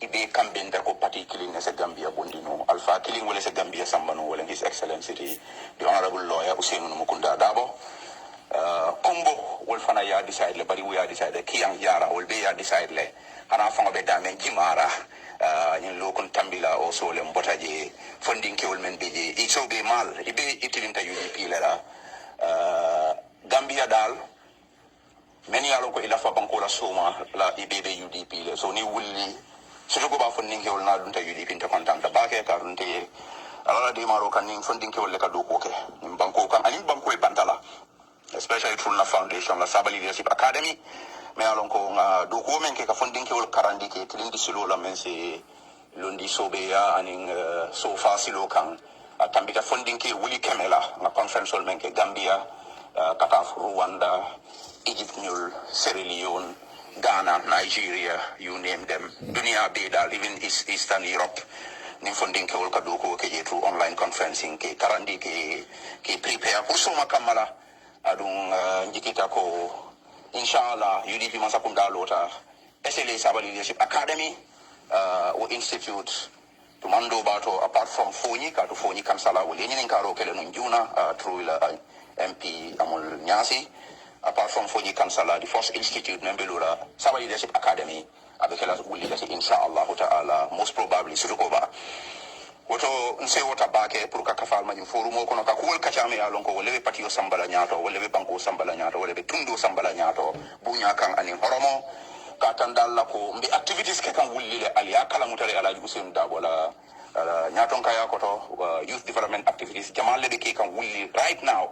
Me alonko anana mankeje tambawali musedolti am fabaro musedolati chamoy bajamnyol wolbe alon development be ke kan wulli tundola me alonka be bota UDP le bulu abi bota Usain Dabo le bulu even though man futa man sakunda to follow so ni wobe onyama nyaton ko me alonko ila julutala ila namu tabulu ni woye jirwa samba ila tundola ni o sindi o semenke no je ala da male wolon bari yalo ne ko ate bayla wo manke nyaton kati me yalon ko am fisir wallelati o manke nyaton ko me yalon ko abe mo jam fala da to daji ko le bala londo bala lasilo bala me yalon ko ku kendo doron ase wole barano ni o batala ka lamandi andi ko adama baro wala man saya bantalen to ngawolon janne wallahi to nyato nya kene lungo mfiti dambe taman na Senegambia silo kan kata tropics ma fan Senegambia jon adama baro be tambila na la motoke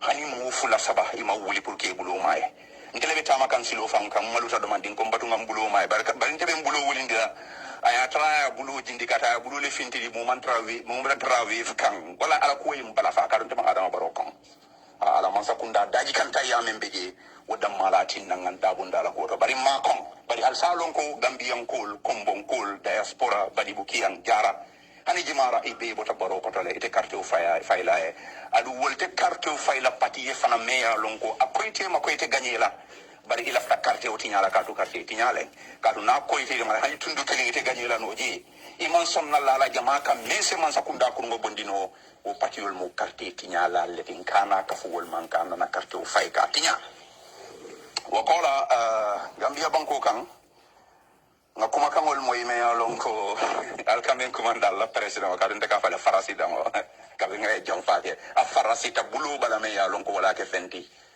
wala ke farasi dango ti adama baro ay mulla ndamu kaduta abe taman wala ka telindiro ke ka jalairo ke mulla men alonko wol man tan nakela moti abe menu jalaila e kala diamu labangoto ako UDP moto le moto men panta adun mechanic te jam men sa o moto sambano poses akade fango moto pousse moto mantano adama baro de definitely naki mira nun jannade diamula asa nafa bake barate ga diamula ni mira tay daji kan tayya men ke fodi dan jurana chairman base ka kuma tilimbalol foye aso mo anata ko yam fanye ma kirku muna masaki wala daji ko nyanta kala nyati bangal nyininka Gambian kol nimbaro ko UDP mo tolti men panta ya push no mantano bari wo moto wala ke futandi anyanta futala dame mon keta state house ti bara nyina ta wala le ni wo moto na la pano ayate man sayandi no anala ngani ya jaw ya men bebe o moto kono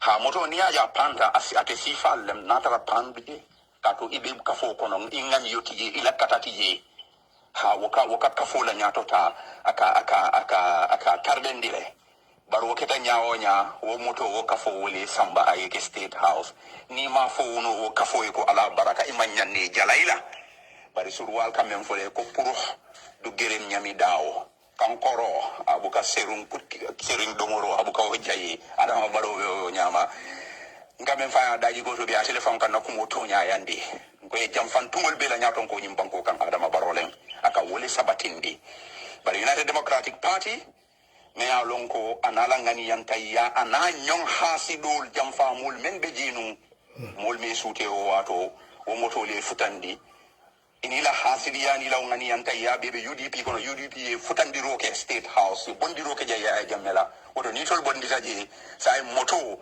meye moto tardendi do bandi wolbe botaje ni moto be abeketa plenol design abe tila la be futala dama e futala je ni yiri fa soto be lorin duma akatele be lorin pleno nyato pleno te futala futadula o yiri fa soto o mujele fengolati adama baro UDP anengo tele de kaja fila menna UDP be futala ye nyanta futa damen ini la karen kafo ini la jamfa kafo me ya lon koy fongola ministal tol bije lafte fonyola e mansong kunu nindo di amuta nkai bari ngamo ko ite resign tala ko nyoko hayna tan kamale manene ngai sign dum ko nyoko ale carte fayo kola ko nyoko nyim kotita bari ngai ba carte kora fayo kora o be melale wakil doron ye bo jamfa kafo kon wota wulinkol de tenturo ni jairo kena kotanke se tenturo ke ani jairo Mr. Jaita President Jahanka Youth UDP Dorong Jahanka Youth UDP Association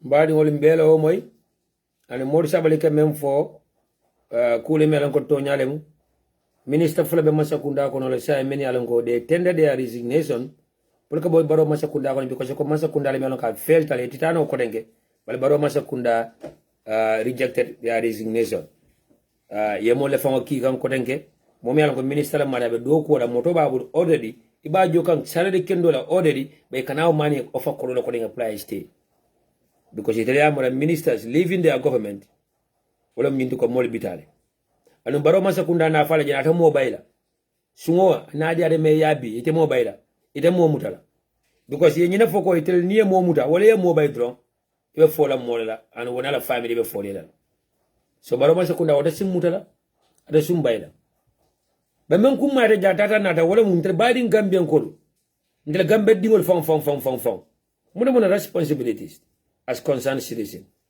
What should be our responsibility? Our responsibility as concerned citizens. So, katekezo yembe bulu. Yena president masodo akalo yenya tilimola. Ite même fambe ila moy kay kalon ko tonya nyinka men fa tonyante. Anda kam men fa masodo.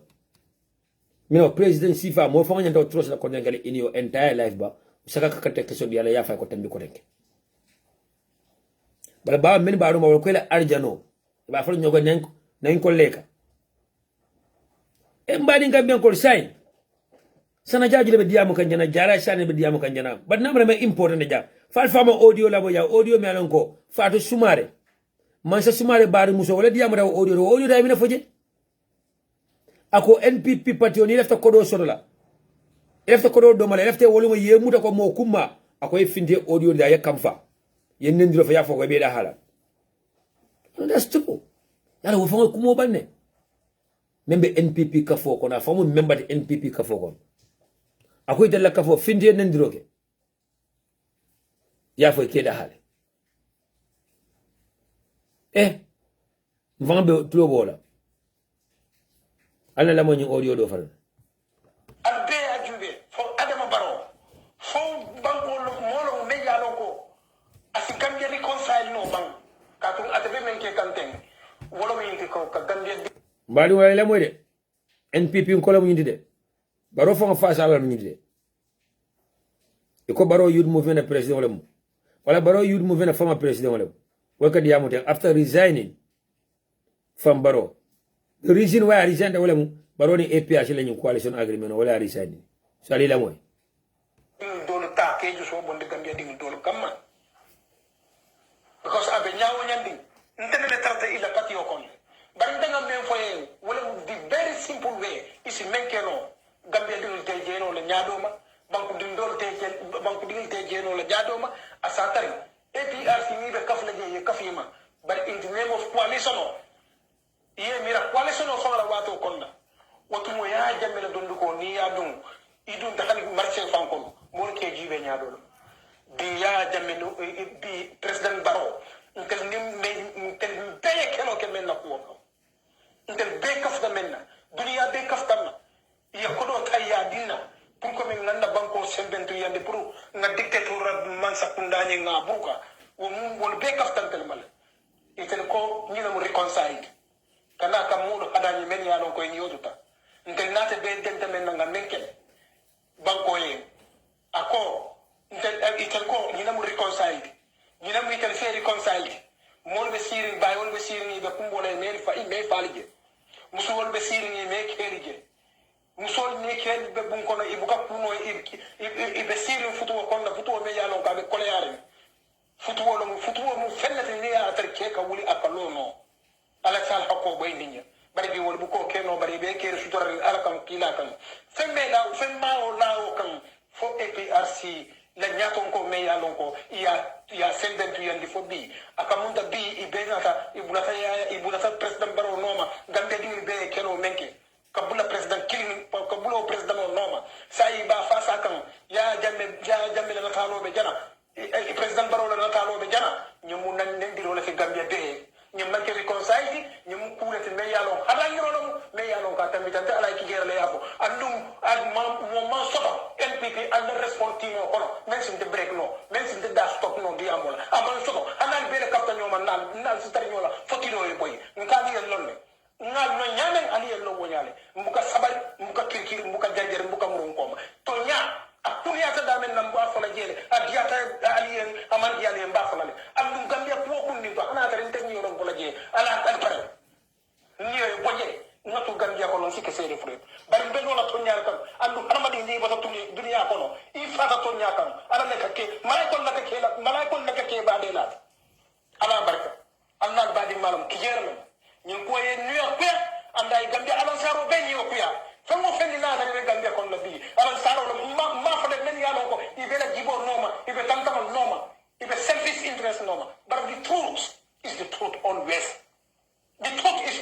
always faniyana man ke tonni faniyana man ke tonyade andu tonyana man ke faniyade nde na folo wala mo tonyade andu mo de men men stop noma na diamo ba fonale mo ni no nyame na briya jamme jamano ndo keno men kon han say biida be continue la ka tambi kunundi ni yano ya jamme en ton Gambia nyame ndang man dano na gulu bango kam president Barrow kana e pare ay tongo nya ngana fteje ba tonya mbe karlo lo kono hani fata bankala bango kam asatare mbe loron tonya kam ala barka defense al bari wol mbewo moyle Alaji Kijera, the former president of Barrow Fans Club, the one-time mouthpiece for President Barrow. Alala de maroka way toñaje as adankene da sunta toñala anata fala ala fe mankindi la bala balbawa bim na Gambia le soto na society le soto me alongo mo le pluka toña fa sa ilila ale kamera toña abe fo ariandi le raba ifondi le fenela banata ko fane be tapale ala fa sala wala ba saboli ya baru they will do so. Na brother Esa ABCC ako brother Sana, you are right. I know a whole bunches of armies who are disgruntled. But at the end of the day, Fonte Gambino na wuli, nkafamina ko never again. I practice.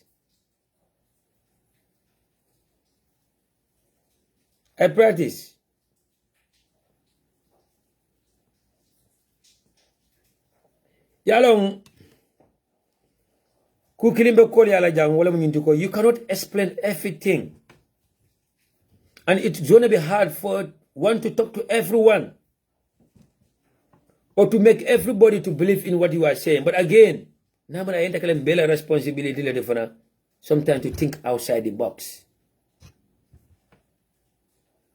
To think outside the box. It doesn't mean that ko yefe ngafem moy yenda lala wala ndema fuko yefe ngafem yenda lala. When you have asun think outside the box. Somebody is saying that if that is the case, why Adamabaro is looking for a support from the APRC? My brother,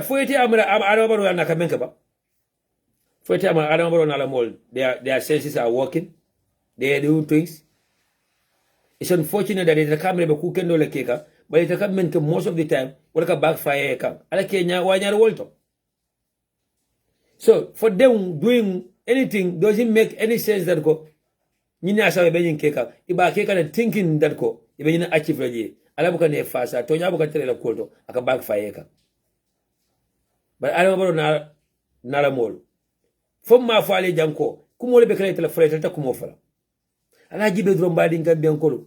Meet the people store, Katasenal meat, Katagambedial meat, Badolel, Fuarolu, Bade Malalu, Kela Bata Dalong, Ka program fue Yemen Stroy, while in program leta Yemen Nganye. Ite Otokuma se Bilim Banjun, Bara, Foy Mutan and back to combo. Ite men fem foje melonko, as a senadal kumafo, or as a senadal new seunino, or as a senadal hajo yarano. Eman fem foje melonko na Bade Malalu, na funding keuru. Na musu kafolu na dina nyaton kolu na ara nyaton kolu itele tobe ni minister kare diamuda alo ada boma ni ndibite kare diamuda alo ada boma koli kayra nimbadi wodo be diamu kam mi alon ko abe New York le mi alon ko ni sibiri tamila NPP ko fane fundraising neke wayndel be siatu jande fane be fundraising keka bila parta ayon contact yale taka tala ko be foro le kan jibele ndum buga nyimol jibe na keba hakati 1 second ndiam allergy to these people ba bila en ko la ko nyoko ala program is well organized ala nyika minto le ngai ko nake Embassy Suite Hotel in Linwood Washington ja ala fante nyin kala wo tema wontel ko si jele la ngai have no idea about it because ndam ko tolo de mel ngana kullo fo mole wala ngana kullo di na opponent la I have no idea about it, but now no naki Embassy Suite Hotel and it was very organized. Nka kodo kodi bontade je. Kodo kodi bontade ya bota fuaro le bulo kono. And I be collector at the gate a chegimalem wala yak zel wala kasma. No pledge I be cash and in chego. Over $50,000 is raised within 5 hours. $50,000 in all raised kabo 7 p.m. la 12 a.m. and ngo kola kodo be dunkan na. More bad because I'm an executive committee dollar. So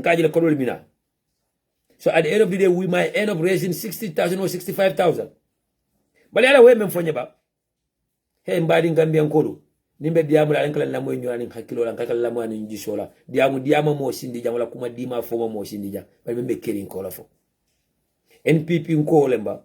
For NPP nko tena lemba. Mem fongatare NPP le meeting dula. Ele fundraising dula. Asita je. Ala mem foba. Instead of mole na ye fundraising kede, ye koro de itele koro ta ya samba ila patu ya property ya fama ko namara ila fundraising dan lo kada world but forcefully the world koro body de na Gambia forcefully the world koro body de na Gambia ay Gambia foro la koro ta ay biya na kanadi mol la membe New York membe sirin America ana ko nyim fundraising committee mina mo nekala nyin koro ba tarala nyote ma ko te fintala banyon because ara baro be ma sekula koro ta ka ba France sponsor ka so say, I can't make a fundraising about. This is the first of its kind because I'm the back and Jarju. First lady follow for Koro, you want a ticket to Kundai. A flight all the way from Banjo. Can I fundraising attend? I follow the Koro, someone at Radi Mola by New York, in a battle hotel. The Taliban should have invite Kabon and Banjo, Kanajak, Nakodo, Seattle chapter of Koro, about a case of Koro, ticket to Sangola, plan and meet no attend. Because na investment look in Jikitako, be profit or sort. Nana brother Sorojan on the line from Holland. Brother Ismail, ever lively. Inimbar. Assalamualaikum, Bairo. Inimbar, Mr. Ismaila. Inimbar. Haketu naje ko be kolke from the beginning of the program, but what time on kacha kumaso na wana meta. Yes. A problem to the Columbia Labi on an equity multi. Not a wrong. That is the main focus. Follow be control na base karung ne mesle demanding and model hakilo wisi wasatale to nyale nini menka bembanta baro tikeflo ni maji na melonde ikatale ya nyine ngade wallahi dole ka bembanta baro definitely mole okay andira nyantole wote fanan ila concert le andon anin fenne fanan ko inside me alon ko UDP dingo be balo male katum men shara sanji mo anni woroti albe ko men kono alnena ma nyong sotoje alnena ma bara men bara ko kata drong mobe ko majibele mobe lotale mobe mirale fanan ajar sa mirale bari alfa nabe nyaato drong yella no men ci ko so dara drong ko ci ko so da jela ko nyimbe abe solve lale amicably and professionally jonga man timma nyaaw bari ke bay simpata aytan di dunia bela ko ntele mo dimba tioti ninna dimba ninna korda kono tinyaro keta jeto be wulal ndele responsibility keba hanni dingo e sunyaro ke banda ni nata anoma e kabe police le ngaba e kata bel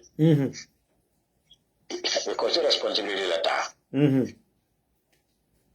bile malobe ka molu dewo bare kuno malo ka molu dewo exactly keba simpamenta ba konton na bake anyine expectato fana ko abelola la ay yitandiroke definitely wala wala to drong dia mo ne woti ne wo bota je ntebe mem fola yemi amaro fo bake ndiye mo be fana alatre you know all the stakeholders many along ko be da election on ale and kabrio for drong it reminds me the late somebody very powerful ya Jamila Masakunda kono one of the architect of the July 22nd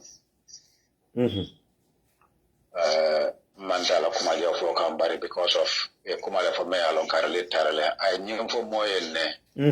What are the Kaso Konole? Akai ko 2 elections there. Will clear the Balurin. Akai may win. Akai ko Yajama Maul win there. Akai ko Niked Akil Tula Bati. 96 election. Akai ko continue the clearing up to 1 o'clock. I stopped her. Aka result of the day can up to 1 o'clock. I stopped. Aka made for almost 2 hours. I'll result my body.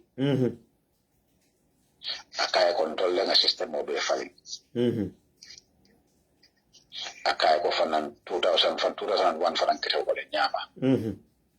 So when you remember for the what I attend Hakilo Matawola and don't a jertale UDP do a dauda. Itemu mole teme along ko yete tombone ko itela puli entoti accept be very much aware nkata duo dial besire na bankola somale kundo mole berandim tilo kono le barite you are the subject matter, you are the very much important person at that moment na box all afunta dawoda iniyole ya kanta fo janna do kondila ay safe fere kotenti je tapale ya kotenti je sport counting la bawo ndeni tere kelela ngeno kelola sai nga kele bulo wulende ngadde ngake forondi ngoti nyete membute kelola ngambure kan ko he abe durante bulle nena mako yi exactly andun telete bute kelola ngadde man fere do so no fonka na murute kan ka fo ndele no de bari nena mako ka dum be kele kono ntew ganyela no di mako yi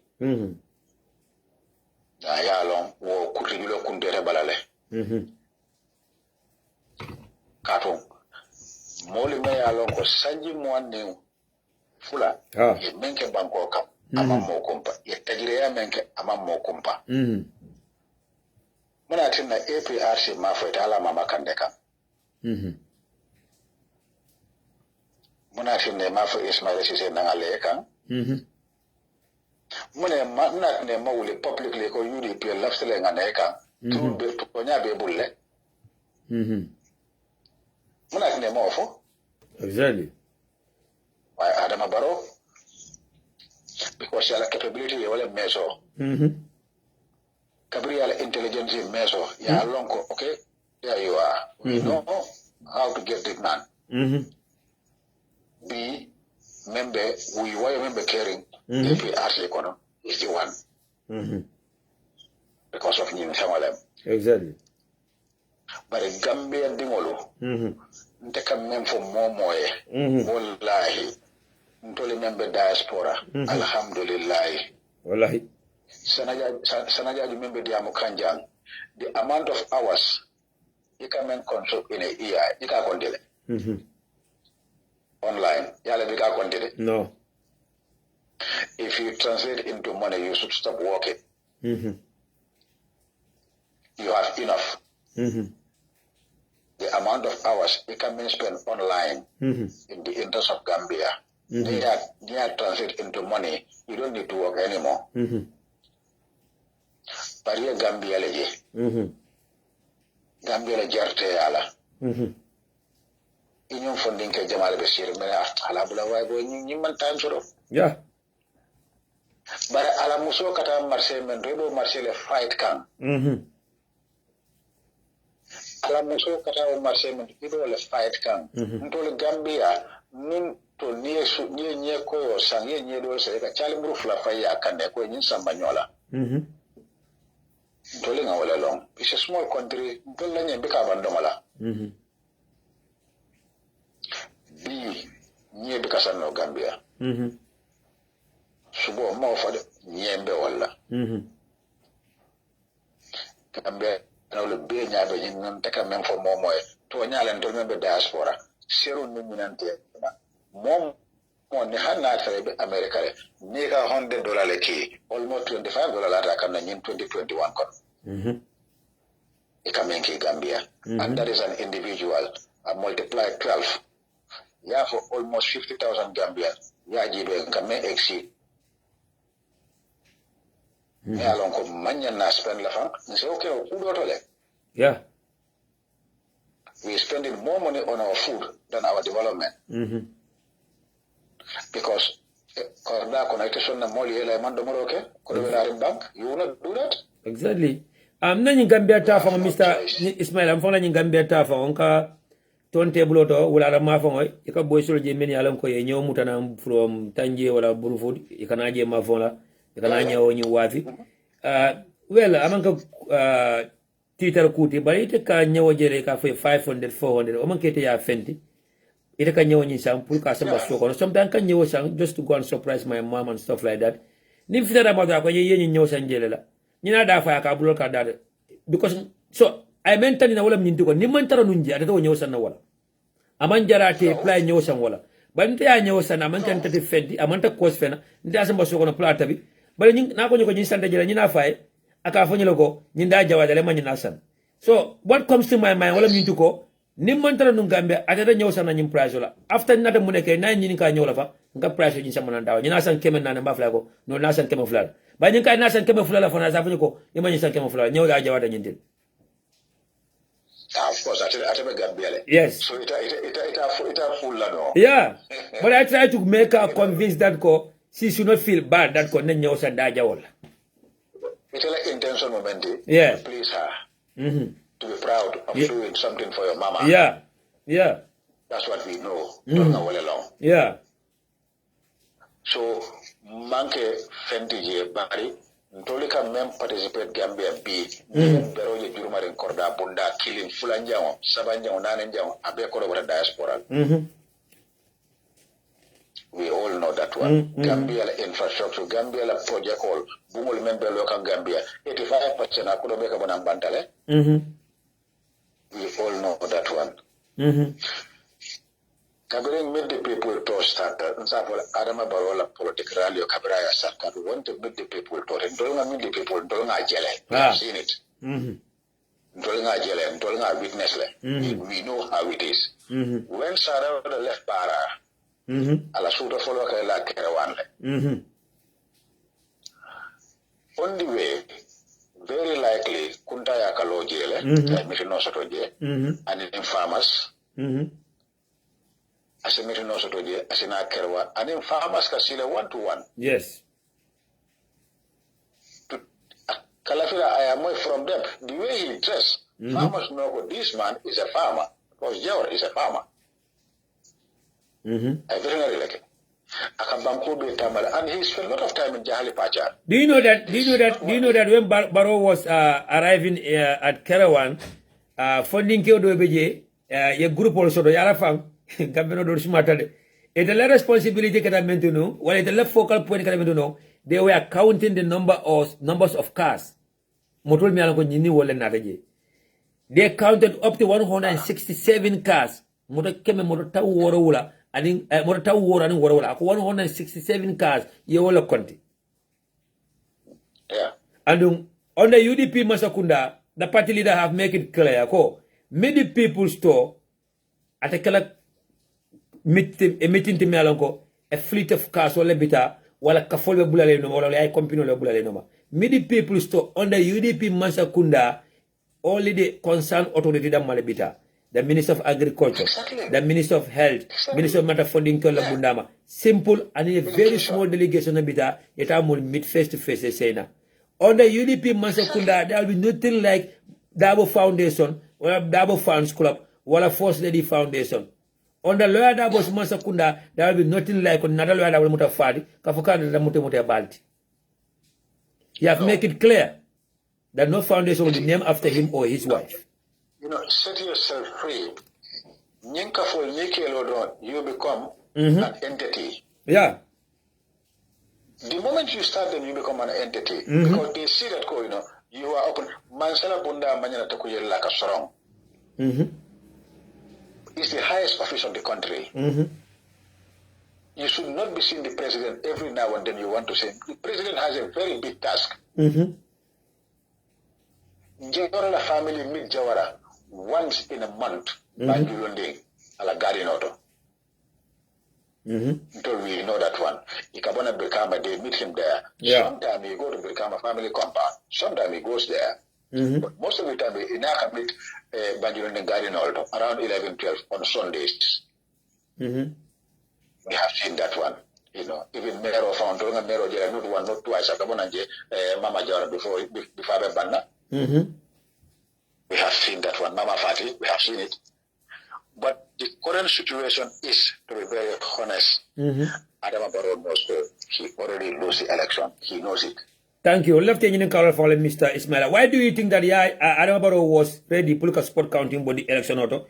Number two, why do you think that Adama Barrow man interested of diaspora a cut of even though the funds were provided by the National Assembly and it was allocated to the IEC. The only money or the only funds that was not allocated to the IEC was the referendum, because referendum was cancelled. But diaspora lo kodo keta jele or IEC killing nada law because the money is not provided to them. Fana debitol je men nada jabiro ko kodo is provided to them pull diaspora cartofile. But at the end of the day, why Adama Barrow is interested pull ka for diaspora manina cartofile sport counting nyanta boni la nato ka lata fana. Exactly. So he knows. He knows the election already. He knew that one. Because Gambia, yes. Of course. I have, a childhood friend and the MPP there. Omala constitutional right to be there. It's up to him. But anything transpire, because he beka nyola kuwa program on social media. Exactly. Ila toko no kabiri kwa mlanka mankunda that is very day don't na sokura meti no soro.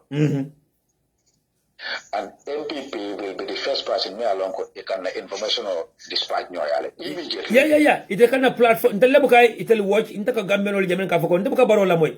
Ndebuka barola moy ndemale fika barola moy. But NPP from Adama Barrow down to the last person they watch what is going on social media. They watch all UDP. Kasai mem posi kajele, 4 mem posi kajele, Jaraka mem posi kajele. Okay, until for the program I call monitor because when I was when I have that that meeting with the SIS officials in Banyu, they told me They told me that. In fact, they showed the videos to me. They showed me the programs of activities. Men can tell a program of jibe, men can record, men can see the jibe, men can record, men can wadi junior follow, men can Fatih Haider follow, men can Fode Jawara follow. Be for they are young Gambians. Me, I go. You will taxi in them mala pluka molla program will follow, and then they make it very clear to me that the first lady tomorrow ala protocol officers will be do ko la ja. I call bulale yedu ngila Facebook page oto. Akam dete beje ako Ismaila tele page oto. Ite bentele jibela. Until we have no idea that she's listening and watching. But the president also do the same thing. In fact, the president one time complained to Kemessen Jammeh about his son Abubakar Siddiq. Aka go idunga social media. I've been there 24/7. I've come from 24/7. And then the first lady also complained that intending Sisla Jadama on Facebook. So they follow us. They monitor everything. They follow. Yeah. They are the incumbent. Why they should be worried about us? Thank you. Why they should be worried if they are not comfortable? So, but no, Alain Charles should Akako, Akala Suga Mission of Cabin Halonar and Morton Levisian Boko Makamakunda, Akaya by Cabin, I personally, Nekala Temakona by Carola Mota. I was very touched. Akako because with the effort Dolmen Kekan everywhere, we are hoping UDP cannot pull any crowd like this. But that one, we are all convinced if that very day election occurs in Gambia, the man cannot make it.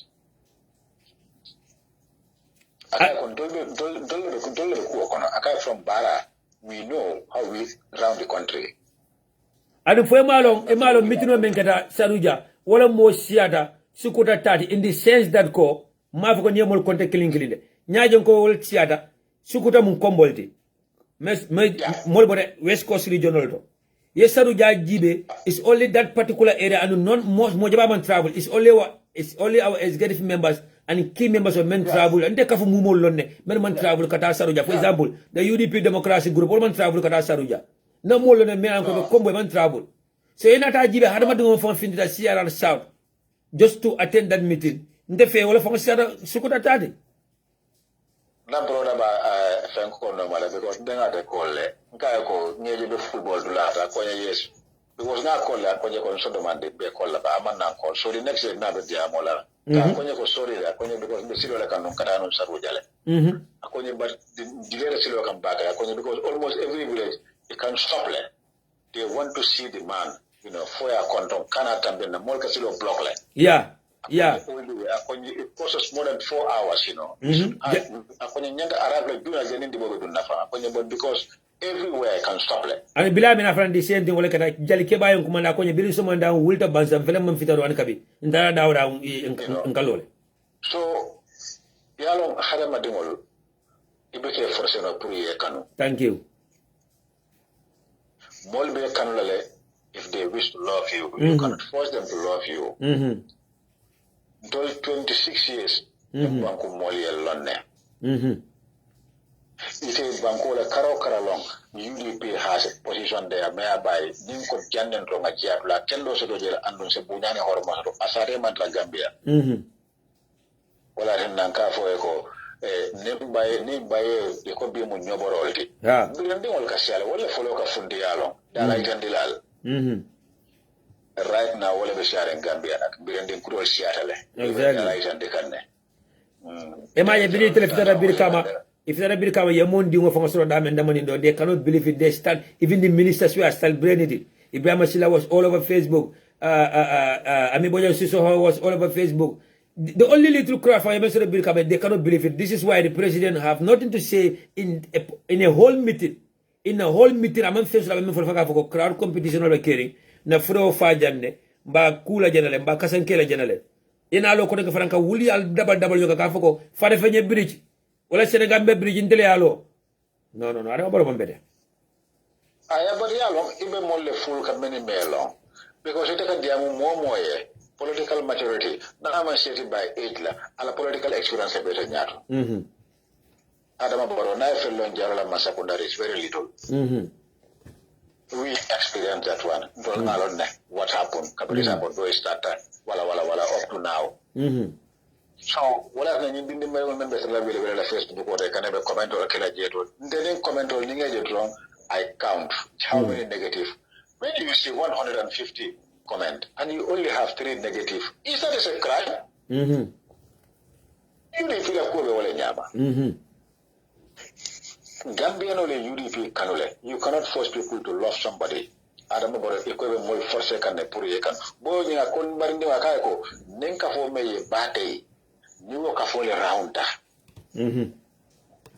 Akaya ko ni misino banda en kabula moto la ngata president boro another place. Yeah. Welcome. Well, I said, maybe I have the opportunity to come down here and Kadiamu. But in Beleboda Gambia, Nina Kuma Fajang, everybody sell a telephone 5 minutes. Nko, Nina Moesana Jajula de. Is those Nina Karaba 5 cents megle. You can't remember for them, more diameter, different from you. Me alone, Amani the same thing for. Ibota believe Mankaman Kunda, the Nika Utu Mankaman Kunda, convoy or Gelegele Uruta. Ye more Sabana. Ye kafotra jara soma wakafu killing a volta phone wakafu killing all na so say believe in after combo ya lan ko say combo wo kayaba kol ya la pulik e wakafo ye fonko ke wo time le tisarul boni in large numbers muso yen call from Ibotam akonye inatan luwasile bila ko inatan luwasile njeltal nga wado sin min bada akonye na musu kafo le medang $30,000 ye wolde musu kafo la pulia tale la kafo mol tema and in thousands of t-shirts akonye t-shirt ojina di menne ka fene benyin t-shirt akonye labada t-shirt ojina di nimero ngolela. This is why they have those oversized t-shirt akonye t-shirt no di ngolela. So yaji ko man finti ina rabi ne ko kodenga moto te kadun sa ko ne ka $200 di funding ke wala pour les finti na anu adama bodo kanyum ko dollo ne waya ka fanke tu munela akanyum ko dollo ne because UDP namna foko al finti combo bil lo ala bol nan combo UDP ma announce ko al finti combo na dalo ada bo belu. We never announce it. Why they making an announcement that mo le finti in line number ta president bendum combo akanal bali yalong adama baro ko at niyo ko dame ko denga Mr. Ismail anu na stop le ko denga la ko da heart attack gila na dame wala mu bili adama baro lota banjun ay astafura adama baro lota moto nyun kono bilabe murukam banjun ko suto adama baro ko kafo mi ata bendun ka bonan santoto ako kafo le siata kafo mi ata bendun in 2017 bla bonan Senegal na bana be nyumo adama baro ko kafo mi ata bendun bla bonan bolon kono ako kafo le siata kafoti mi ata bendun bla bonan Senegal in 2017 kafo mi adama baro bendun Westfield in 2017 o mo kumpa Gambia adama baro ko ha ndek jobo adama baro kan no, but it's very interesting. Many people diamukan. Take away from the member look at their body language. Anybody who is talking, you are not talking about development. The only place for development is issue more diamond. All I'm going to they raise their issue to him straight away. Nyintembulu. This is the people. No, yala men fonka ke. Ela mid the people store na information on do for so da menekata. Ni dara dulal mento, they don't even allow the community or the people from that area to talk. It's a little delegation ka diamula be dominate. A minister, a director, another phone. They allow only almamo when I do ake or alkalo and I more welcome. But the buka kafu dungol nim funding ko bule diamele metudula. Look at what they did in Jambu. Jambu almamo be sitting almamo na be sitting because almamo bole ko UDP ko le wala suspect UDP ko le mudi ya almamo na be ko mo pour we na diam ya almamo nyinta ya bypass. Yeah. So this is what they do. Ikata dula be ko la fi banko dingol fa diamo wala o debito afanya tara da me sa be ko ala o chato la debito wala constitution la debito fa la be diamo la amanta be dula fla. Ame value le. Let's I mitino ka nyomi la mo opo nyomi la ndama opo nyomi la debito je diamo la dulado. I mitino ke badi bule mang alaji jawra jabe diamo da me lo badi bule debito. No. Another buffer zone, di mala buffer zone area la fonko di la fenke be sirinje Sekou Maro man diamo mitun la demaji. Yeah. Ajumale samana nendir lal ame jite ñol lam fana mara jawara ñol may muna sise dabo ñol nendir lal anim fando alal wala na de ka diamo because those are the type of language that he wanna hear. Alam baro kala fo language si fala mo la memina lo lay president on ne wala yalla president on ne. This is not what the president is supposed to do. Because Gambia no yellow, it can be for your London. It's language. So you need to very much, if you are mature enough, people can have a little bit of respect for you. But it will be a friend of honor.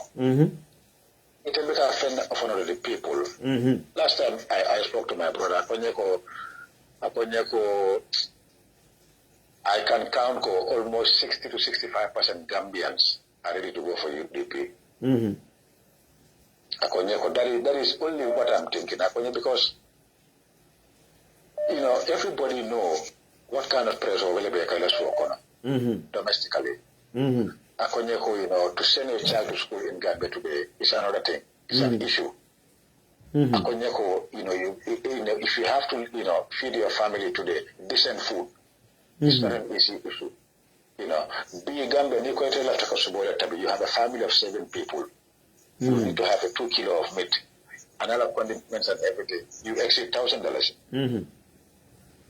How many Gambians can afford that today?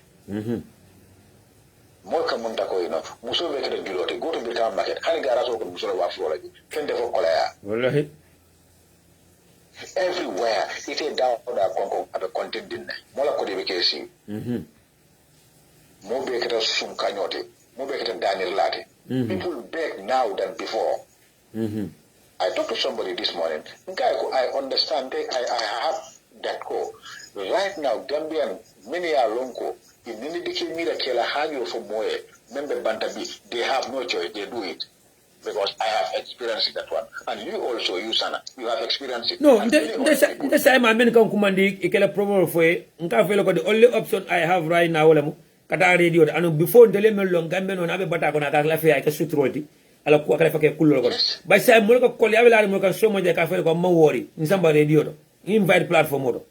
Now people want to come in a broad daylight over the radio dunia be alo memu ile problem di ngay boy tra la banda. Yeah. And as an individual you cannot solve all these problems because ado da nyaaw ni 5,000 nyin haajo aka kawledi $10,000 haajo aka kawledi. The number of young girls become a prostitute in Gambia is uncountable. They have no choice. They have grade 12 exam, they are passed abantale. For the education, who is going to pay for you? And when I say what political advisors only about advantage on the young girls. Yes. Yeah, I've seen a Gambian girls. This is the truth. That day, Akumbota, because didn't want you to Amraka Mole Mialonga, Kumajatala, Parataka, Ababumba, and Ninola, Amampaka Doko, Kalaftaka Pare Nimaleke. And I was having a conversation with her why I bankado Konyini, Akonye Male Mebekering. What do you mean by that? Akonye Gambia beat Musoboka Singolo Lado. Akaka do kola nyini ima fa ko be la nyoya dani be offer do kola akonyo go 90% of the places that we go to looking for a job they want to sleep with us first before they offer do kola and then saying the main advisors to the president many allocating president kan nyoje eye to eye wo lebo encourage kan Gambia bi nyafe ko yekuma jawal ko bari mfongale a witness mfongale bulati no man ne ko jele e mon tra fena Gambia na man ka jenyoti the president's advisors people more be jele many alako they are very honest people in Barrow camp. And whatever they tell you will be caring. Yeah. Because some of them will be jailed, Barrow will tell you, because of their profession, they are there. They are not politically appointed. Barrow will tell you, people who are working at the State House before will be jailed, president of which will be jailed, profession level. And those people can give you, proper information. Remember, in State House. Exactly. That is 3 years ago. The guy told me, I don't know what is going on.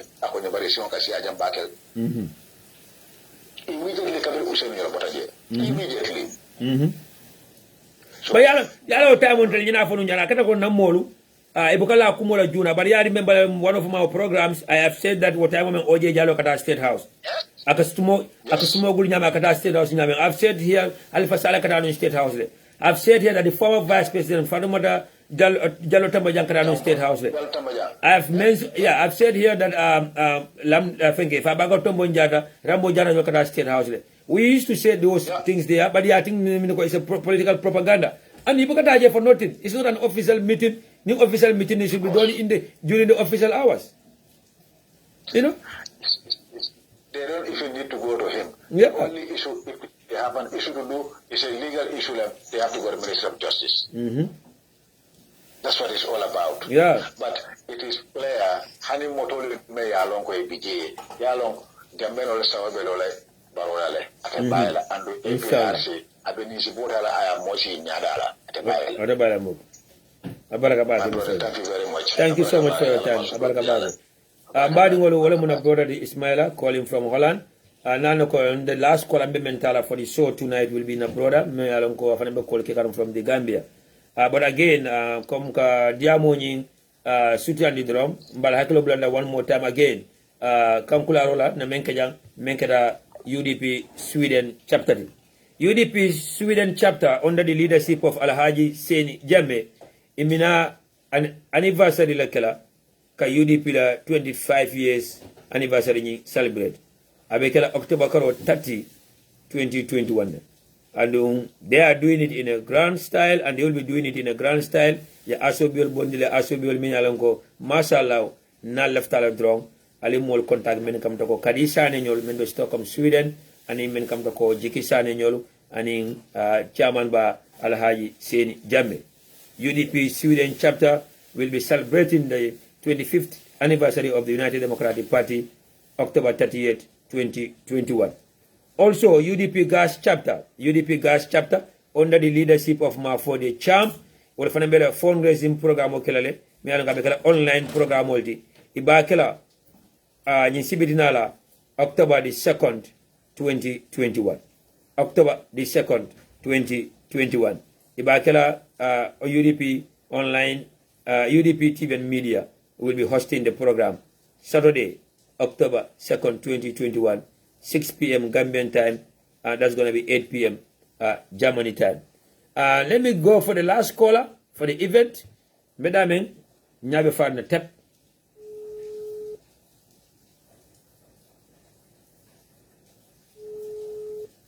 Yes, Nakeba from the Gambia. Welcome and thank you for calling.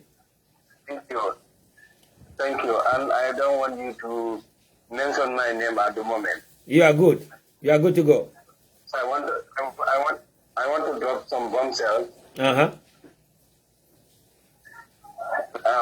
First of all, Mr. Jarju, Megamen all day and Labaki, DJ Labaki.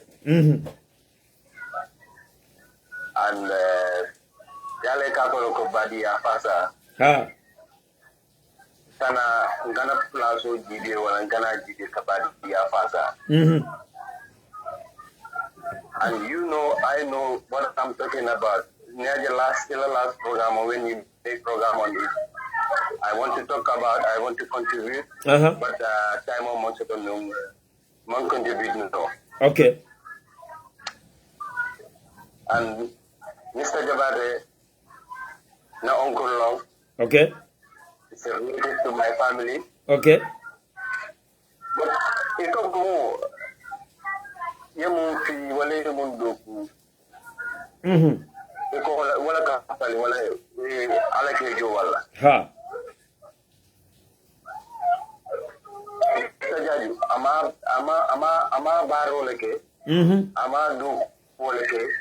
Mun saatin na Gambia no nyanta welcome na fong. Akal kapal ka welcome fong manyana kela. Madu malong.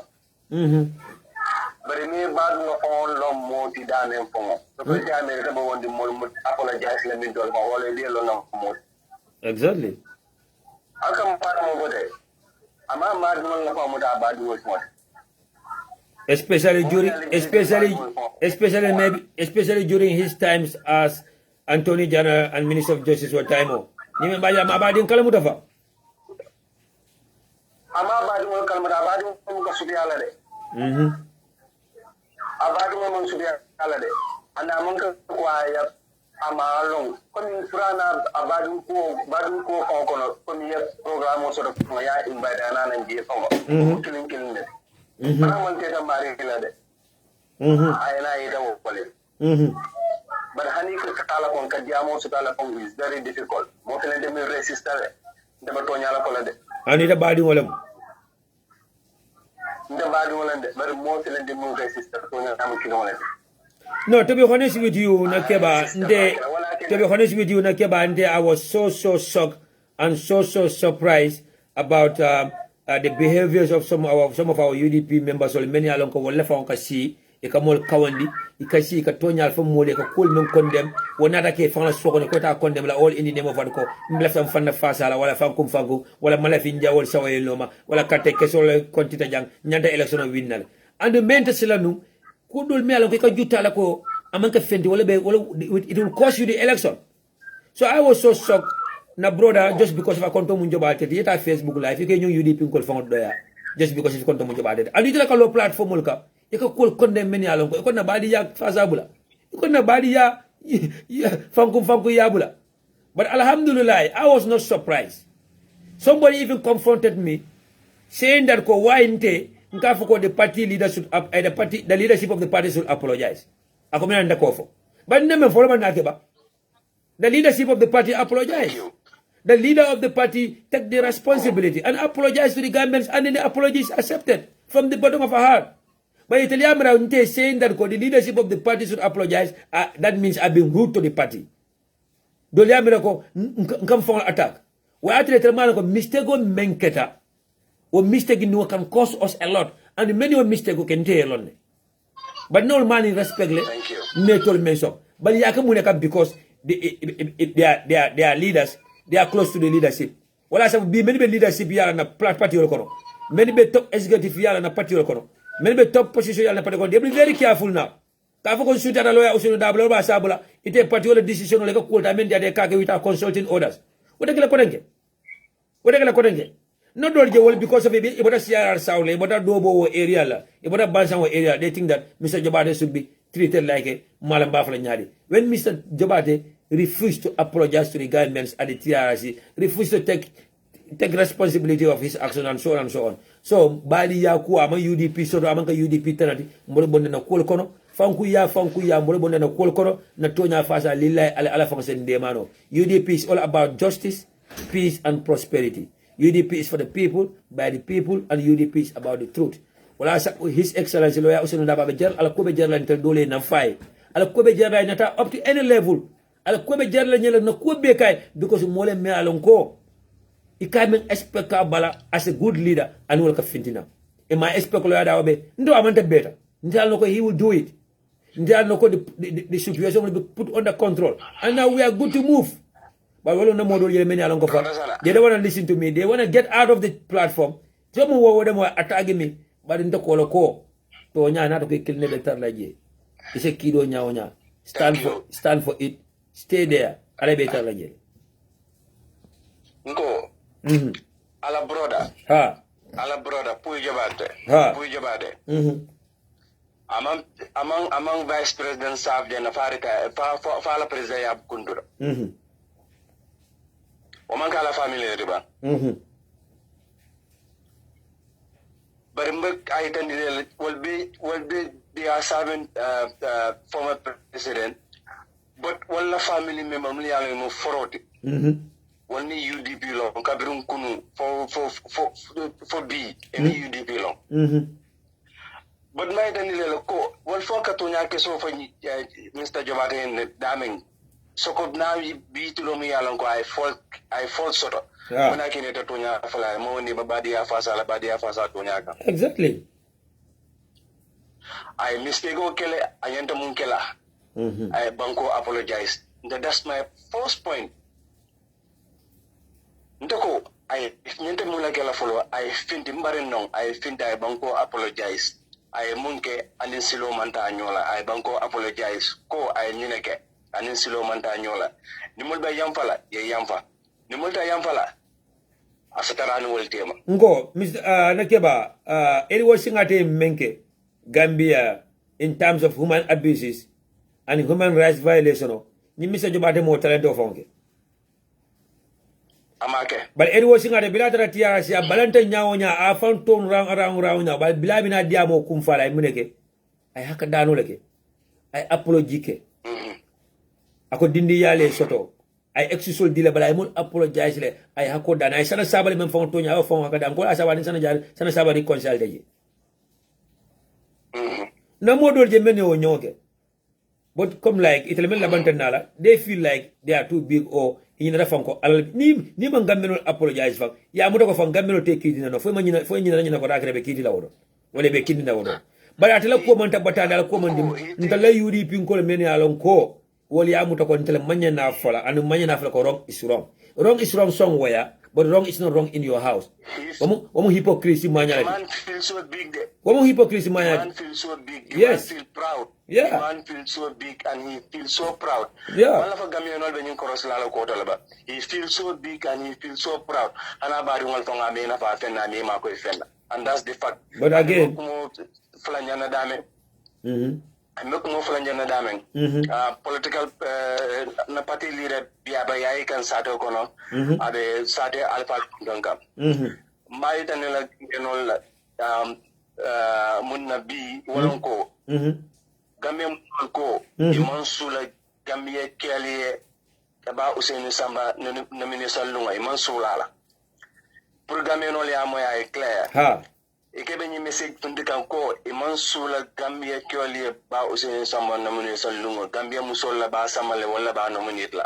Pra ko e Gambia no la. jimale ofo Ko imon sul a photo sukutale andum musola ya fuji iko be comment dire la Gambia musola e man sula kioli na nomination lo bare lafta musol dam man wala ba Usaini Sambale ya nominate wala kumo ba so wala ba itani lelo ko Gambia musol mun lafta nyaajo fitala mun lafta al ma ko la wala filanda be president ya nyinu wala ana ba president ya nyinu wala mon mi be nakira bala trikotal be mo musol lati o data Gambia musol ali amoy de madun kol ali ajele baro mun kenum e felenti muruta ko tanke la hido ta ko tanke ko Gambia musol talabe ba Usaini mutale ba Sambala nomination lungo e man sula ke bule noma e man sula fannin ke bule noma ndam nga musol damati lafta wol damale bule ta ba Usaini Samba nomination lungo wol bayta ni lelo ko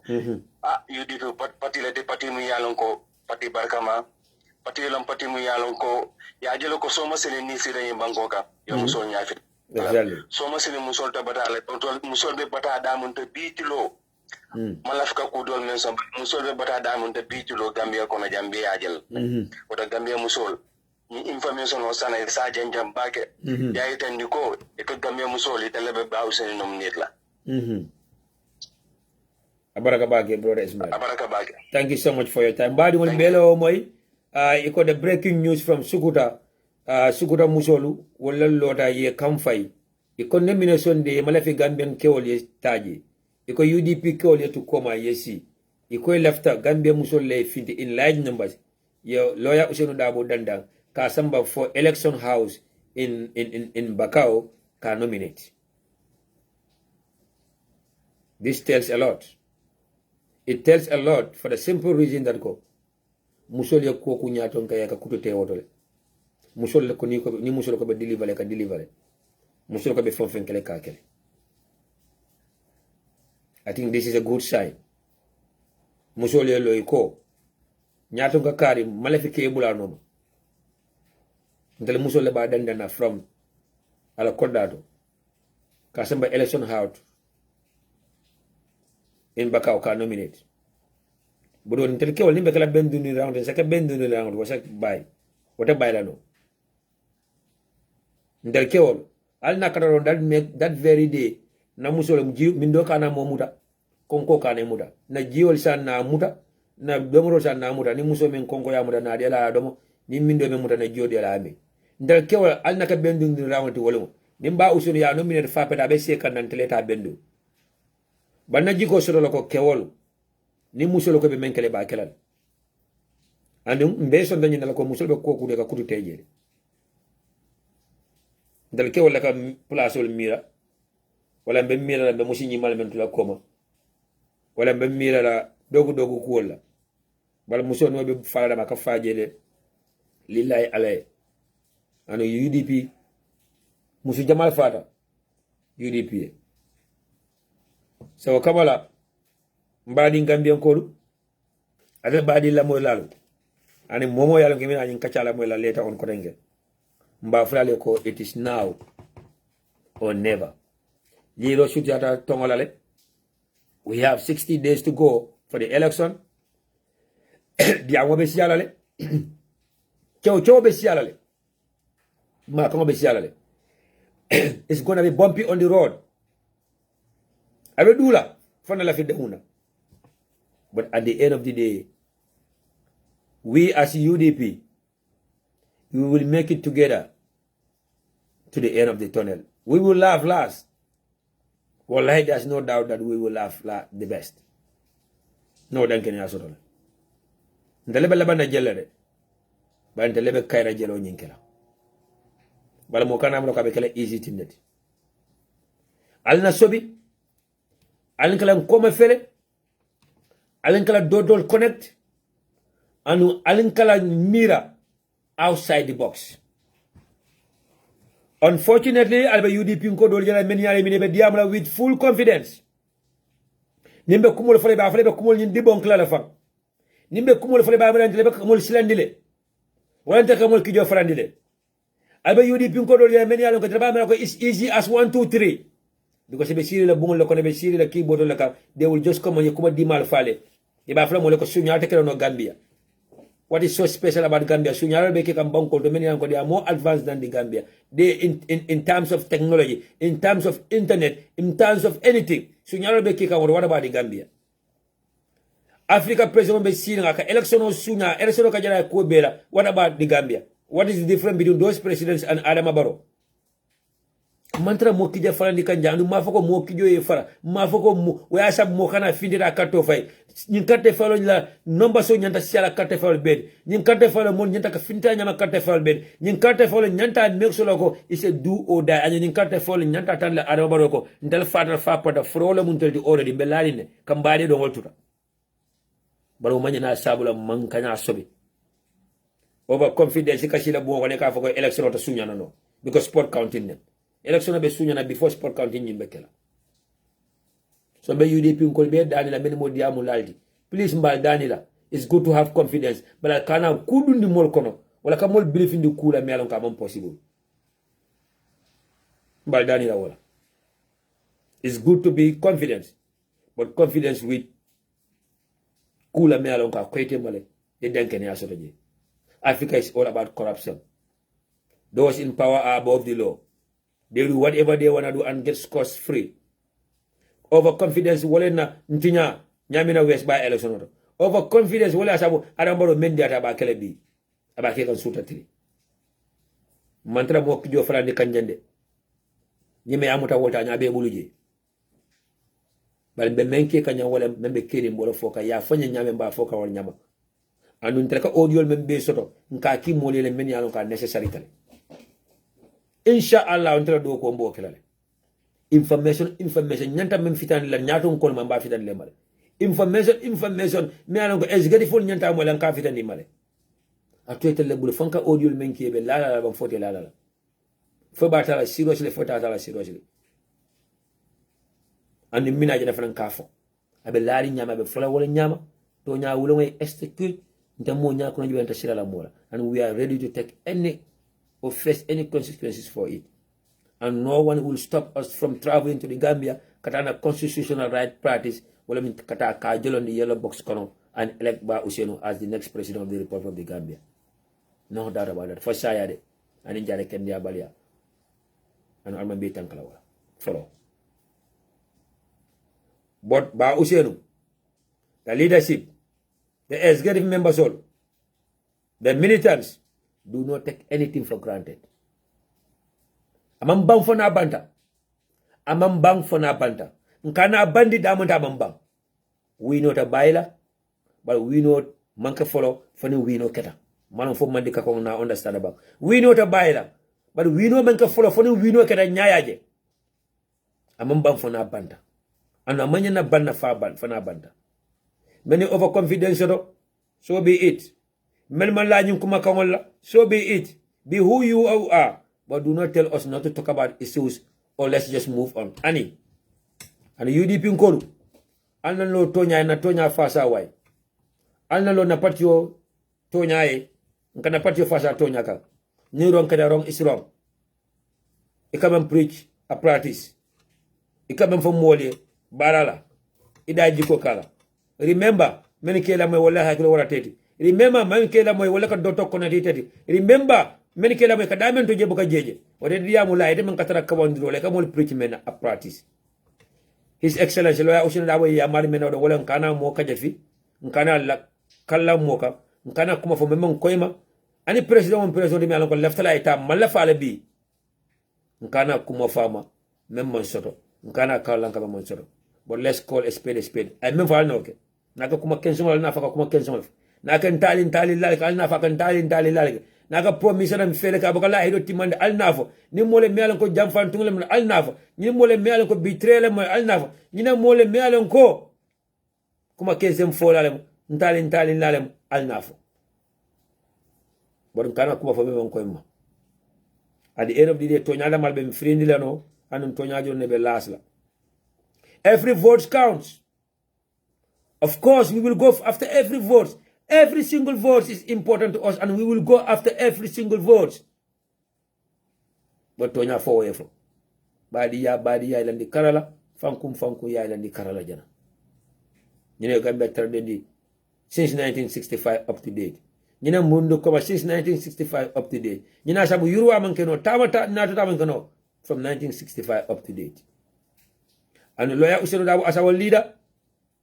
Ni men ko be UDP face la wuli ya be malula because ata sonnal ni men ko be UDP face la tapoli ya kan ata sonnal be malula ni men ko be UDP sa face la fankum fanku ya kan wala ba lo ya usulu da face la fankum fanku ya kan be malula because ata sonnal. He's a man of his words.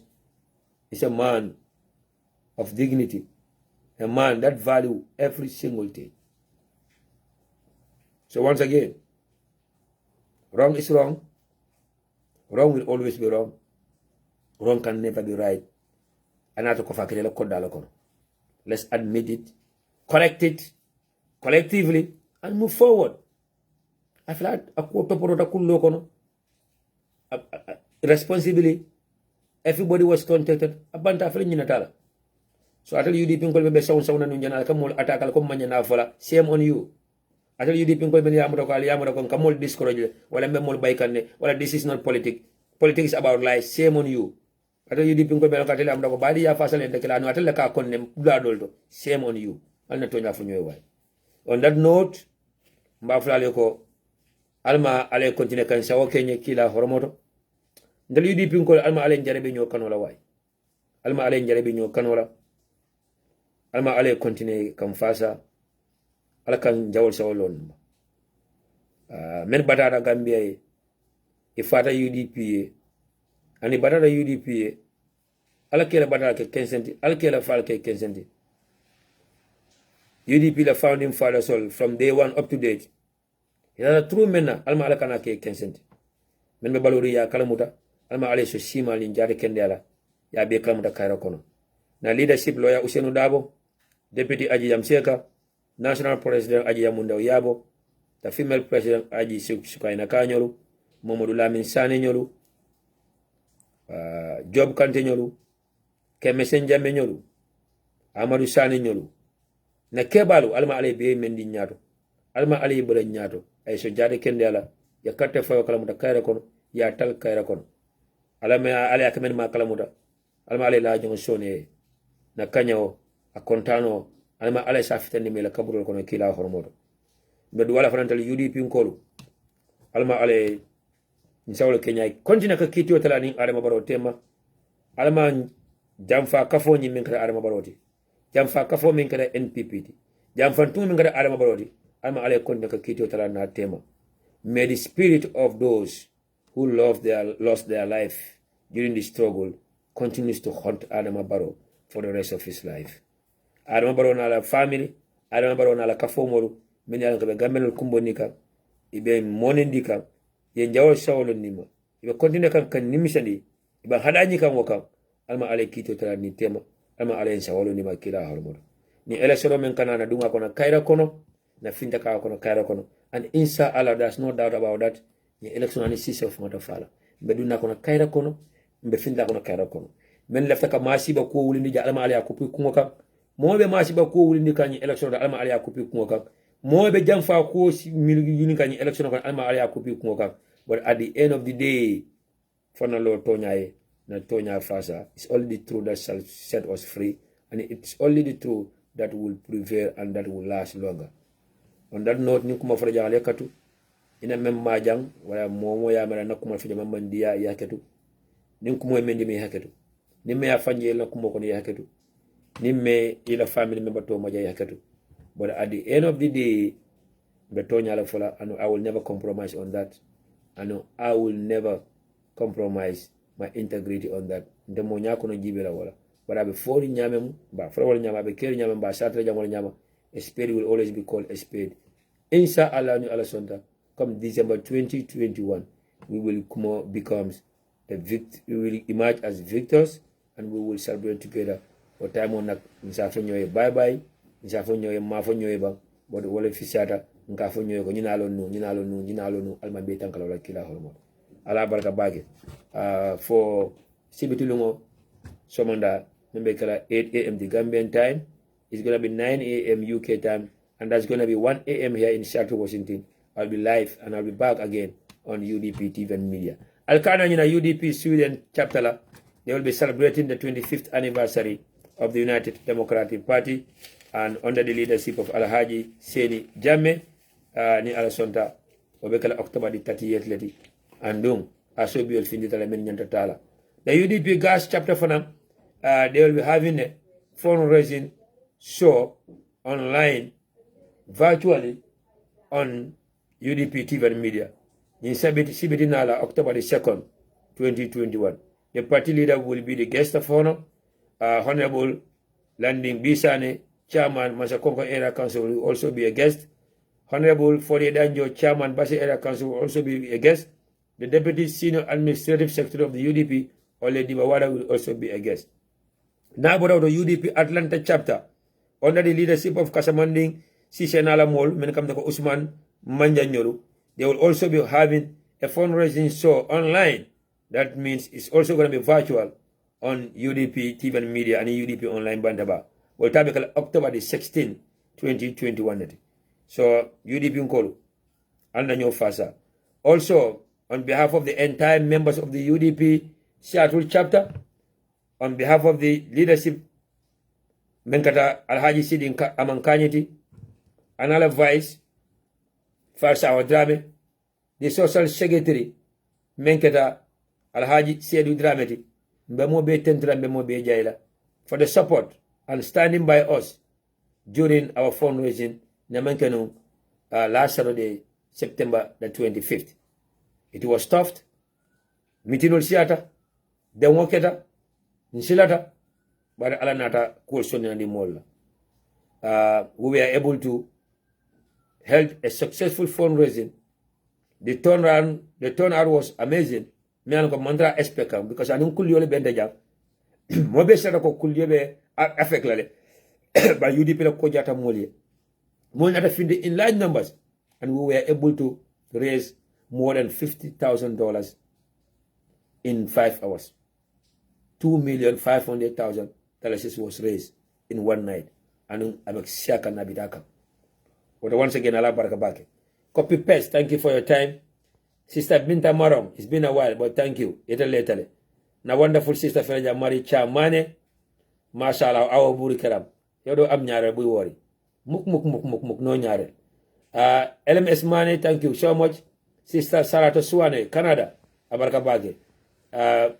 Brother Ibrahim Aladrame, watching all the way from the Gambia. Thank you for your time. Brother Noah Fofana, Brother Ansu Singate, Adam Jalo, and even men come to call Alasana Kamaso, Bemol from Conte, men come to call Brother Lamin Conte, Lampard Sise, na Sister Kendo Kadisa in Stockholm, Sweden, and even men come to call Brother Alhaji Sidia Fofana. Farms Kamara Baflefana Baraka Bake, Brother Ibrahim Sane, Seso Drame, Mbemba Fati, na wonderful sister Mashallah Flanul Bama Mbalo Bana Muso. And that also reminds me about Flanul Dolfanan Bija Bama, Ikafume Binta Chame Musa, member UK. Mamadi Giana Bafla Baraka Bake, Brother Ensa ABCC, Olympia, Washington, Befanan Kontona, Bafla Baraka Bake. Nima Mani Keta, F.O. Sanya, Halimatu Fati, all Mbalfanan Kontona Bafla Baraka Bake for the support. PS Leila anin Bubakar Janko anin Fafa Drame anin men kam to ko Sister Fatou Cisse anin men kam to ko Mariama Cisse in Ibota and that reminds me about Mbari no Binta Cisse anin Abdoulaye Saho aka Ab Saho Mahamadou Suso anin men kam to ko Alkali Kal Lamzer Fofana Pa Ibu Kurbari Abdoulaye Cisse UDP Spain chapter ani na chanko Abdoulaye Cisse ani Mama Singate mbalbe kontona ba la barka bake Seni Soli thank you so much ani men kam dako na broda kendolu ani men kam dako na broda kendolu for the lignolu former Cisse Washington Seattle Mama Juara me fanan tentuna be jela thank you sister we love you and thank you for the support Fatou Fabrama Cisse ani Sute Cisse Dabo nyol Jiki Sane nyol Mati F Sanya nyol Maja Sanya nyol ne chankol al mo mun chankot mbalbe tentula mba fa kala barka bage good night from my end alma suto kairo siala good night